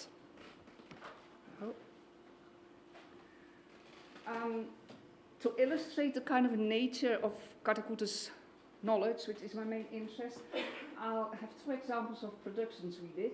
This is a production with T.M. Krishna, who is a famous Carnatic singer. Carnatic is a system of music in South India. He's also a social activist, Magsaysay Award winner, who kind of agitates against the privilege his own Brahmin community holds over this specific, now so-called classical art form, Carnatic concert music. Sorry, I'm always moving. For speed, no, I'm not used to microphones, and I'm. All right, never look back. All right, thank you. So this was a collaborative production between P. Rajakwal, who's my husband, and a Kuta performer from traditional family of performers. So he started when he was 10 years old. For him, that meant dropping out of regular education and becoming a professional performer. T.M. Krishna, his wife, Sangeeta Sivakumar Bose are vocalists, and myself. And this production featured both Katakute and Carnatic music on the same stage. This is rather unusual because both these two forms sit at the opposite ends of the divide between folk and the classical. Both forms, though, share the same kind of foundational musical concepts, technical vocabulary and conventions, but the application of that knowledge is very different. Also, because of the purpose of the performance is a different one. For Carnatic music, this will be creating beautiful music, and for a Kuta performer, this will be kind of pleasing the village community and ensuring the kind of beneficial status of that community. And this leads to entirely different soundscapes and different aesthetics. I've taken here the example of voice and the quality of voice and sound and the language Kuta uses. It's a language-based theatre form. Mark Katakute as folk and Carnatic vocal as classical. So voice becomes a key representational trope of cultural and social position and power. And it helps to perpetuate the social distinction between these two Tamil art forms. I hope this works. I would like to show you a small example of how Carnatic sounds like, but it is not working. Where is the... Sorry. So Carnatic is a very sophisticated classical art form, music form, which is where the voice of the singer is defined by something they call gamaka. And as Krishna says, gamaka is a kind of, they sing around the same tone, but they never reach the actual tone as we would do in Western music. And that can be very irritating to an audience which is not used to that way of singing. Kuta, on the other hand, is supposed and is actually loud because it is an outdoor theater. We sing in a high pitch because we don't use microphones. That's why I don't speak into the microphone. And we have to reach huge audiences which are sitting far away. Yeah. Yes, please. We have 5 minutes, so I'll do only one example. The gamaka.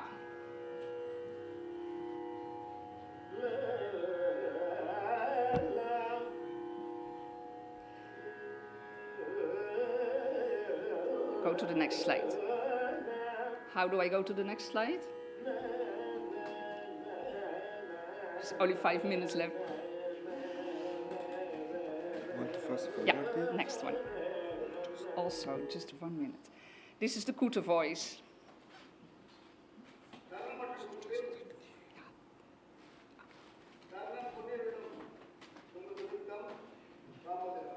Virutam and Kaboni Ragam. You hear the difference?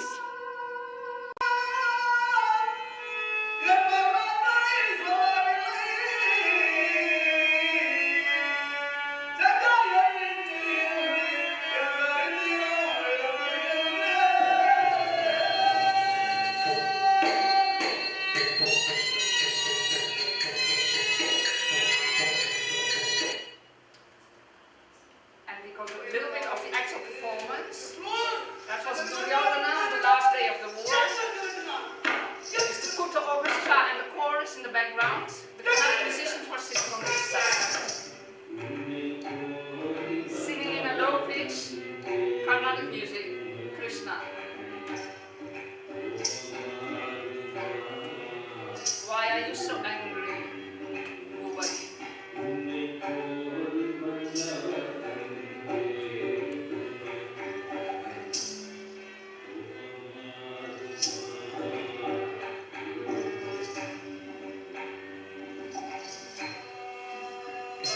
High pitch.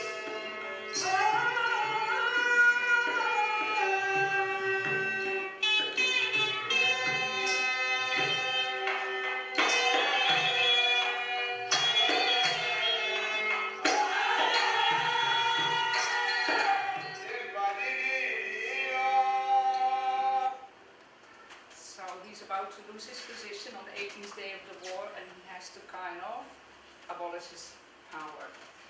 So Carnatic music has been modernized, its aesthetics have been modernized over the last 200 years. That means it has been analyzed, systematized, codified, politicized, etc.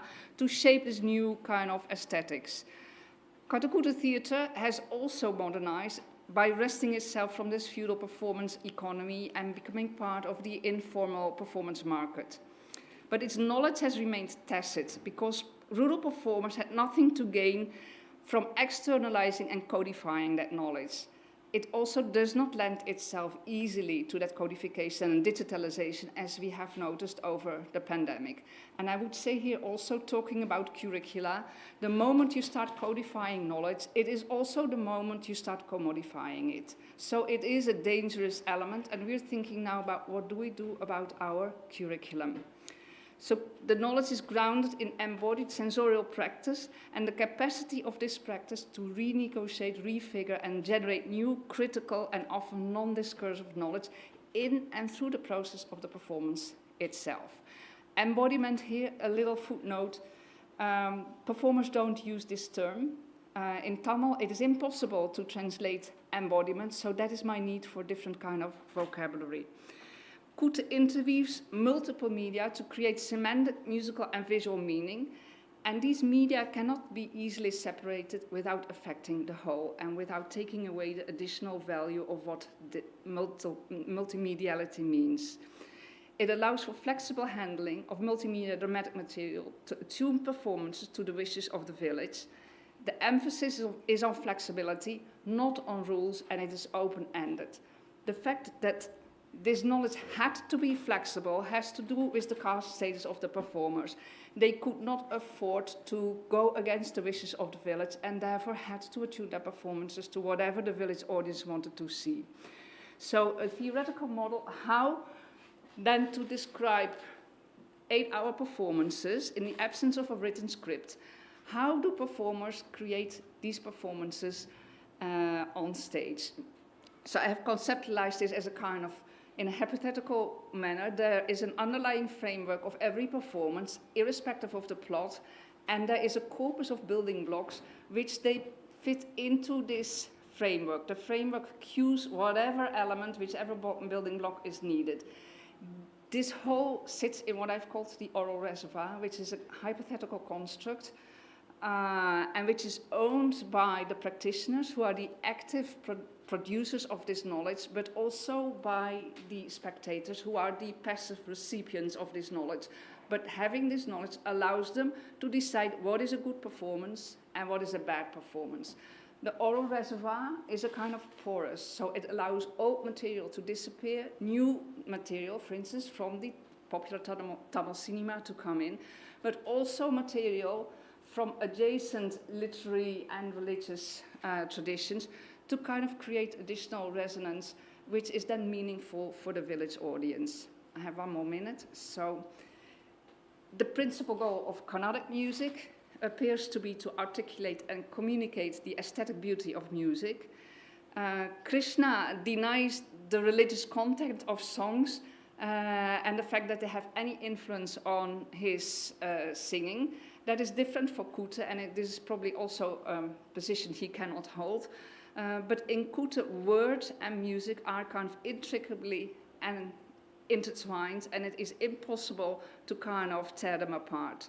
Within Katakute's aesthetic architecture, music and language cannot be separated.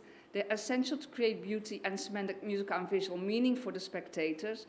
and in addition, voicing the role musically and linguistically for Rajgopal, on whose experience here I kind of is my resource. They help him to retrieve oral dramatic material and most importantly to enter into character, and that will be his definition of embodiment. So I use this term rather than embodiment, to enter into that character to the fullest degree possible, and that is also something where Kuti distinguishes itself from Carnatic music and from other theatre forms. This is not mimesis, this is not the representation of a character, this is the being of a character. And in this way, Katakute distinguishes itself from the Western representation in the Aristotelian sense of making theatre. It is about being here in this world, and Valentine Daniel distinguishes this being in the world from seeing the world, and seeing the world is what we do in the academia, where vision is only one-sided, but being is the experiential side of what it means to be a character in Kuti. In this way, if you remember the opening quote, Rajgopal defines his theatre as the university for the people who cannot read and write, and that university is an experiential university, which I'm missing strongly in the academia, and I hope that in particular the younger generation will work on a kind of alternative or new theoretical frameworks which can incorporate the subjective and the personal, because without it we cannot do research. Thank you.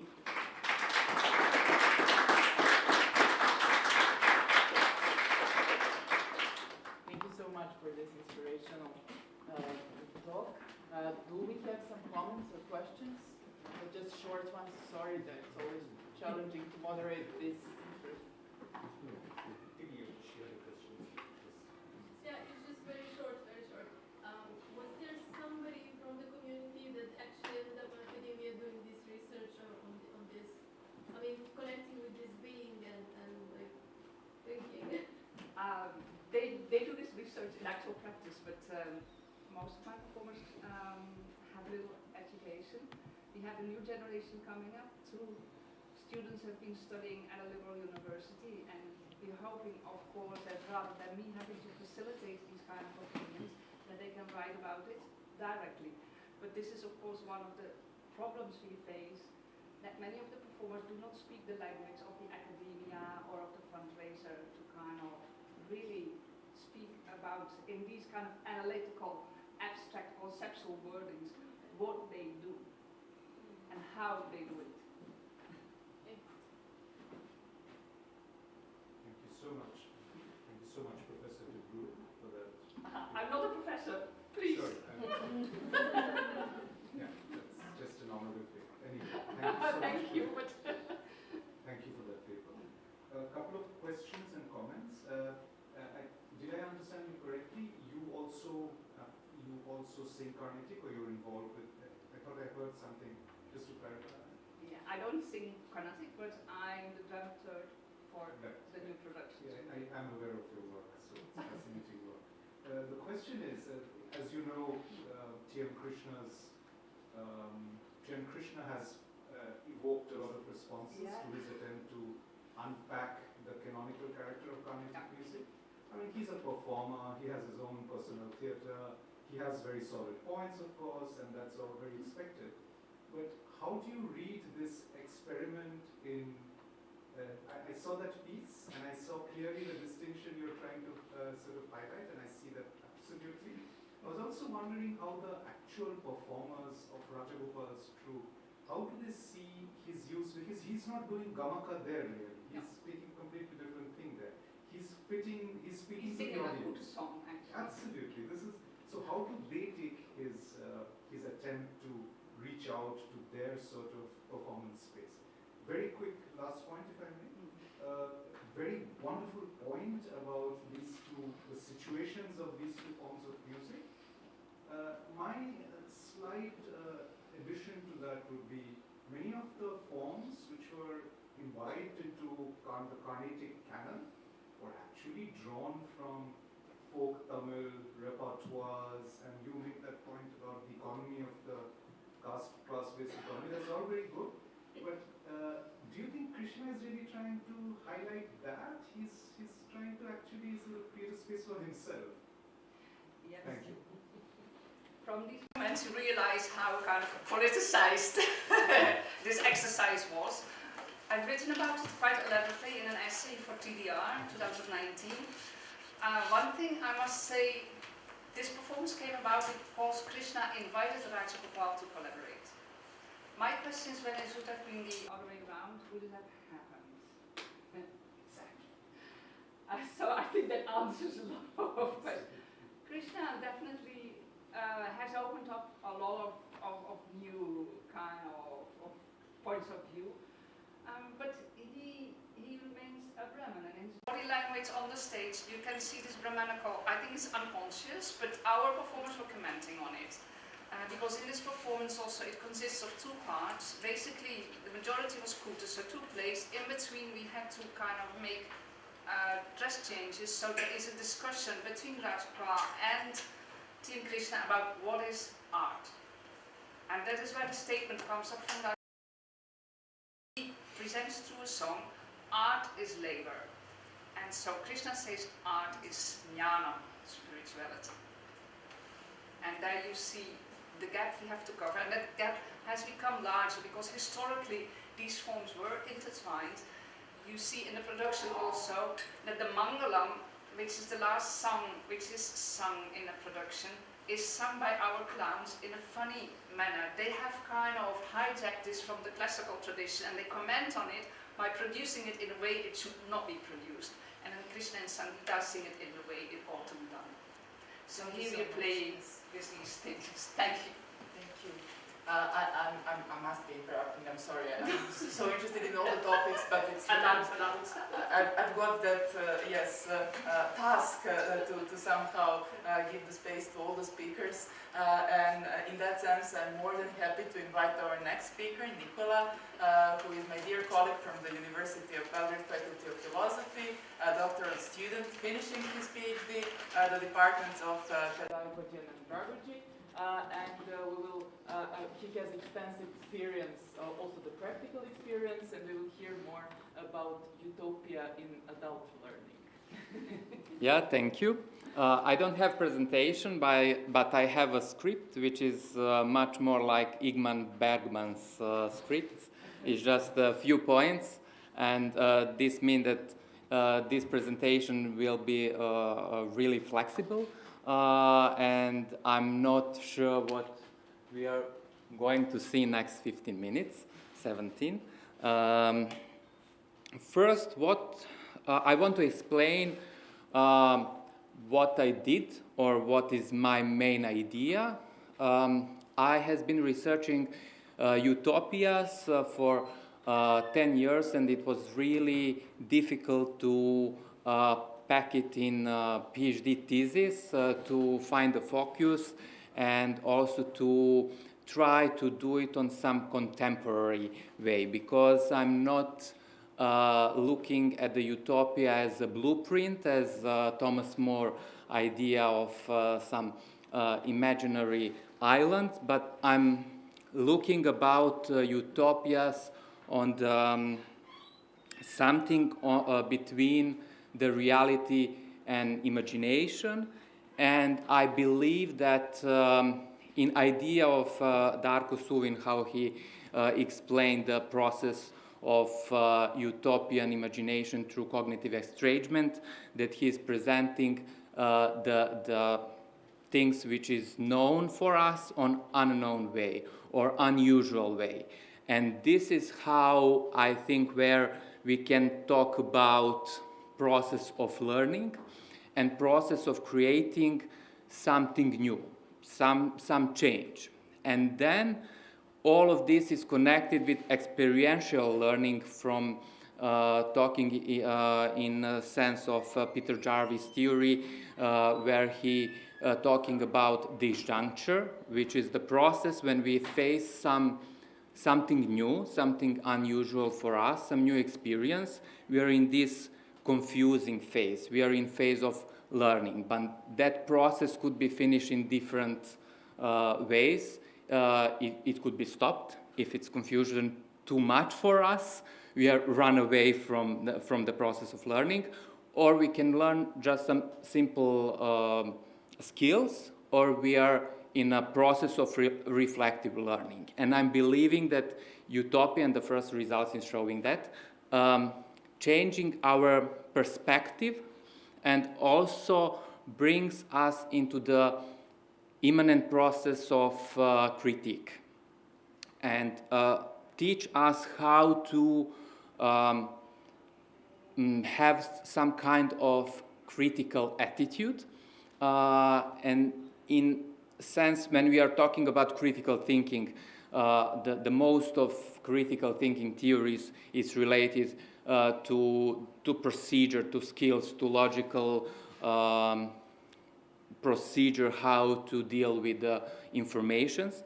But contemporary theory says that we need to have also dispositions for expressing or to be open to learn these procedures. And much more theories now transforming the idea of critical thinking, where the creativity is part of it. And because I don't have presentation, but I have something for you. And also, I want to, I have urge for change, and I cannot wait.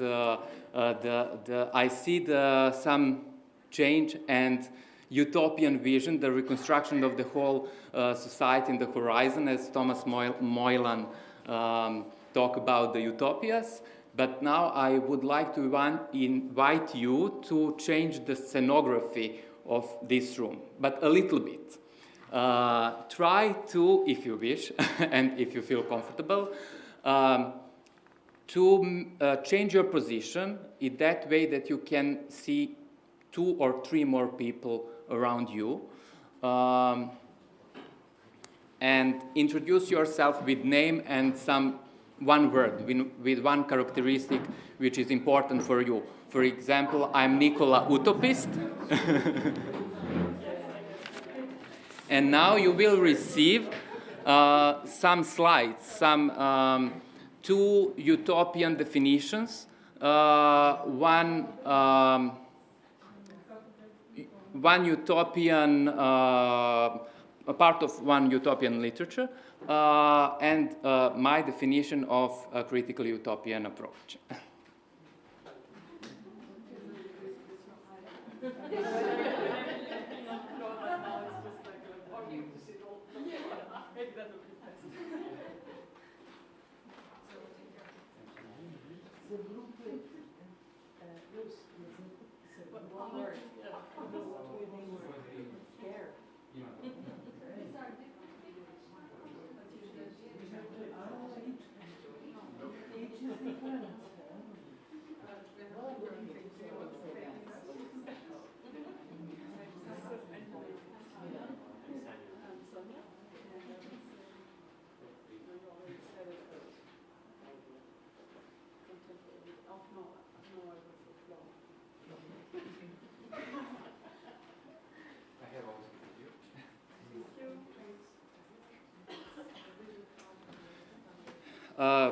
There is 4 inputs, and now you need to find all of them somehow.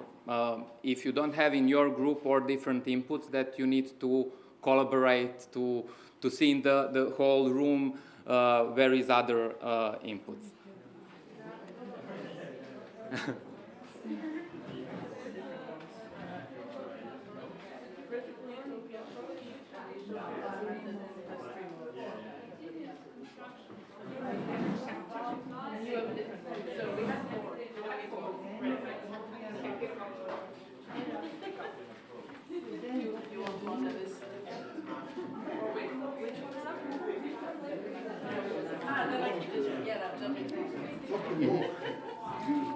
Oh, okay. I will stay now here. Mm-hmm. The task is to find 4 different pieces for one group. If you found it, that's perfect.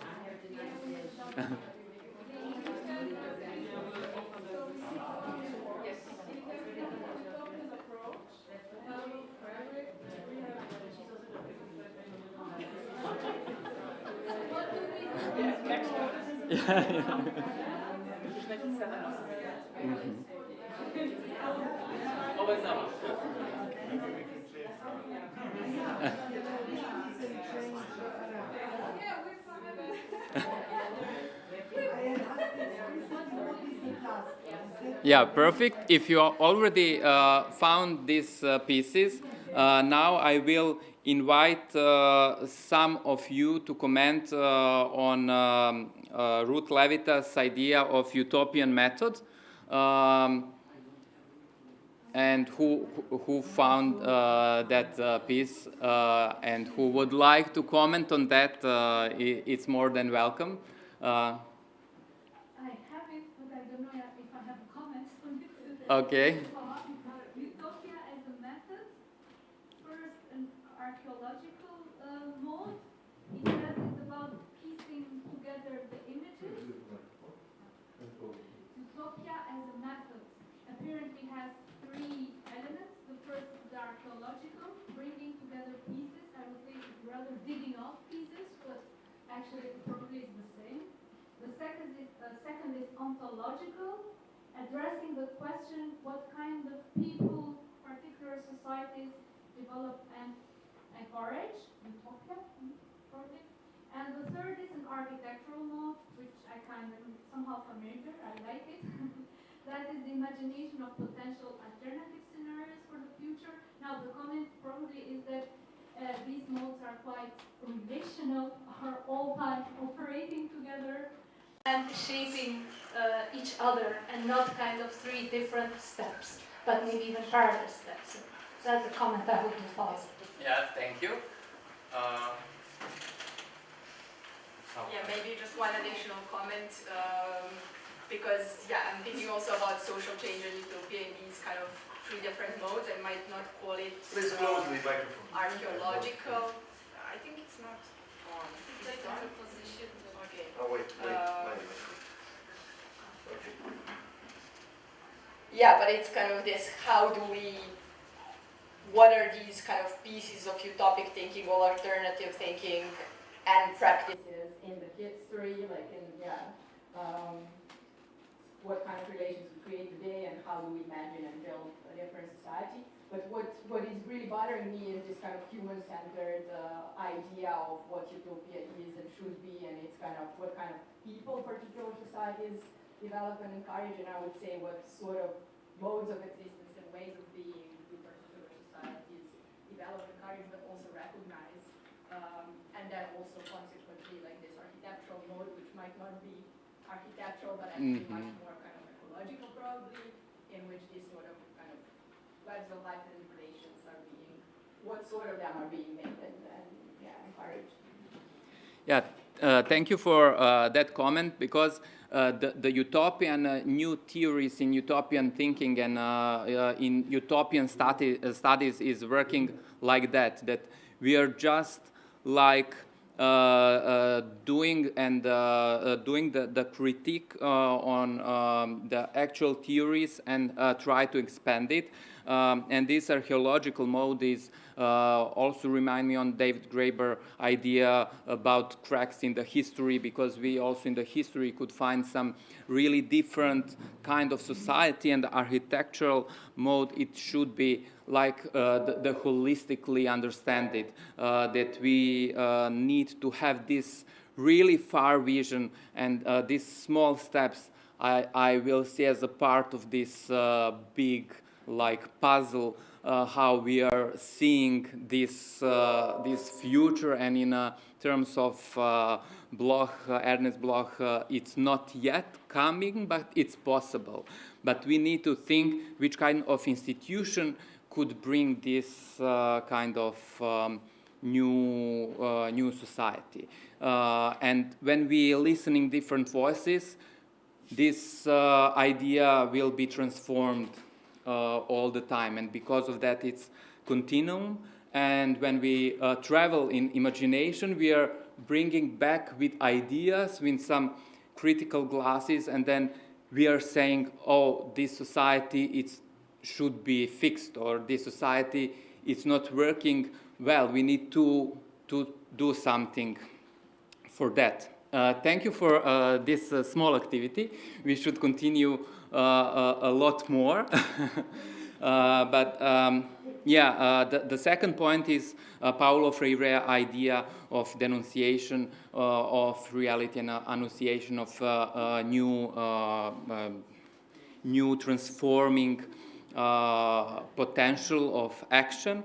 And also in this critical utopian approach, I'm started from some already written utopias, but then I went few steps further and asked people to build their own ideas and change first some small everyday things like housing, how you imagine housing, how you imagine not only for you, but for now the whole society. And then we read some also theoretical texts like kitchenless houses, which is idea in 80s coming from the USA, how it's transformed the domestic work. If you don't have a kitchen in house, how the life will look like, how we organize this kind of life. And this is somehow the small illustration how we could use utopia, and my final point it's dedicated to the experience, because in adult education we believe that everything is based on experience, that adults is more experienced than children, and then we are learning, this is the source for learning, and Peter Jarvis said, then we are in this situation of disjuncture, but with imagination we are again a little bit further than disjuncture. We are somewhere which is not familiar for us, and maybe it's bring at the same time discomfort, but also the hope that something could be different. And with this educated desire, which is also Peter Jarvis after explaining in his book about society, we are building some, and I think it's important when we are starting some trainings, not just ask people what is your expectations, but what is your desires, what is your hopes, because then we will see the differences in our societies, and maybe then we will discover that our society it's not just for everyone, and then we will try to reach some consensus or some ideas how to change something to fulfill all of desires and hopes.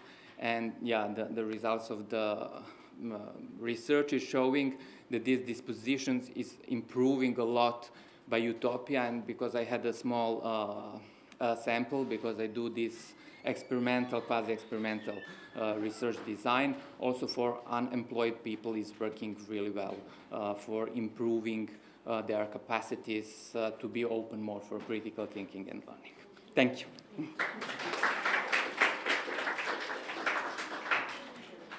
Thank you so much. Thank you for shaking us also in a physical sense. A little. Since we already had some time for comments, maybe we can also give the floor to our last but not least speaker for today's session.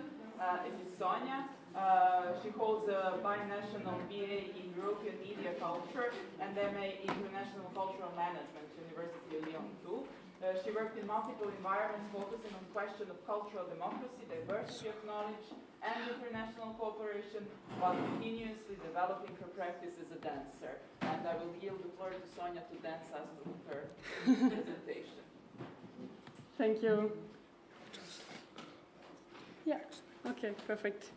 Thank you, and also I want to thank, the University of Arts, including all the organizational and also technical team, and also the Shaken team for inviting me to present today. So what I will present today will draw from the conceptual and empirical research of my first year of PhD research, and also prior experiences connected to shared creation practices in contemporary dance. So I define shared creation practices in contemporary dance as processes or projects that involve differently skilled or bodied dancers, so-called amateurs and professionals, to create choreographic work together collectively with specific attention on participation to decision-making and also knowledge-sharing processes. So in these processes, I'm exploring the following question. So which practices of sharing and or producing knowledge are being developed in urban, Western, contemporary dance shared creation projects? So in Western science, especially biology, medicine, and so on, and as well as in bodily practices, the body is mostly defined as an instrument, as an object or a property with one universal substance or reality. Edmund Husserl, an Austrian philosopher, made a distinction between the material body and the lived body. And in German, for example, these are defined by two different words even. So there's a clear distinction between Körper, which is the body as biologically constructed with muscle, bone, tissues, nerves, and so on, and Leib, which is the body as it is sensed, and lived by the subject. So for Sondra Horton-Freley, I just quote, this lived body theory provides a means towards overcoming dualistic concepts of dance, which regard the body as an instrument, movement as the medium, and mind or soul as the mover or motivational source for dance. These lived body concepts hold that the body is lived as a body of action, and movement cannot be considered as a medium apart from an understanding that movement is body, not just something that the body accomplishes instrumentally as it is moved by some distinct inner separable agency. So contemporary dance is actually based on a particular attention to the lived body, especially in these shared creation processes. Through different exercises, teachers or leading artists are often inviting participants to explore their body and movement to develop a so-called kinesthetic mode of attention or kinesthetic awareness. And this is also often connected to very particular images of the material body. For example, what I could hear is like, feel your skin on or from the inside and your breath that passes behind your heart, or try to make it conscious what you are bending and when you are bending, and also focus on your spine, or visualize it, get an awareness of it. So it's often that artists or leading artists are using these kind of images. So then consciousness is here marked as an activity through a perceptual attention to felt body movement based on a supposed common knowledge on the material body structure. So as if we all know where our spine is, which we hopefully do, but yeah. So a growing trend now in dance practice and also collective reflection consists in rejecting this idea of one universal body structure and thus one universal way of feeling, sensing, and perceiving the body. For Isabelle Ginot, researcher in dance and somatic practices, so I quote her, somatics doxa does not pretend to restore a so-called natural or original body, but rather contributes to the reorganization of the multiplicity and heterogeneity of which we call the body. In addition, this kinesthetic awareness is not either on or off. It is more marked as a threshold phenomenon as it occurs where the endless stream of imperceptible perceptions turns into conscious apperception. And in contemporary dance, this is also experienced through what we call focal gaze or peripheral view. So as what Stark Smith calls telescoping awareness, it is the ability to shift between narrow and wide views, from an up-close sensation to perceptions of the wider world, in order to be able to be attentive to details of the environment or to a global perception of what happens around us. So I would propose now that we engage in a small experience so that you can sense a little bit what I'm talking about. So I will do it with you. So I will maybe just join you here. If you can hear me. Will it work? Thanks. And so I will invite all of us to close our eyes together. And just try to shift your attention to your sitting bones. So sitting bones are the bones you are sitting on. And try to feel or think about how do your sitting bones touch the chair.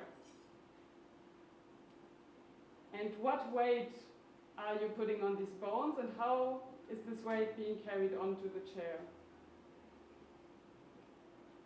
And then maybe also thinking about how is the chair touching you. Then moving maybe a little bit more to the environment. Try to imagine or visualize or feel what is below you. So what is below your feet, or even maybe further down.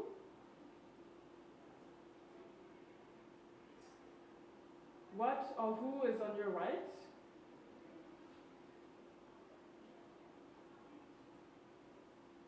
What or who is on your left?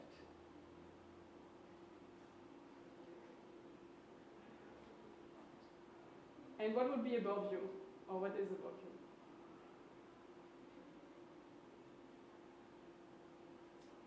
Okay, and as the last thing, we will just put our hands in front of our eyes so that everything is even darker. And once everything is dark, you can open your eyes inside your hands. So you will look at your hands actually. And then really, really slowly start moving your hands away from your face while always looking at your hands.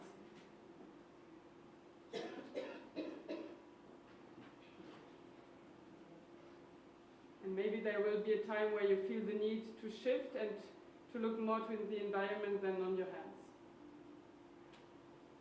Okay? So that was the first kind of experience to sense. So this awareness to the environment, to space, other humans and non-humans is also often referred to as listening in contemporary dance practice. And this act of listening is not just limited to acoustics. So as Gabriele Brandstetter, German dance and theater researcher, explains, it is a thin aesthetic network of experiences of the body, of its internal and external states at rest and in movement. It is an action and an event at the same time. So in English we have maybe hearing and listening, and if some of you speak German, we even have more. We have zuhören, hören auf, horchen, lauschen, and so on. Thus implying the reference to the self as well as the reference to the other and to the space. And I think this is particularly interesting in collective improvised dance. So this question of how can one be aware and listen to others while also be conscious of their own movement, body sensation, and position in space. So in my experiences, both as a participant and also as an observer, it appears that these processes are very difficult to be formulated with words by leading artists, which goes also back to your question maybe. So primarily used to create choreographic parts in absolute unison, which means that everybody is doing the same thing in the same rhythm, the same movement. Verbal illustrations such as so that you get a feeling of each other, or until you feel each other, or being together means feeling each other, often do not lead to the desired result. So then bodily exercises are proposed to develop this collective feeling of each other. So one example is working on one horizontal line, which is often used, in the same rhythm, stopping and starting again without deciding it beforehand or communicating about it. This can seem really easy explained like this, but it's actually really difficult for most groups. And another exercise that I also have observed and experienced several times is walking throughout the room with different directions, different trajectories, and then trying to stop altogether, and then starting to move again with the same speed. Maybe these are things you all also know. So unfortunately, we can't do these exercises now. But I would propose that we can maybe do another experience that we can do at our place. So I will do it with you again. And so the idea I will first explain and then we will do it. The idea is that we will close our eyes again, all together, and then try to stand up together in the same time, in the same speed, without talking to each other or communicating with some signals. Okay. And then once we stand, once we feel that everybody stands, we can try to sit down again all together. Okay, so we can close our eyes.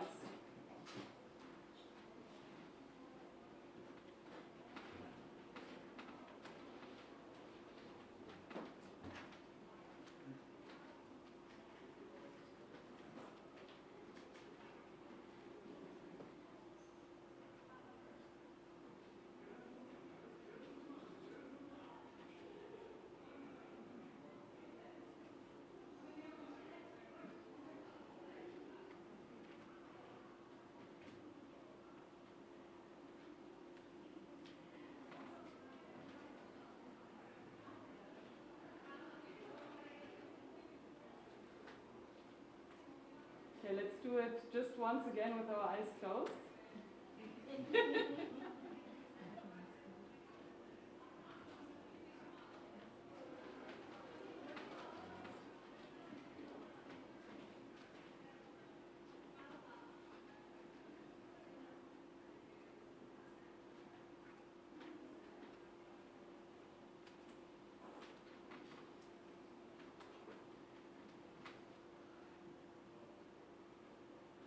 Okay. So now we'll do it once with our eyes open and see what is different maybe. And without trying to have someone leading, but really trying to decide it all together.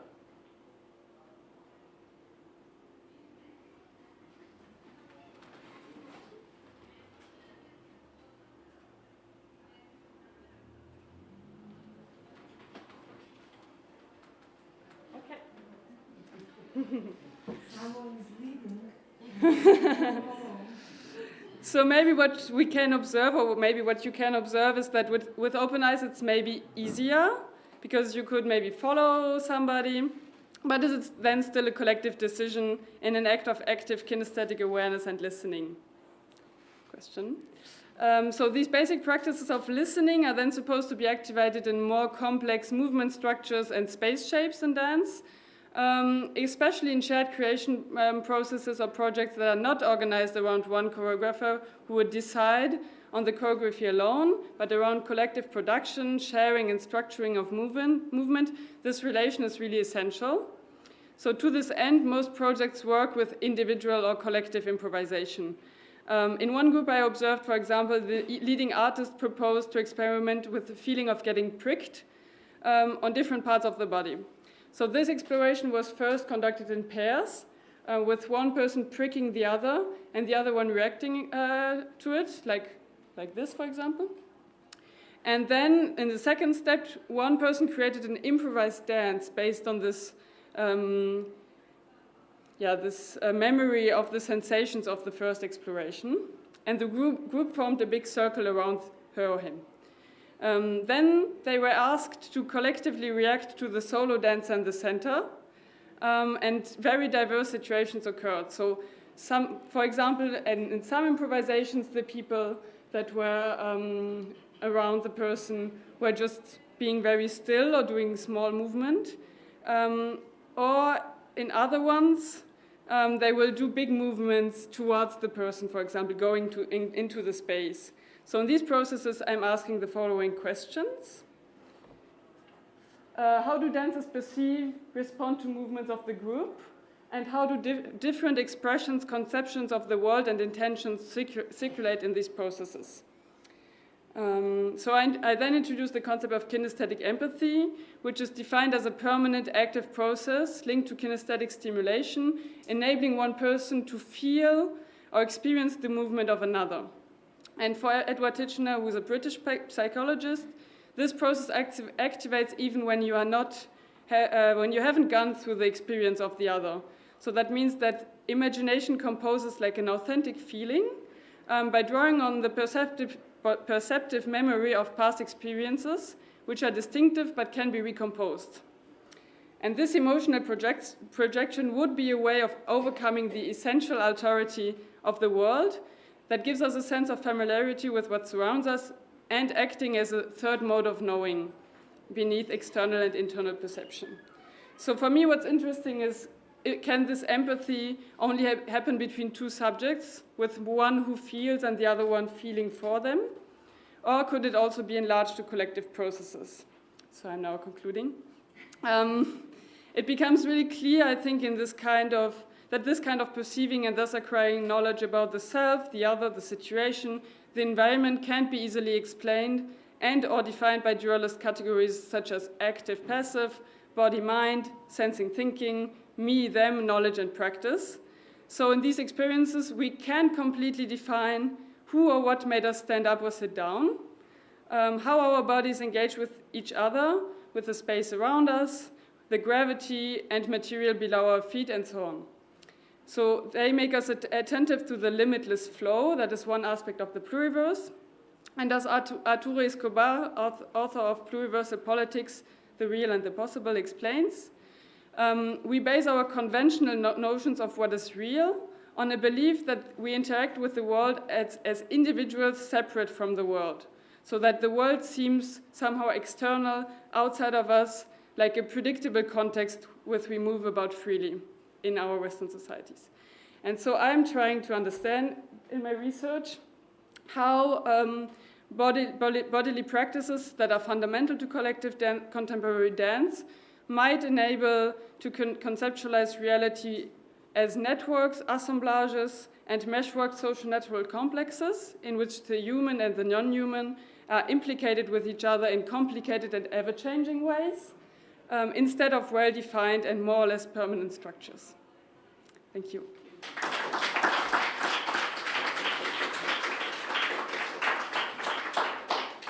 Thank you. Are there comments, questions? Stand up.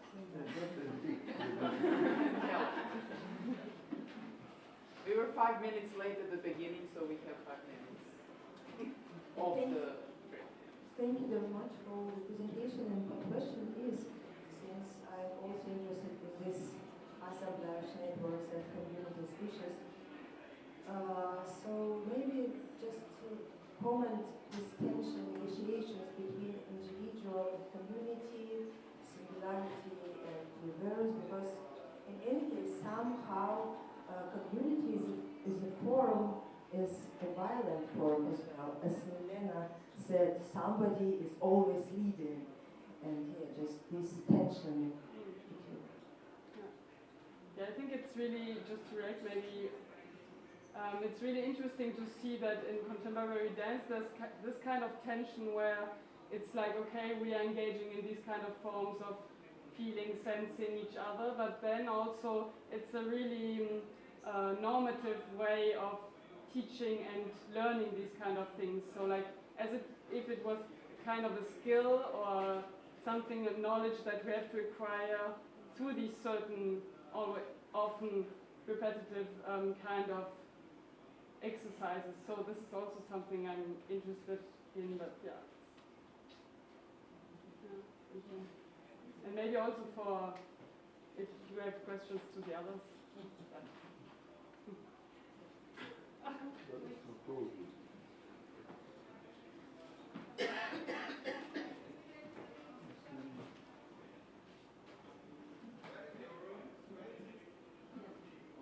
Well, thank you very much for the fascinating presentation.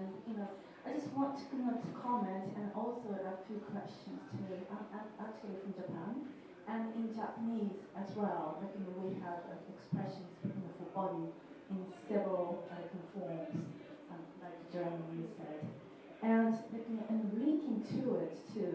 The one is about the physicality of the body, and the other one is spiritual and the physicality of the body itself.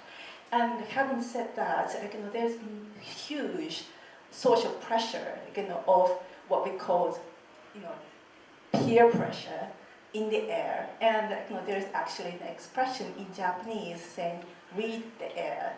And that is something that we are actually being taught at school from very early age on, maybe from kindergarten sometimes. And reading the air is the first rule that you have to learn in society, how to survive in groups.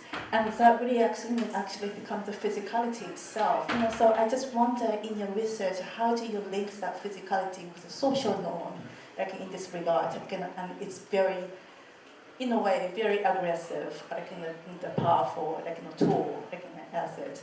Thank you. Thank you.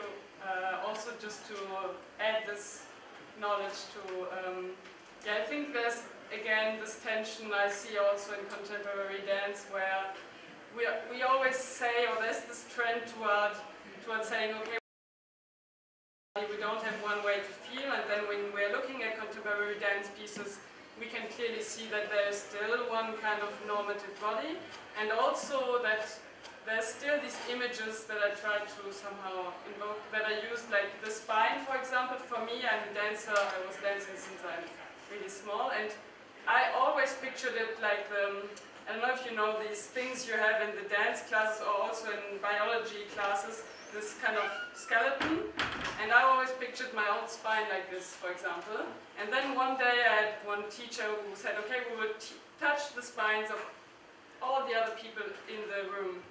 And this was like some kind of revelation, which is like really weird to think that nobody really talked about this before, that all physical bodies also are just so different, even if we think that, okay, we are skinny and tall and we're dancers and so we all look the same, even if on stage people would think that we look this or that dancers look the same, there's still really much big difference on how our bodies are formed. I don't know if this answers, but it's just relating, making me think about that. But maybe you want to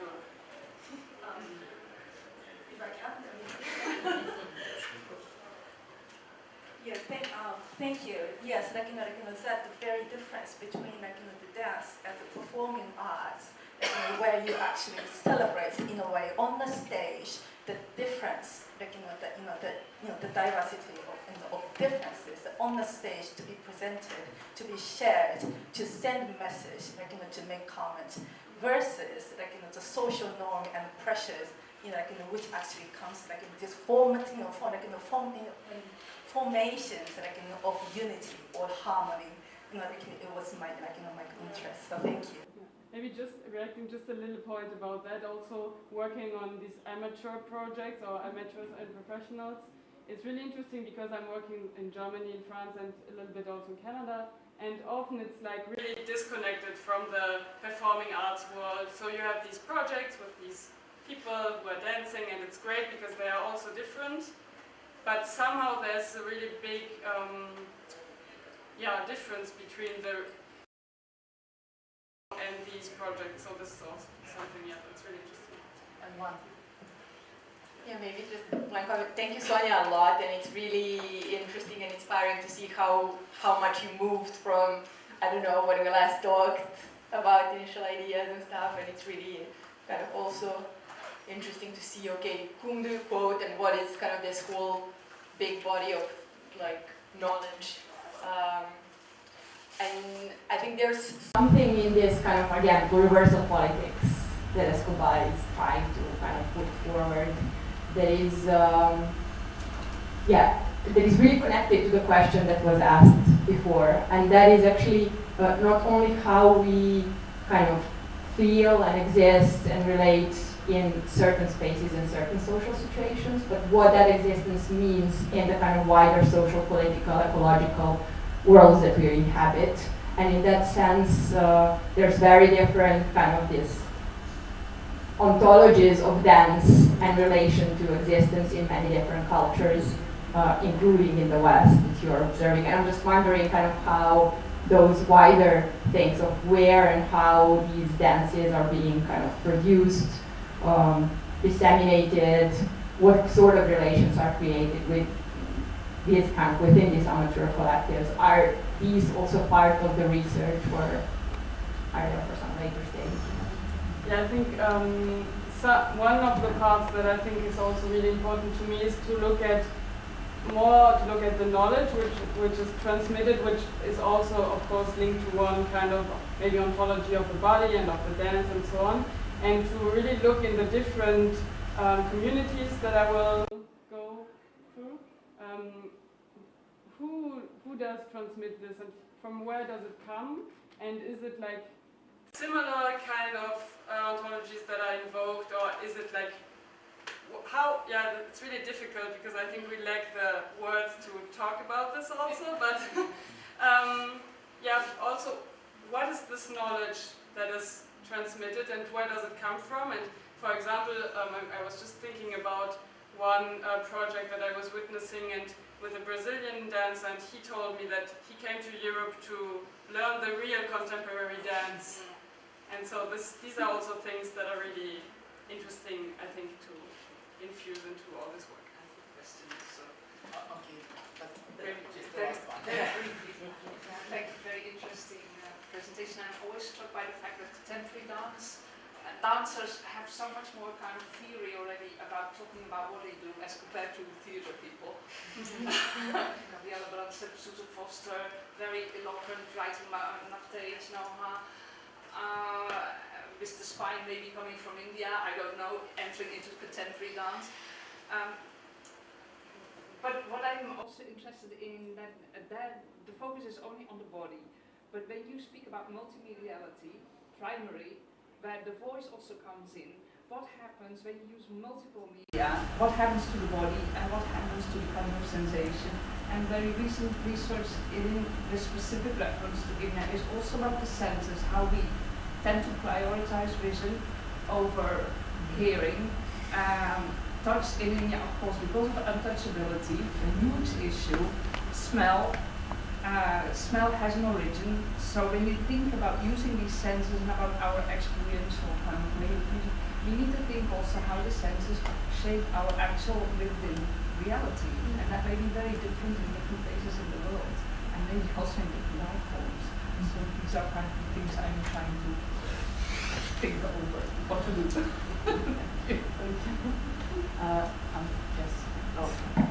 I would stay here like forever. I'm looking at the organizers because we are already off the time. One small little. Okay, we have one little question. Okay, so my question, well, if we want to think about the subaltern and decolonizing the way in which we talk, we have to think about what contemporary dance has done to the image of what a woman's body should look like.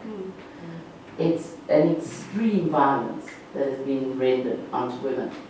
And if you talk about contemporary dance on the African field, they certainly will not want to be skinny and tall and thin, because then they would not be dancers.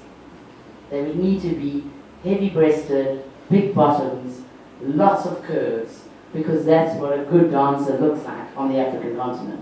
So there's a lot of work being done in Africa. A colleague of mine is doing work about black bodies in dance.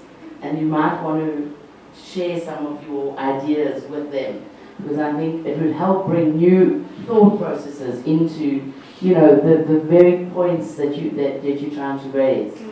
And just to say one more thing, I'm part of a dance program. I'm a dance instructor myself, and it's called Nia. It's a Swahili word that means with purpose. Everything we do has a purpose.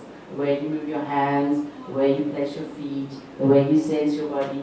And we call ourselves sensation scientists. So just to reflect back on what you were saying. Thank you very much. And all the presentations were really interesting. And I think the point you made now about singing and voice and all of those issues around what does audiovisual media do to the body in space and sound, and how do you ever reflect that? And why have they been removed? Yeah, exactly. Because they were there, but they've been removed in many traditions. And in NIA we use voice. Voice is one of our movements, is voice. I would like to thank not just all the speakers, but actually to all the participants. Thank you for helping us envisioning, but also sensing and feeling another world, another perspectives, and actually coming closer to utopia. I would say it like that. I really wanted to say, because we really started from decolonization of the knowledge through care and relation, through utopia, or going to utopia. We raised awareness of our bodies, of our movements, of our feelings towards the environment all around, and I think that after this session we just can contemplate on everything actually we've heard and said. Thank you all.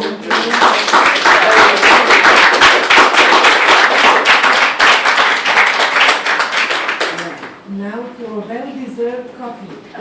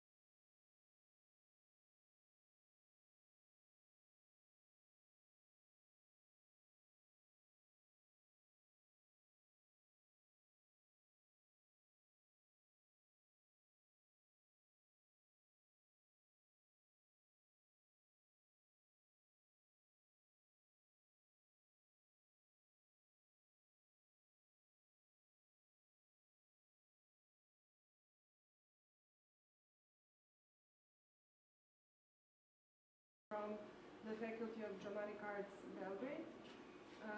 And we are the team of 5 institutions which gathered around the project. From the Faculty of Drama Arts, Irena Ristic, Professor of Psychology and Theory of Art, and me. Vishnia is from the UNESCO Chair in Cultural Policy and Management at the university, and also Teams Faculty for Sports, and you changed the name, so Sports and Psychology. And we have a bigger team from the Faculty of Architecture of Belgrade, whose representative today is Daniela Rodić-Milovanović. We also have members from the Faculty of Fine Arts, Belgrade, and Institute for Economic Sciences. So this project was funded by the newly opened Science Fund of Serbia. And the call was very, very competitive, so we were very lucky to get this support. First of all, when we started, we agreed on establishing an advisory board, whose representative we have today, and I would like to thank her for being present. She's reading something on her phone. No. I was just saying that the project has an advisory board, which is international. And they really helped us a lot in some phases. So I will briefly present the project, and we will together discuss what we did so far, but the main idea of this presentation is to discuss issues and questions that we addressed or we faced so far. So we would really like to hear your ideas and opinions and maybe suggestions related to what are we doing. So the EPICA is an acronym for Empowering Participation in Culture and Architecture, Activating Public Resources for and with Local Community. So this is the title of the project. And it is connected to the topic of this conference and the Shaking project in two main points. One point is the theme, the topic of engaging communities, people who are maybe not that much involved in the mainstream dominant cultural life. So to activate, work with them, learn from them, work with them, help them and participate in their efforts in activating some public resources. So in certain ways we're working with subaltern groups, knowledge, and so on. And the second main point is innovative methodology. The Shaping project is also about finding new research, teaching, learning methodologies. And the main methodology and the main innovation of our EPICA project is our idea to realize EPICA Living Lab, which is based on the methodology of participatory action research. Participatory action research, from how I understand it, but we can also talk about it, is a methodology where researchers, people from academia, enter the field, participate, co-create the research, and come with the findings together with the community, people, other professionals, various groups of stakeholders, in order to realize a concrete action that will have a concrete social impact. We planned this EPICA Living Lab for the third year of the project. Now we are on the middle of the second year. The first year was dedicated to discussing the notion of participation, which was a delicate topic for us because we had different related to what participation is and should be. We have a glossary of participation, which will be online very soon on our EPICA website. In the second year, we split into 3 teams, which are doing 6 case studies. 2 case studies in the field of heritage, 2 case studies in the field of contemporary arts, and 2 in the field of architecture and public spaces. And based on the whole experience of the first 2 years, we will enter into one community and try to participate in their action of conquering a certain public space. So this is really in short. If you have anything to add or ask immediately, please do so. Just to repeat for those who came afterwards, the idea is to really hear your concrete suggestions, ideas, and support us in realizing our project in the future, because this methodology really is experimental. We're learning in the process. So I would like to ask my colleagues from the team to share their experiences, impressions so far, maybe to say what were their concrete engagements and what they did. And so let's start with that and then Vishnya, can you maybe start? Yeah, I can start definitely. Hello everyone, you again.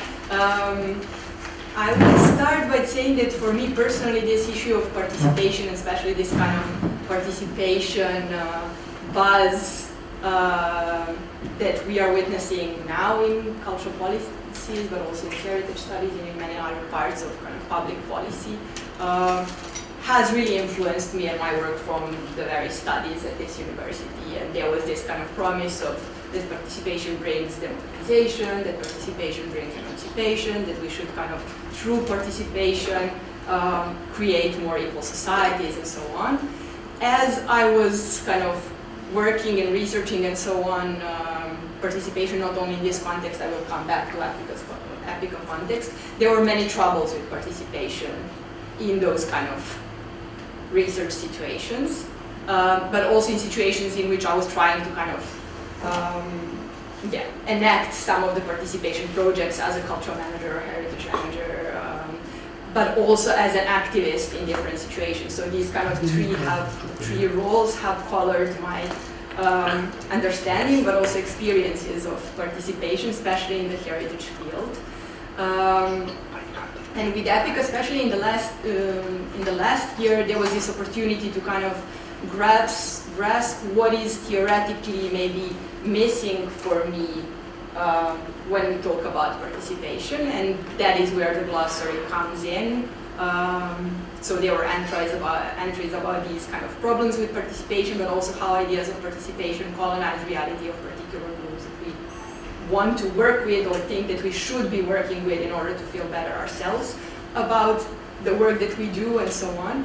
But also entries on kind of participation in more the human world and what that means, kind of thinking about buildings and grasses and animals and plants and media technologies in a way how they shape and participate in different processes of shaping reality. But now in this moment we are in the I don't know whether it's your sound. Can we maybe just turn on this mic?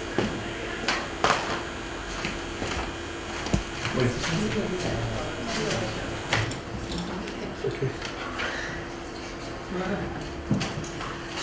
When I said that technologies are participating, this was a very good example in this mind.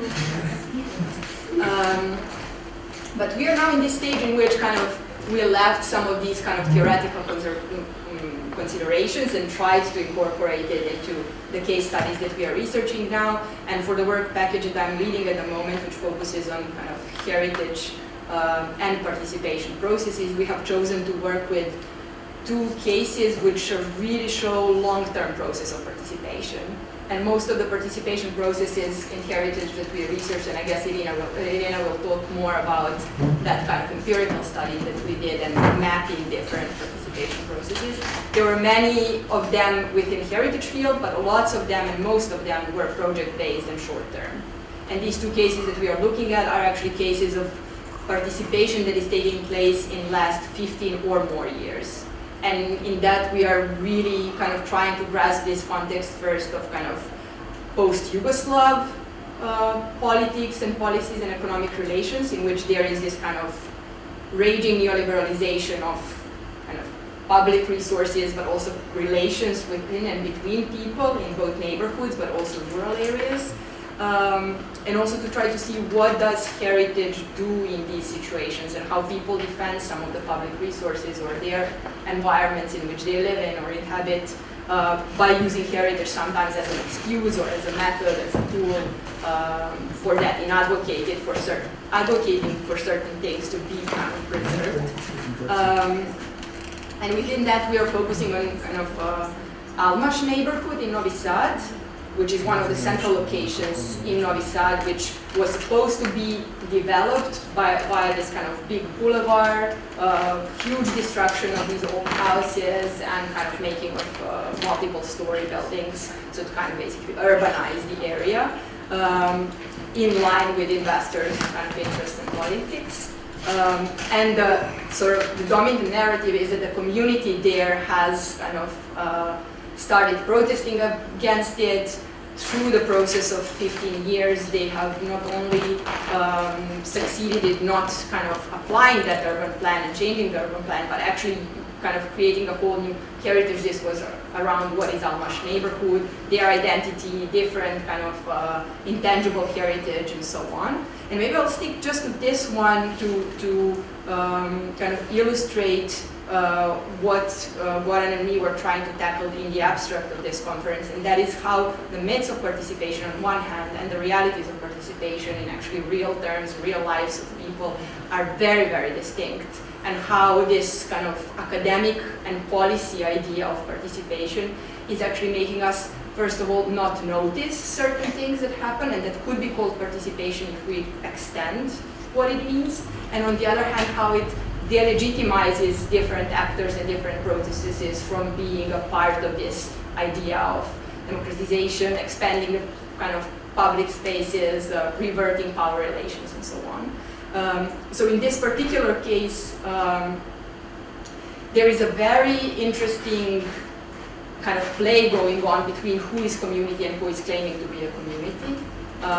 And there is this group of more or less middle-class people who inhabit the Almash neighborhood, who are at the forefront of defending the Almash neighborhood in the last 15 years, joined by some of the kind of outsiders, again, kind of middle class, not heritage professionals, none of them is a heritage professional, but they are kind of lawyers, doctors, sociologists, and so on, who are kind of defending this idea that they should be preserved as this kind of old neighborhood. Some of those who are insiders are claiming themselves to be these kind of old-timers, that they are the ones to be preserved and their life practices are there to be preserved, and against this raging development of the new rich that want to come and inhabit the area. But on the other hand, who are those that are left behind? Majority of actual population that lives there. And actually there's kind of who are either working class people or Roma community, which is there, who haven't been actually engaged in this, or who have been engaged but in a very different way.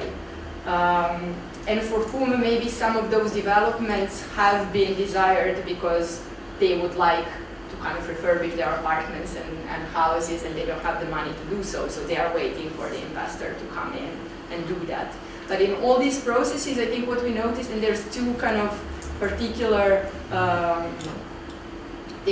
theoretical perspectives that I want to share of people who have been writing about some of these processes. One is Japonica Saraceno, who is talking about this kind of virtual marginality and how in the processes of gentrification of the cities, actually preservationists or heritage professionals are trying to look for those old-timers who actually explicate this idea of authentic inhabitants who are part of the community, and they enact this kind of way of living that is considered worth preserving, while kind of ignoring everyone else. In the US context, those ignored are usually Black and Latin, Mexican, Asian, and so on people, even though they inhabit these places for kind of several decades.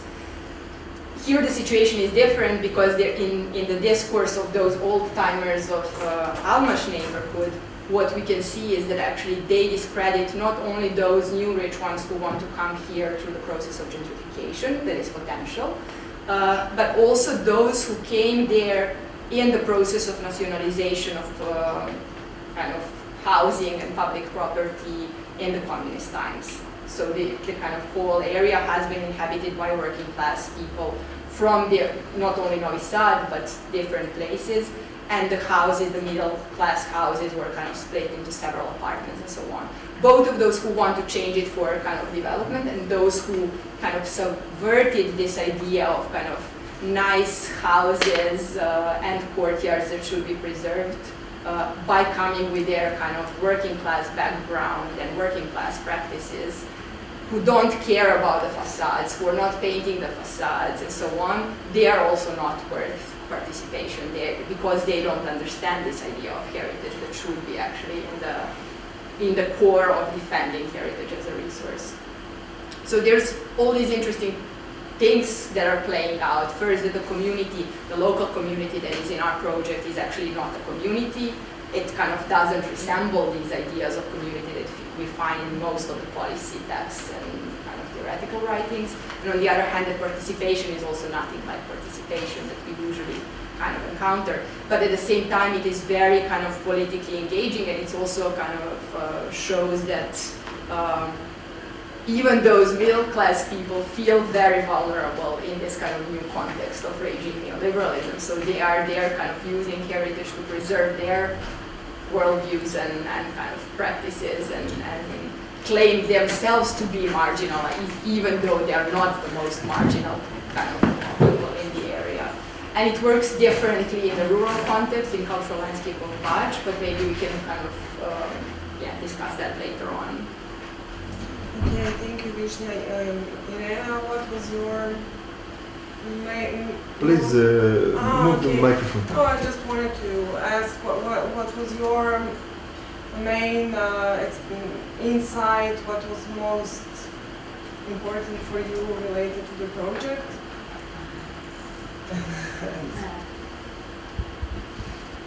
During first year, we had, Vishnya already mentioned,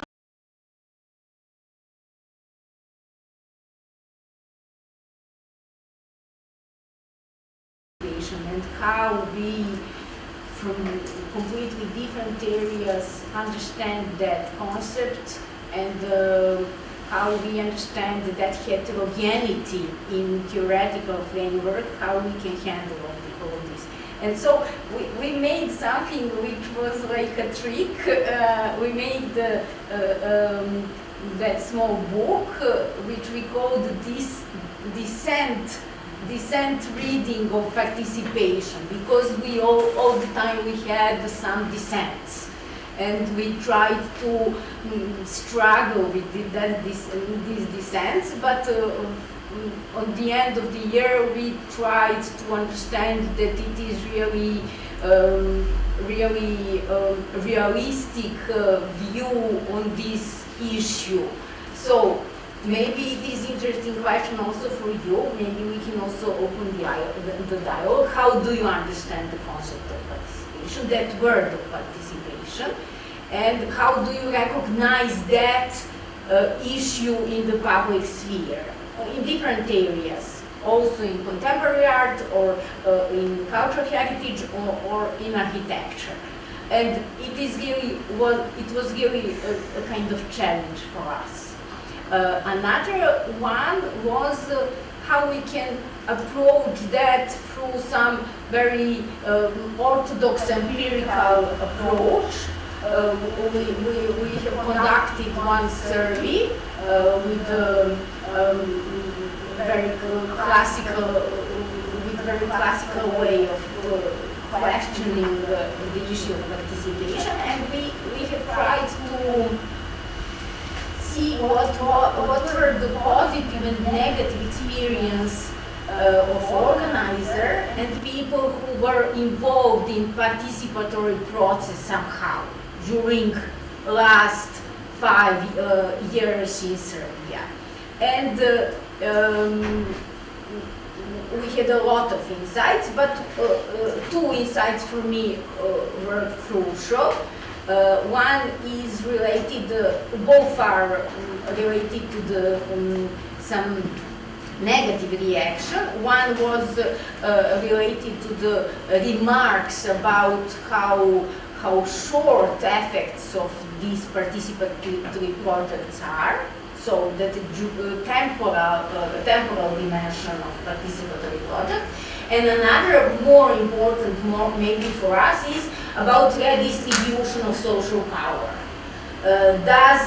Is it really true that participatory projects are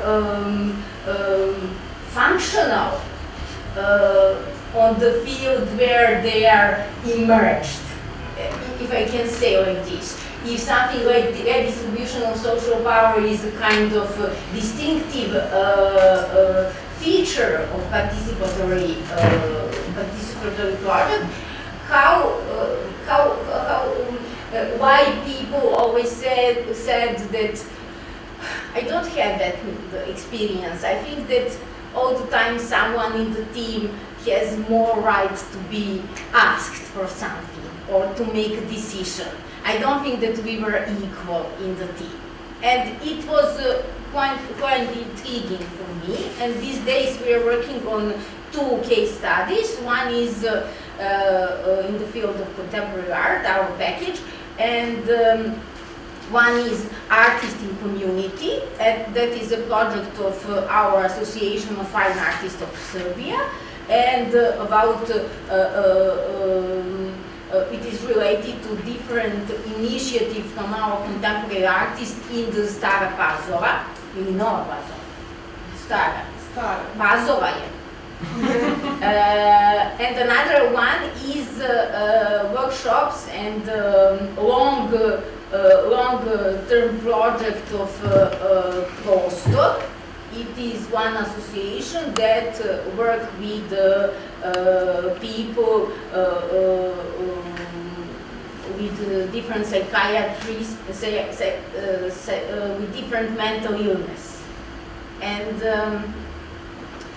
what is the main issue for me these days? Maybe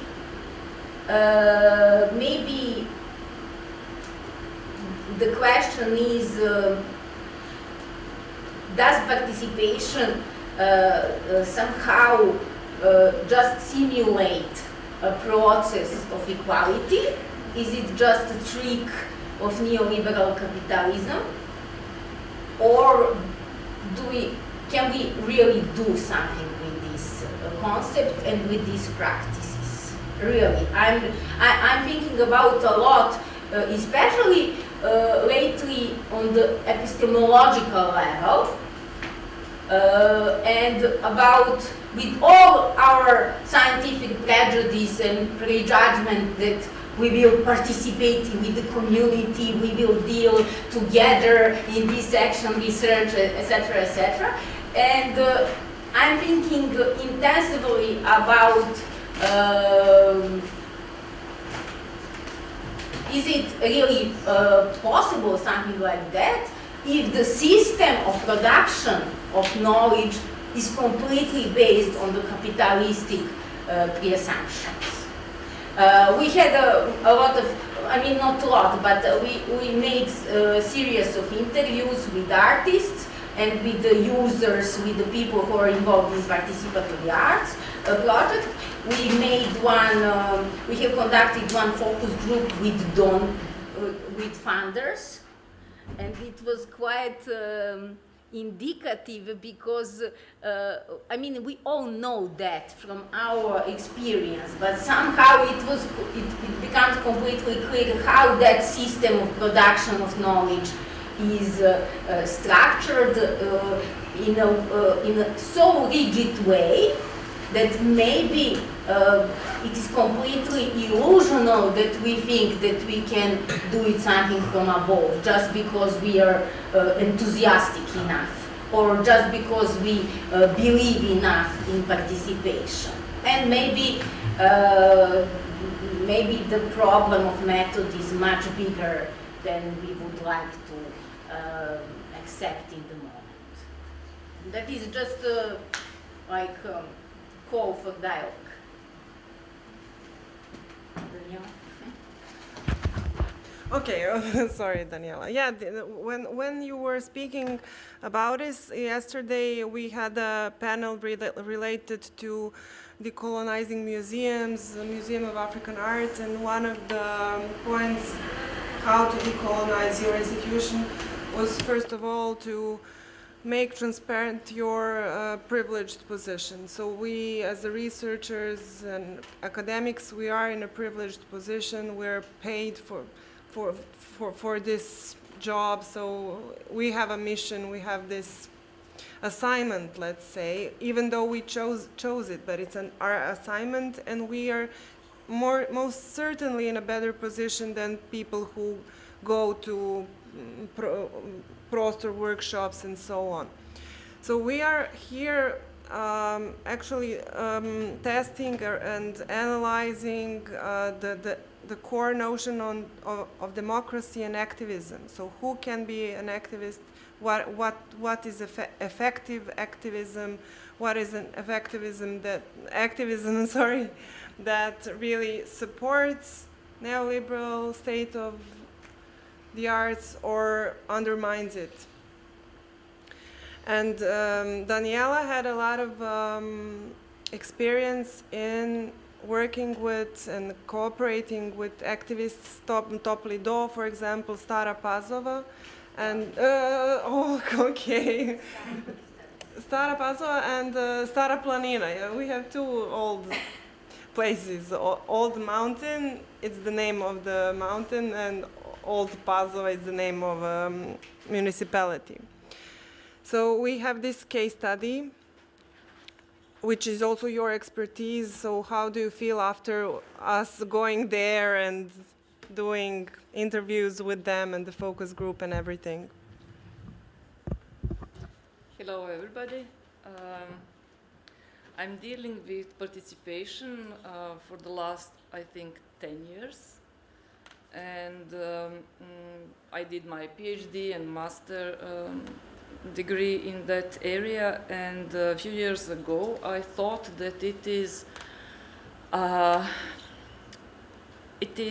too much for me, because everybody is talking about participation, and I cannot offer any new knowledge in this area.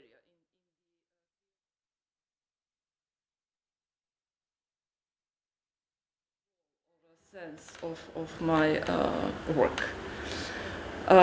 because those words and those concepts, I feel that they are emptied of their content, and they are used for manipulating all the way for, in my case, space production.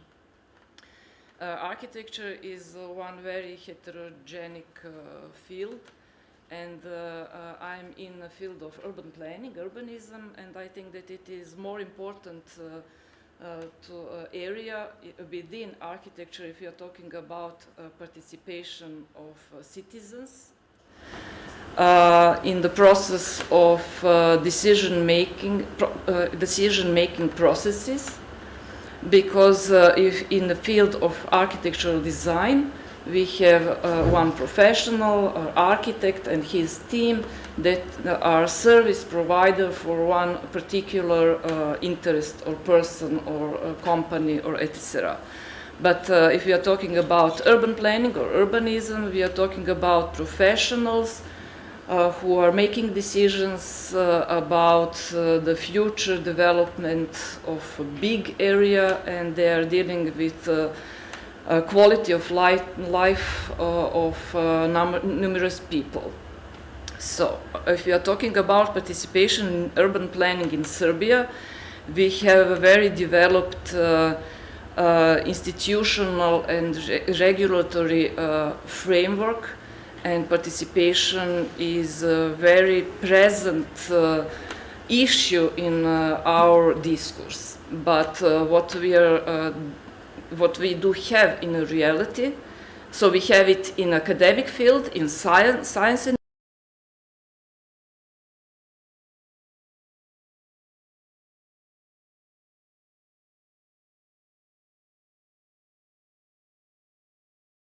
veil or some kind of tool to hide real aims and goals of people from, let's say, business and political elite. And a few years ago, I have found a way for my practice as a professional, as a researcher and as an educator at the Faculty of Architecture, when I met people from Stara Planina who were dealing from 2018 with the problem of building micro hydro plants on Stara Planina. And it is our issue, us as architects and urban planners, because we are involved in the producing all those documents in, from the planning till the construction permits. So we have to know what micro hydro plants are. So I asked and I communicated, established communication with one civic initiatives from Stara Planina in order to find out what they are defending from and for. And since then, we did research on those villages. I met inhabitants of a few villages, and we actually find a way how to join our professional work and expertise and efforts with their interests and problems that they are dealing with. And those are villages that are disappearing, that are getting older, and public resources that are neglected, unused, and within our system usually sold to those who have resources to buy them. And with this experience, I have jumped into this project, and I felt frustrated few times because I came from a field where participation is prescribed, it is obligatory, it is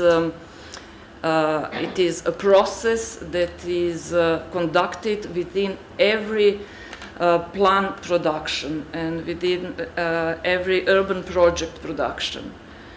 And that's why I had a problem to understand what are they talking about, how can participation can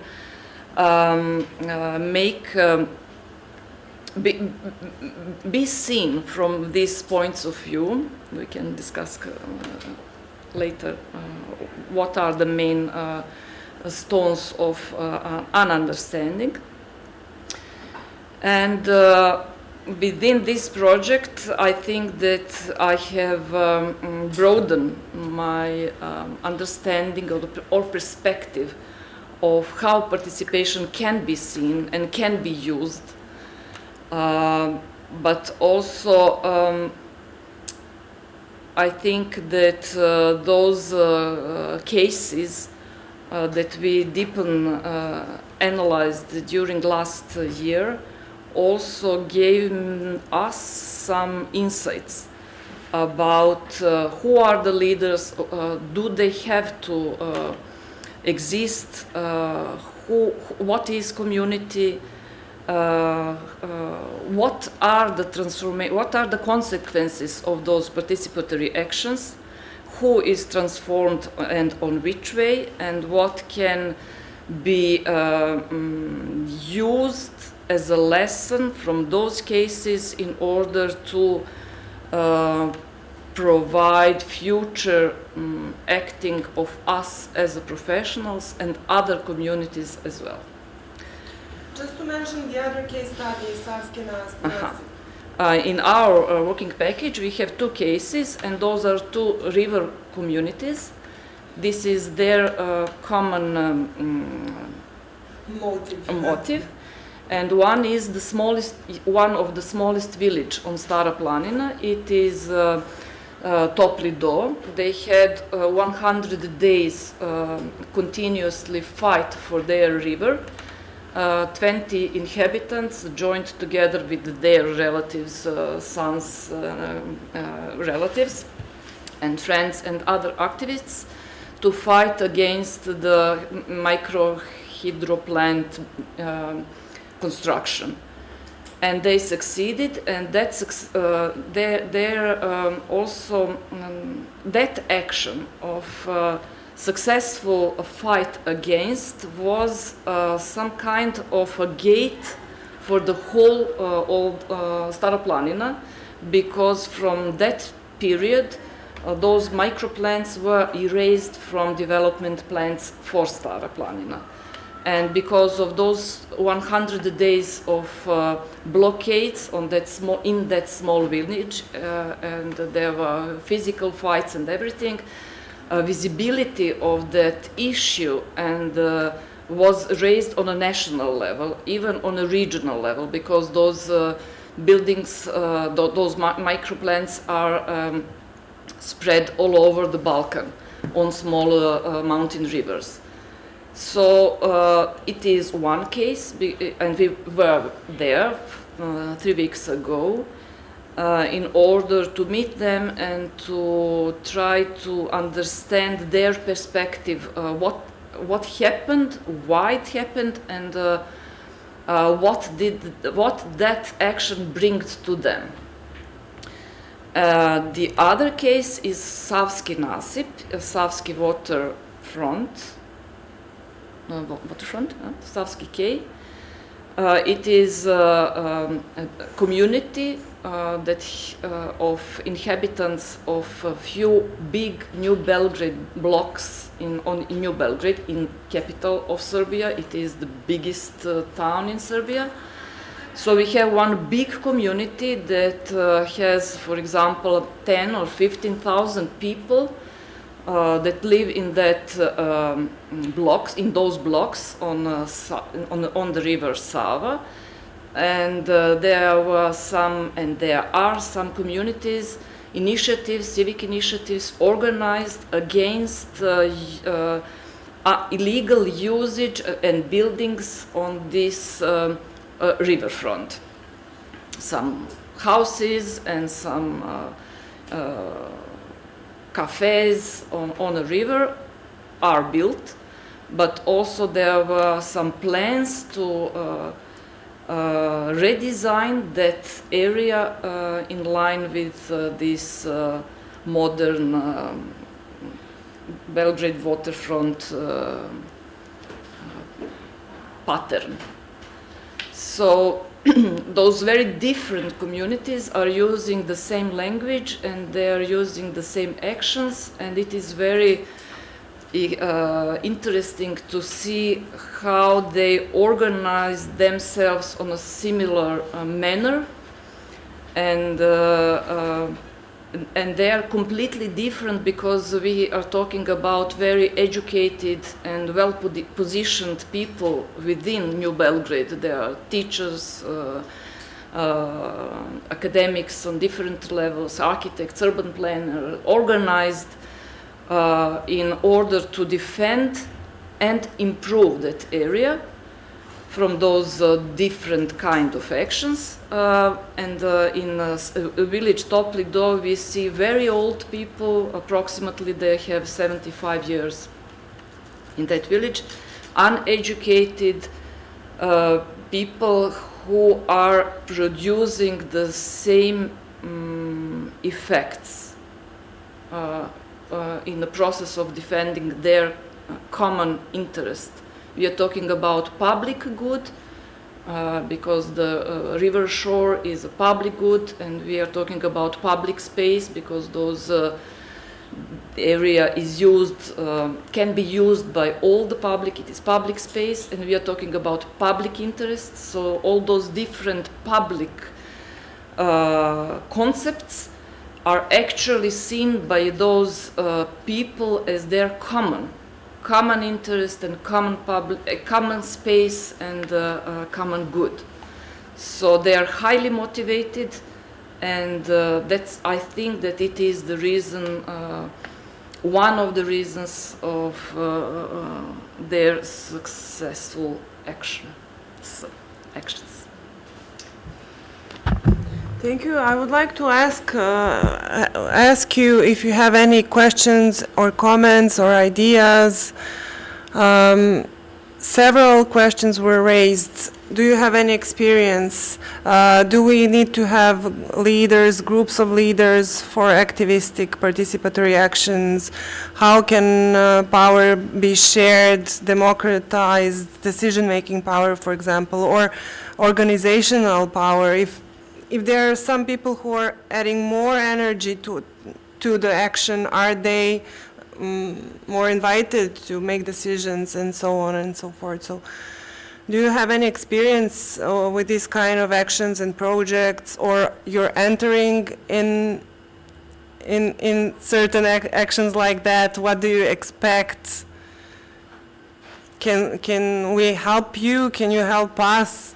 Is there someone who wants to join maybe next year? Because we're gonna do something actually in the field.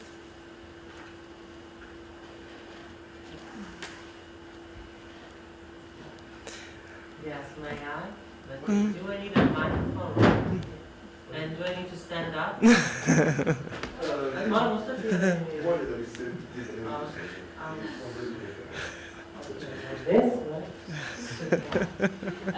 Oh, my camera is here, finally. Okay, so, so, well, actually, I'm part of Youth Biennial organizational team. Professor Nina and Virginia know, but also we planned on inviting Professor Irena to help. You know what? Да. Yes, exactly. We actually wanted to invite you to help us shape some ideas or something. So, but we are still. I hope that you will be invited. So we will meet there. Well, also here, of course. And I think personally, there is a big issue about this participation right now this year, because we planned on joining different marginal groups to the final exhibition of the Youth Biennial in September this year. But we haven't found the right ways to, embrace those diversity and to really be, I don't know how to say, but to really be a medium to represent them properly. For example, we had an idea to invite some of Roma artists from Serbia, and somehow, I don't know, the idea just, we lost it. So, and we are trying during this campaign that we would like to initiate this summer, for example, we will invite retired people, users of Red Cross, to work with us and to make some workshops. But is it still, like enough? And where is enough? So, what? I don't know how to. Yeah. So I'm really confused. I don't know what to say.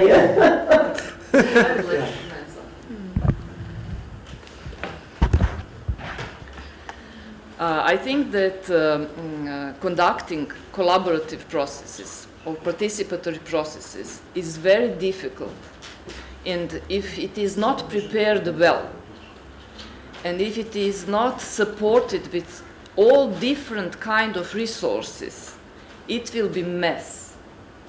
It will be, I think that they then produce more damage than that they are not conducted at all.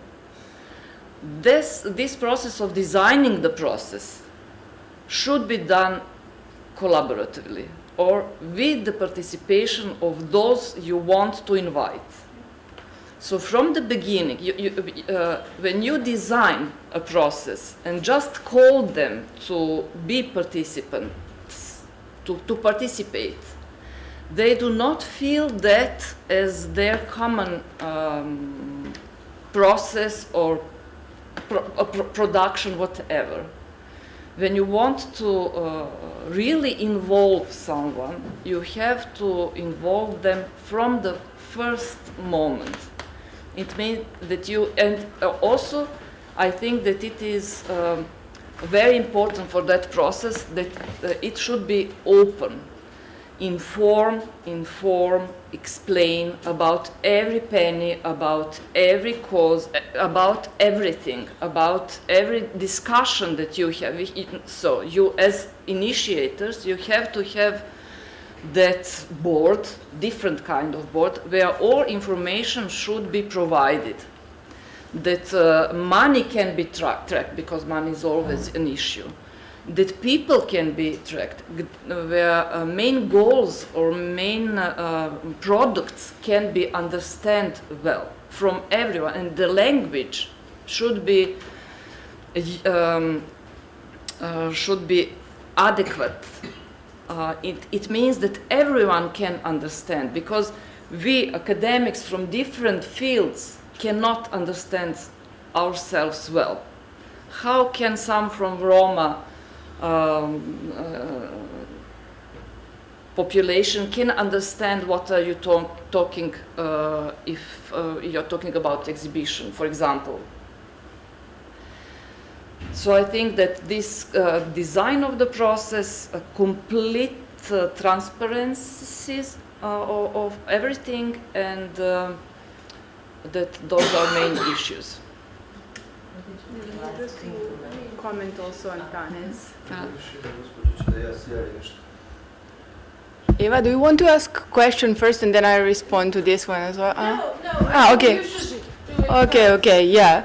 So I think when I might have a slightly different opinion from Daniela, just because I think there's very kind of normative, planned, managerial approaches to participation are also an issue in itself. Like there is this kind of one proper way of enacting participation in which kind of you plan everything, you invite everyone, there is this kind of pre-assumption of democracy and democratic process and equality and so on. In fact, many participations, when they happen, and many kind of successful, in a way, processes of changing the understanding of a place, of a community, defending some of the public resources and so on, much more messier and complicated than this very kind of well-tracked idea. And they are not like that only because someone has mistreated participation or because someone wants to, just use it in a tokenist manner. There's kind of actions in which kind of people give everything they can at that moment from the position they have and from the interest they have, but that still doesn't involve everyone because not everyone wants to be involved either. And I think especially when we talk about heritage practices, I think two of our cases are not the cases in which kind of a museum enacts participation process. So you go to a place, you do some participation there and you leave. Basically people live in their houses, in these environments, they participate anyway in how heritage is being kind of made, reenacted, transformed, and so on. So claiming that someone is not participating is a kind of ontological mistake in a way, because they do participate, but just in a different way than you planned. And then I think as researchers, it's really important to also notice those ways of participation and see what kind of politics do they enact, what do they transform, what do they assume, and so on. That doesn't mean, and this is why, for example, I feel very I avoid doing participation practices and going to the field, kind of using also this language of going to some field that is empty field, going to a community that I'm not part of.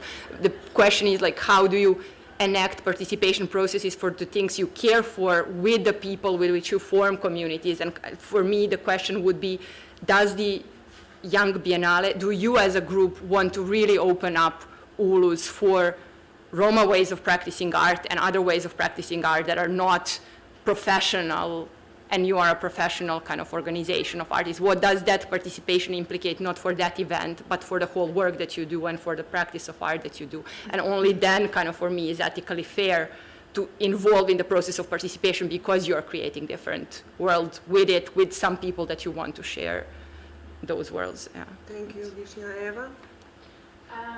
Yeah, hello. I think I can follow up on what you Please just... close the microphone. Okay. Good. Doing what you say. Yeah, I think I can follow up on what you just said, Vishna. My name is Eva. I'm part of the Shaking project team. Because my question would be like this really fundamental, fundamental question, if the hopes we put into this idea of participations aren't in vain from the very beginning, because participation means that there is something already preset. There is a project that wants to be started, to be in process, and to end somewhere, which is already quite predefined. Not totally, maybe, but somehow. And so participating in this thing is only sort of legitimizing what has already been preset. So I would say the participating would, in a real democratic way, would just be joining interests, joining maybe also different perspectives on one neighborhood and different modes of living in it, doing with it, arranging it for the better or for the worse, and just, you know what I mean? So I think it would only be a process in which people are participating together to do something, when there is this joining of interests. You know what I mean? Yeah, thank you. Irena, I also have something, but I'm sure you have something to say. I was just thinking about, I mean, you are completely right, but that is the case when you have an external enemy, like Rio Tinto. But what happens when you are enemy? What happens when you are enemy, but you simulate that you are one of them? Because the question of, I think that for me, the crucial question in the participatory projects is it goal to raise social cohesion in the service of labor market, to produce cheap labor powers, как се каже снага, радна снага, cheap labors, or do you have a goal to evoke a class struggle? And I think that for me, it is much important for me to inquire my position. And when I come in some sensitive group or population for disabled from different resources, I'm the enemy. I mean, revolutionary intellectuals appears at the first place as a traitor of the class from which he comes from, as a traitor of the class. I mean, this is not my sentence. I think that is paraphrase of Louis Aragon from the first edition of Commune. So 100 years ago he said that, something like this is paraphrase.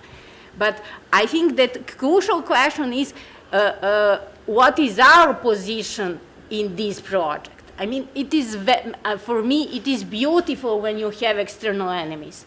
Oh, Rio Tinto, yes, we are fighting against Rio Tinto. So, but we are the class of coordinators in this system. That is, intellectuals are not naive class. I mean, all kinds of artists, professors, scientists, all people from the middle class are class of coordinators of this system. So, I tried to respond to you and to you also. What is for me crucial issue? What is for me crucial question in order to find sense to participatory project? Otherwise, I will just be a RoboCop of neoliberal capitalism. If you understand me. Yeah, I think.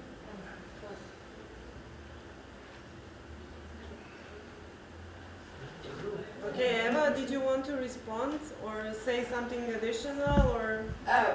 No, I think I can relate to what you said. Of course, that's a bit what I meant. That it's I think that this externality of persons who want to engage, want to engage in or want other people to engage in a participatory process. This externality is sort of dysfunctional for really having something communal, I think, and I think it, I can imagine a very interesting process involving intellectuals, involving academics, etc. But if they themselves are concerned, for example, by some maybe some external enemy, or if they, you know what I mean. So if there is a common interest, you can always find a language in order to communicate about and to share opinions and strategic thoughts about it, and to plan actions, etc. Okay, we have two hands raised. Hi, my name is Boris. Coming from art, architecture, heritage, urbanism, everything, and I feel just right time now to jump into the whole subject here. First of all, we're talking completely broadly about things. It's just like so many things are set here on the table. Dealing with the external enemies, dealing with internal enemies, dealing with participation. When does the participation become activism? When the activism is positive for society? When it becomes negative? Dissecting the levels of society that actually don't correspond, don't communicate to each other, like intellectuals and I don't know, like workers and Romas and whichever group we do now. So it's impossible to jump into everything that we touched upon, but I just wanted to jump into something that I'm also personally, maybe in this very particular moment, more interested. And there was something that Vishnya mentioned, and I think what she was talking about, at least how it came to me. And that's this thing about participation, that there is this passive participation of the biggest part of the society. And I think that's the major thing that can be improved, and it should be improved. And it's not about going to people and calling them to come and to become activism. It's just really, really important thing to understand is that most of the people are silent. There was a massive study and research that was done by the press agencies all together, and this thing was going on for 20 to 25 years, and they figured out that like something like 55 or 60% of all the voters in the whole world, we're talking about beautiful democracy, that actually they never ever express opinion, and that you cannot actually even really affect them. I mean, we're talking about people who actually choose how we're going to live and how we're going to vote and who are going to be the government. They're the people who are completely not vocal and silent.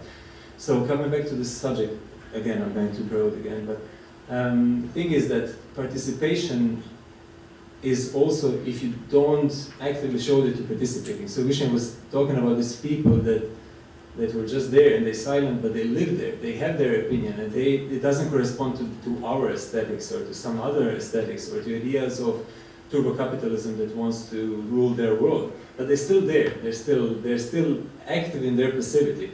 And I think most of the time it's a question of how to reach to these people and make them not to become activists, but that's actually the majority of the people. So actually how to understand their ideas and where they're coming from and how you can get in and to try to affect their sentences if we put ourselves in a position that we are supposed to educate them or to explain something to them, because we are coming from this ruling thing and that we don't want to become enemies to ourselves.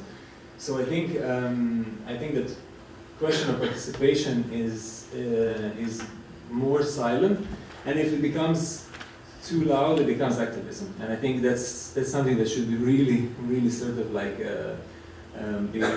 be sort of dissected between or set into two different categories almost. So anyway, I think that my idea of participation is that just terminology of participation can also provide something that is actually passive, and that's really interesting, and that part of the society is actually what I'm really interested in, because that's what defines our lives more than anything else. So thanks. Thank you very much for the comment. We have another comment, or thank you. Yeah, I think continuing from this, I mean, activism can be super silent, no? I mean, you can have practices every day that change stuff that like people maybe will only realize in 10 years, I don't know. Like, yeah, so there is this kind of idea that participation is the other, that that we have to somehow invite someone to, and I think this is also, yeah, what you said, Vishna, this kind of, I mean, are we in community? Are we a community? What is community? Who is there? I find it like when people say participation, my first question, usually it's like, okay, so you talk about community and getting people involved and all this. Who is your community? Who is your community leader? Because this is another like thing people say about this, which is like, in what participatory projects do you participate yourself as a resident? Because we are not just academics, we are also living somewhere, and to me it's super strange when there is this kind of idea that participation is something other people do, and we make other people do. So yeah, to kind of make it about bring it into our own realms or understanding it as something we do together. And also really something we do, so we can theorize all we want, but I think working together towards a particular goal or doing something in solidarity or in community or whatever, it's something you do and people can join, and they may leave if it's not their goal or they don't feel they are connected to it, or they may stay. You can't force this kind of thing by saying, oh, this is how we have to do it, or this is how. Also, even to explain it, does it always make sense? Because I can explain to you what is my theory behind it, or why I think in a certain way, but actually there will be people who join because of that theory who really don't like the practice, but there is also really lots of people, in my experience anyway, that join that will never engage with that theory, but really are in the practice. So yeah, I don't know, maybe I'm talking in abstract, but I think it's really important that the doing and the being in a space together, and not because that's something we have to do or other people have to do, but because we are together towards something. Thank you. Mrs. You excellent use the mic. 10 points. Okay. Yeah, I think I would definitely reckon what you said and that position in which kind of when I talk about people who participate by living somewhere, I don't think that they don't participate or that they participate in a wrong way. They participate in a wrong way from the eyes of, for example, heritage professionals who see one particular kind of way of valuing that particular space or buildings or their kind of intangible heritage or whatever. But at the same time, I think there is kind of in one level of analysis, it is very useful to distinguish between this kind of us as academics, heritage professionals, journalists, and so on. On the other hand, many of the participatory processes, or at least these two, and then many other that I was involved in, are actually combining these two kind of groups, or actually multiple layers of groups. And even in Stara Planina, in Toplido, it was also kind of activists from Belgrade and academics from Belgrade coming there so that the media has come there and so on. So it is this kind of process of legitimization of local struggles, which is ugly in itself, but at the same time, it's very kind of powerful as an act of sharing the privilege you have at the moment as an, whoever you are, like middle-class academic, professional, and so on. So I think these shouldn't be underestimated. There were many people who are kind of caring for some things even though they don't belong there. They can't claim that they're old-timers or that they are authentic community there. And I think this is kind of also one of the important myths about participation that we should somehow revert, and that is this very essentialist view on who is the community, who can belong or not, and that you, as someone from the outside, cannot belong, that you can come in, do something, and then go out, but without reverting some of the, or you want to revert, but there is still something that is kind of authentic there that should be, especially in the heritage field, that should be kind of protected. And for example, in the case of Bač, but also in the case of Almaš neighborhood, through the process of participation happened not only the kind of transformation of identities and how people perceive themselves in their relation to the place, but also what happened is this sort of status change in which, some people did get some of the symbolic kind of power that they might not have otherwise, or some of the resources that they might not have otherwise, which they did need in order for some struggles to take place. So I wouldn't say that it's always kind of academics and professionals and so on come in and do something bad and everything that the community does is good. In case of Bač, it is a very multi-ethnic space with more than 20 different communities living there. And most of the people who you can say participate in heritage, and this is kind of the carers of heritage, for example, some of them have their own ethno houses and they preserve some of the clothing, dances, this and that. They usually did it in a very kind of one ethnicity way. Only when there's kind of this discourse of multiculturalism and transculturalism and interculturalism throughout history of that place started being grasped by someone from the outside, they actually started connecting between each other and seeing, okay, what sort of connections these cultures have and how the space and the cultural landscape actually shapes their way of living, making them much more similar and much more resemblant to each other than what their kind of ethnic imaginations or ethnically motivated politicians would like them to say. So there is always someone else also who is kind of shaping the imaginations of people, whoever we are. And that's why I think participation is always this kind of dynamic process of social transformation, but what we are transforming and for whom and how are the questions to ask. Just to jump in a bit, because I think we're a bit short on time. And I wanted to give also one perspective and related to the issues that we raised. And it is about the roles, because it was, this topic really emerged. So what our roles as academics, coordinator class, those who are passive. And I would draw our attention to Chomsky, who was talking about manufacturing consent on the state of the arts of the society, which is completely unequal. He says 20% of academics, coordinator class, cultural managers, they're the ones manufacturing, their consent to the state is being paid by higher salaries in academia, museums, and so on. So we are the ones silencing the majority. This is what Chomsky says. Richard Wolff also says it. He's an economic working at Harvard University. He's one of the rare left-wing economists. He explains it very clearly. If you have a capitalist who gives 100 dinars to workers and sells their work for 200 dinars, he robs them. He's taking this 100. And what does he do with it?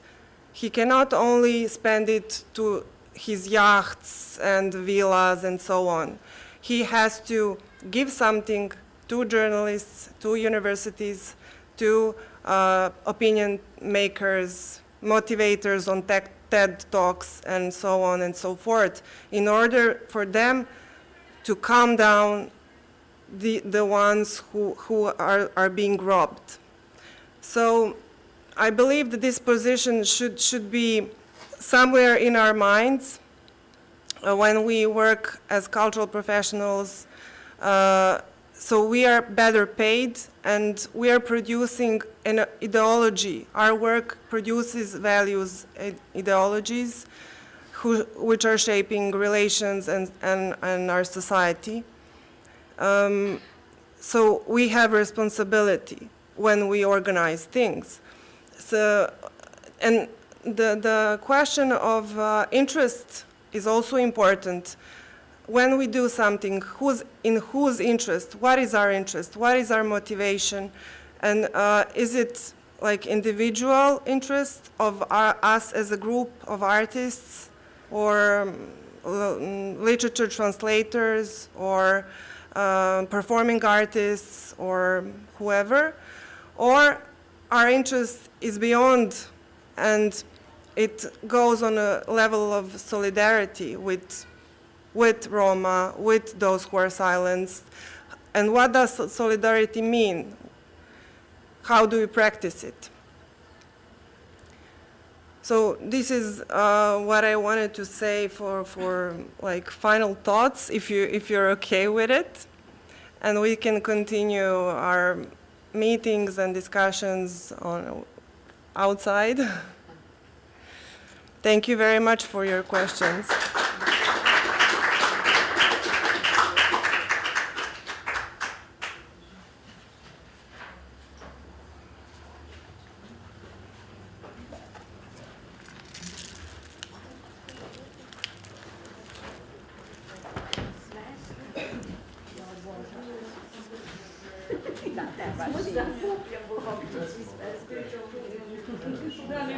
Inside,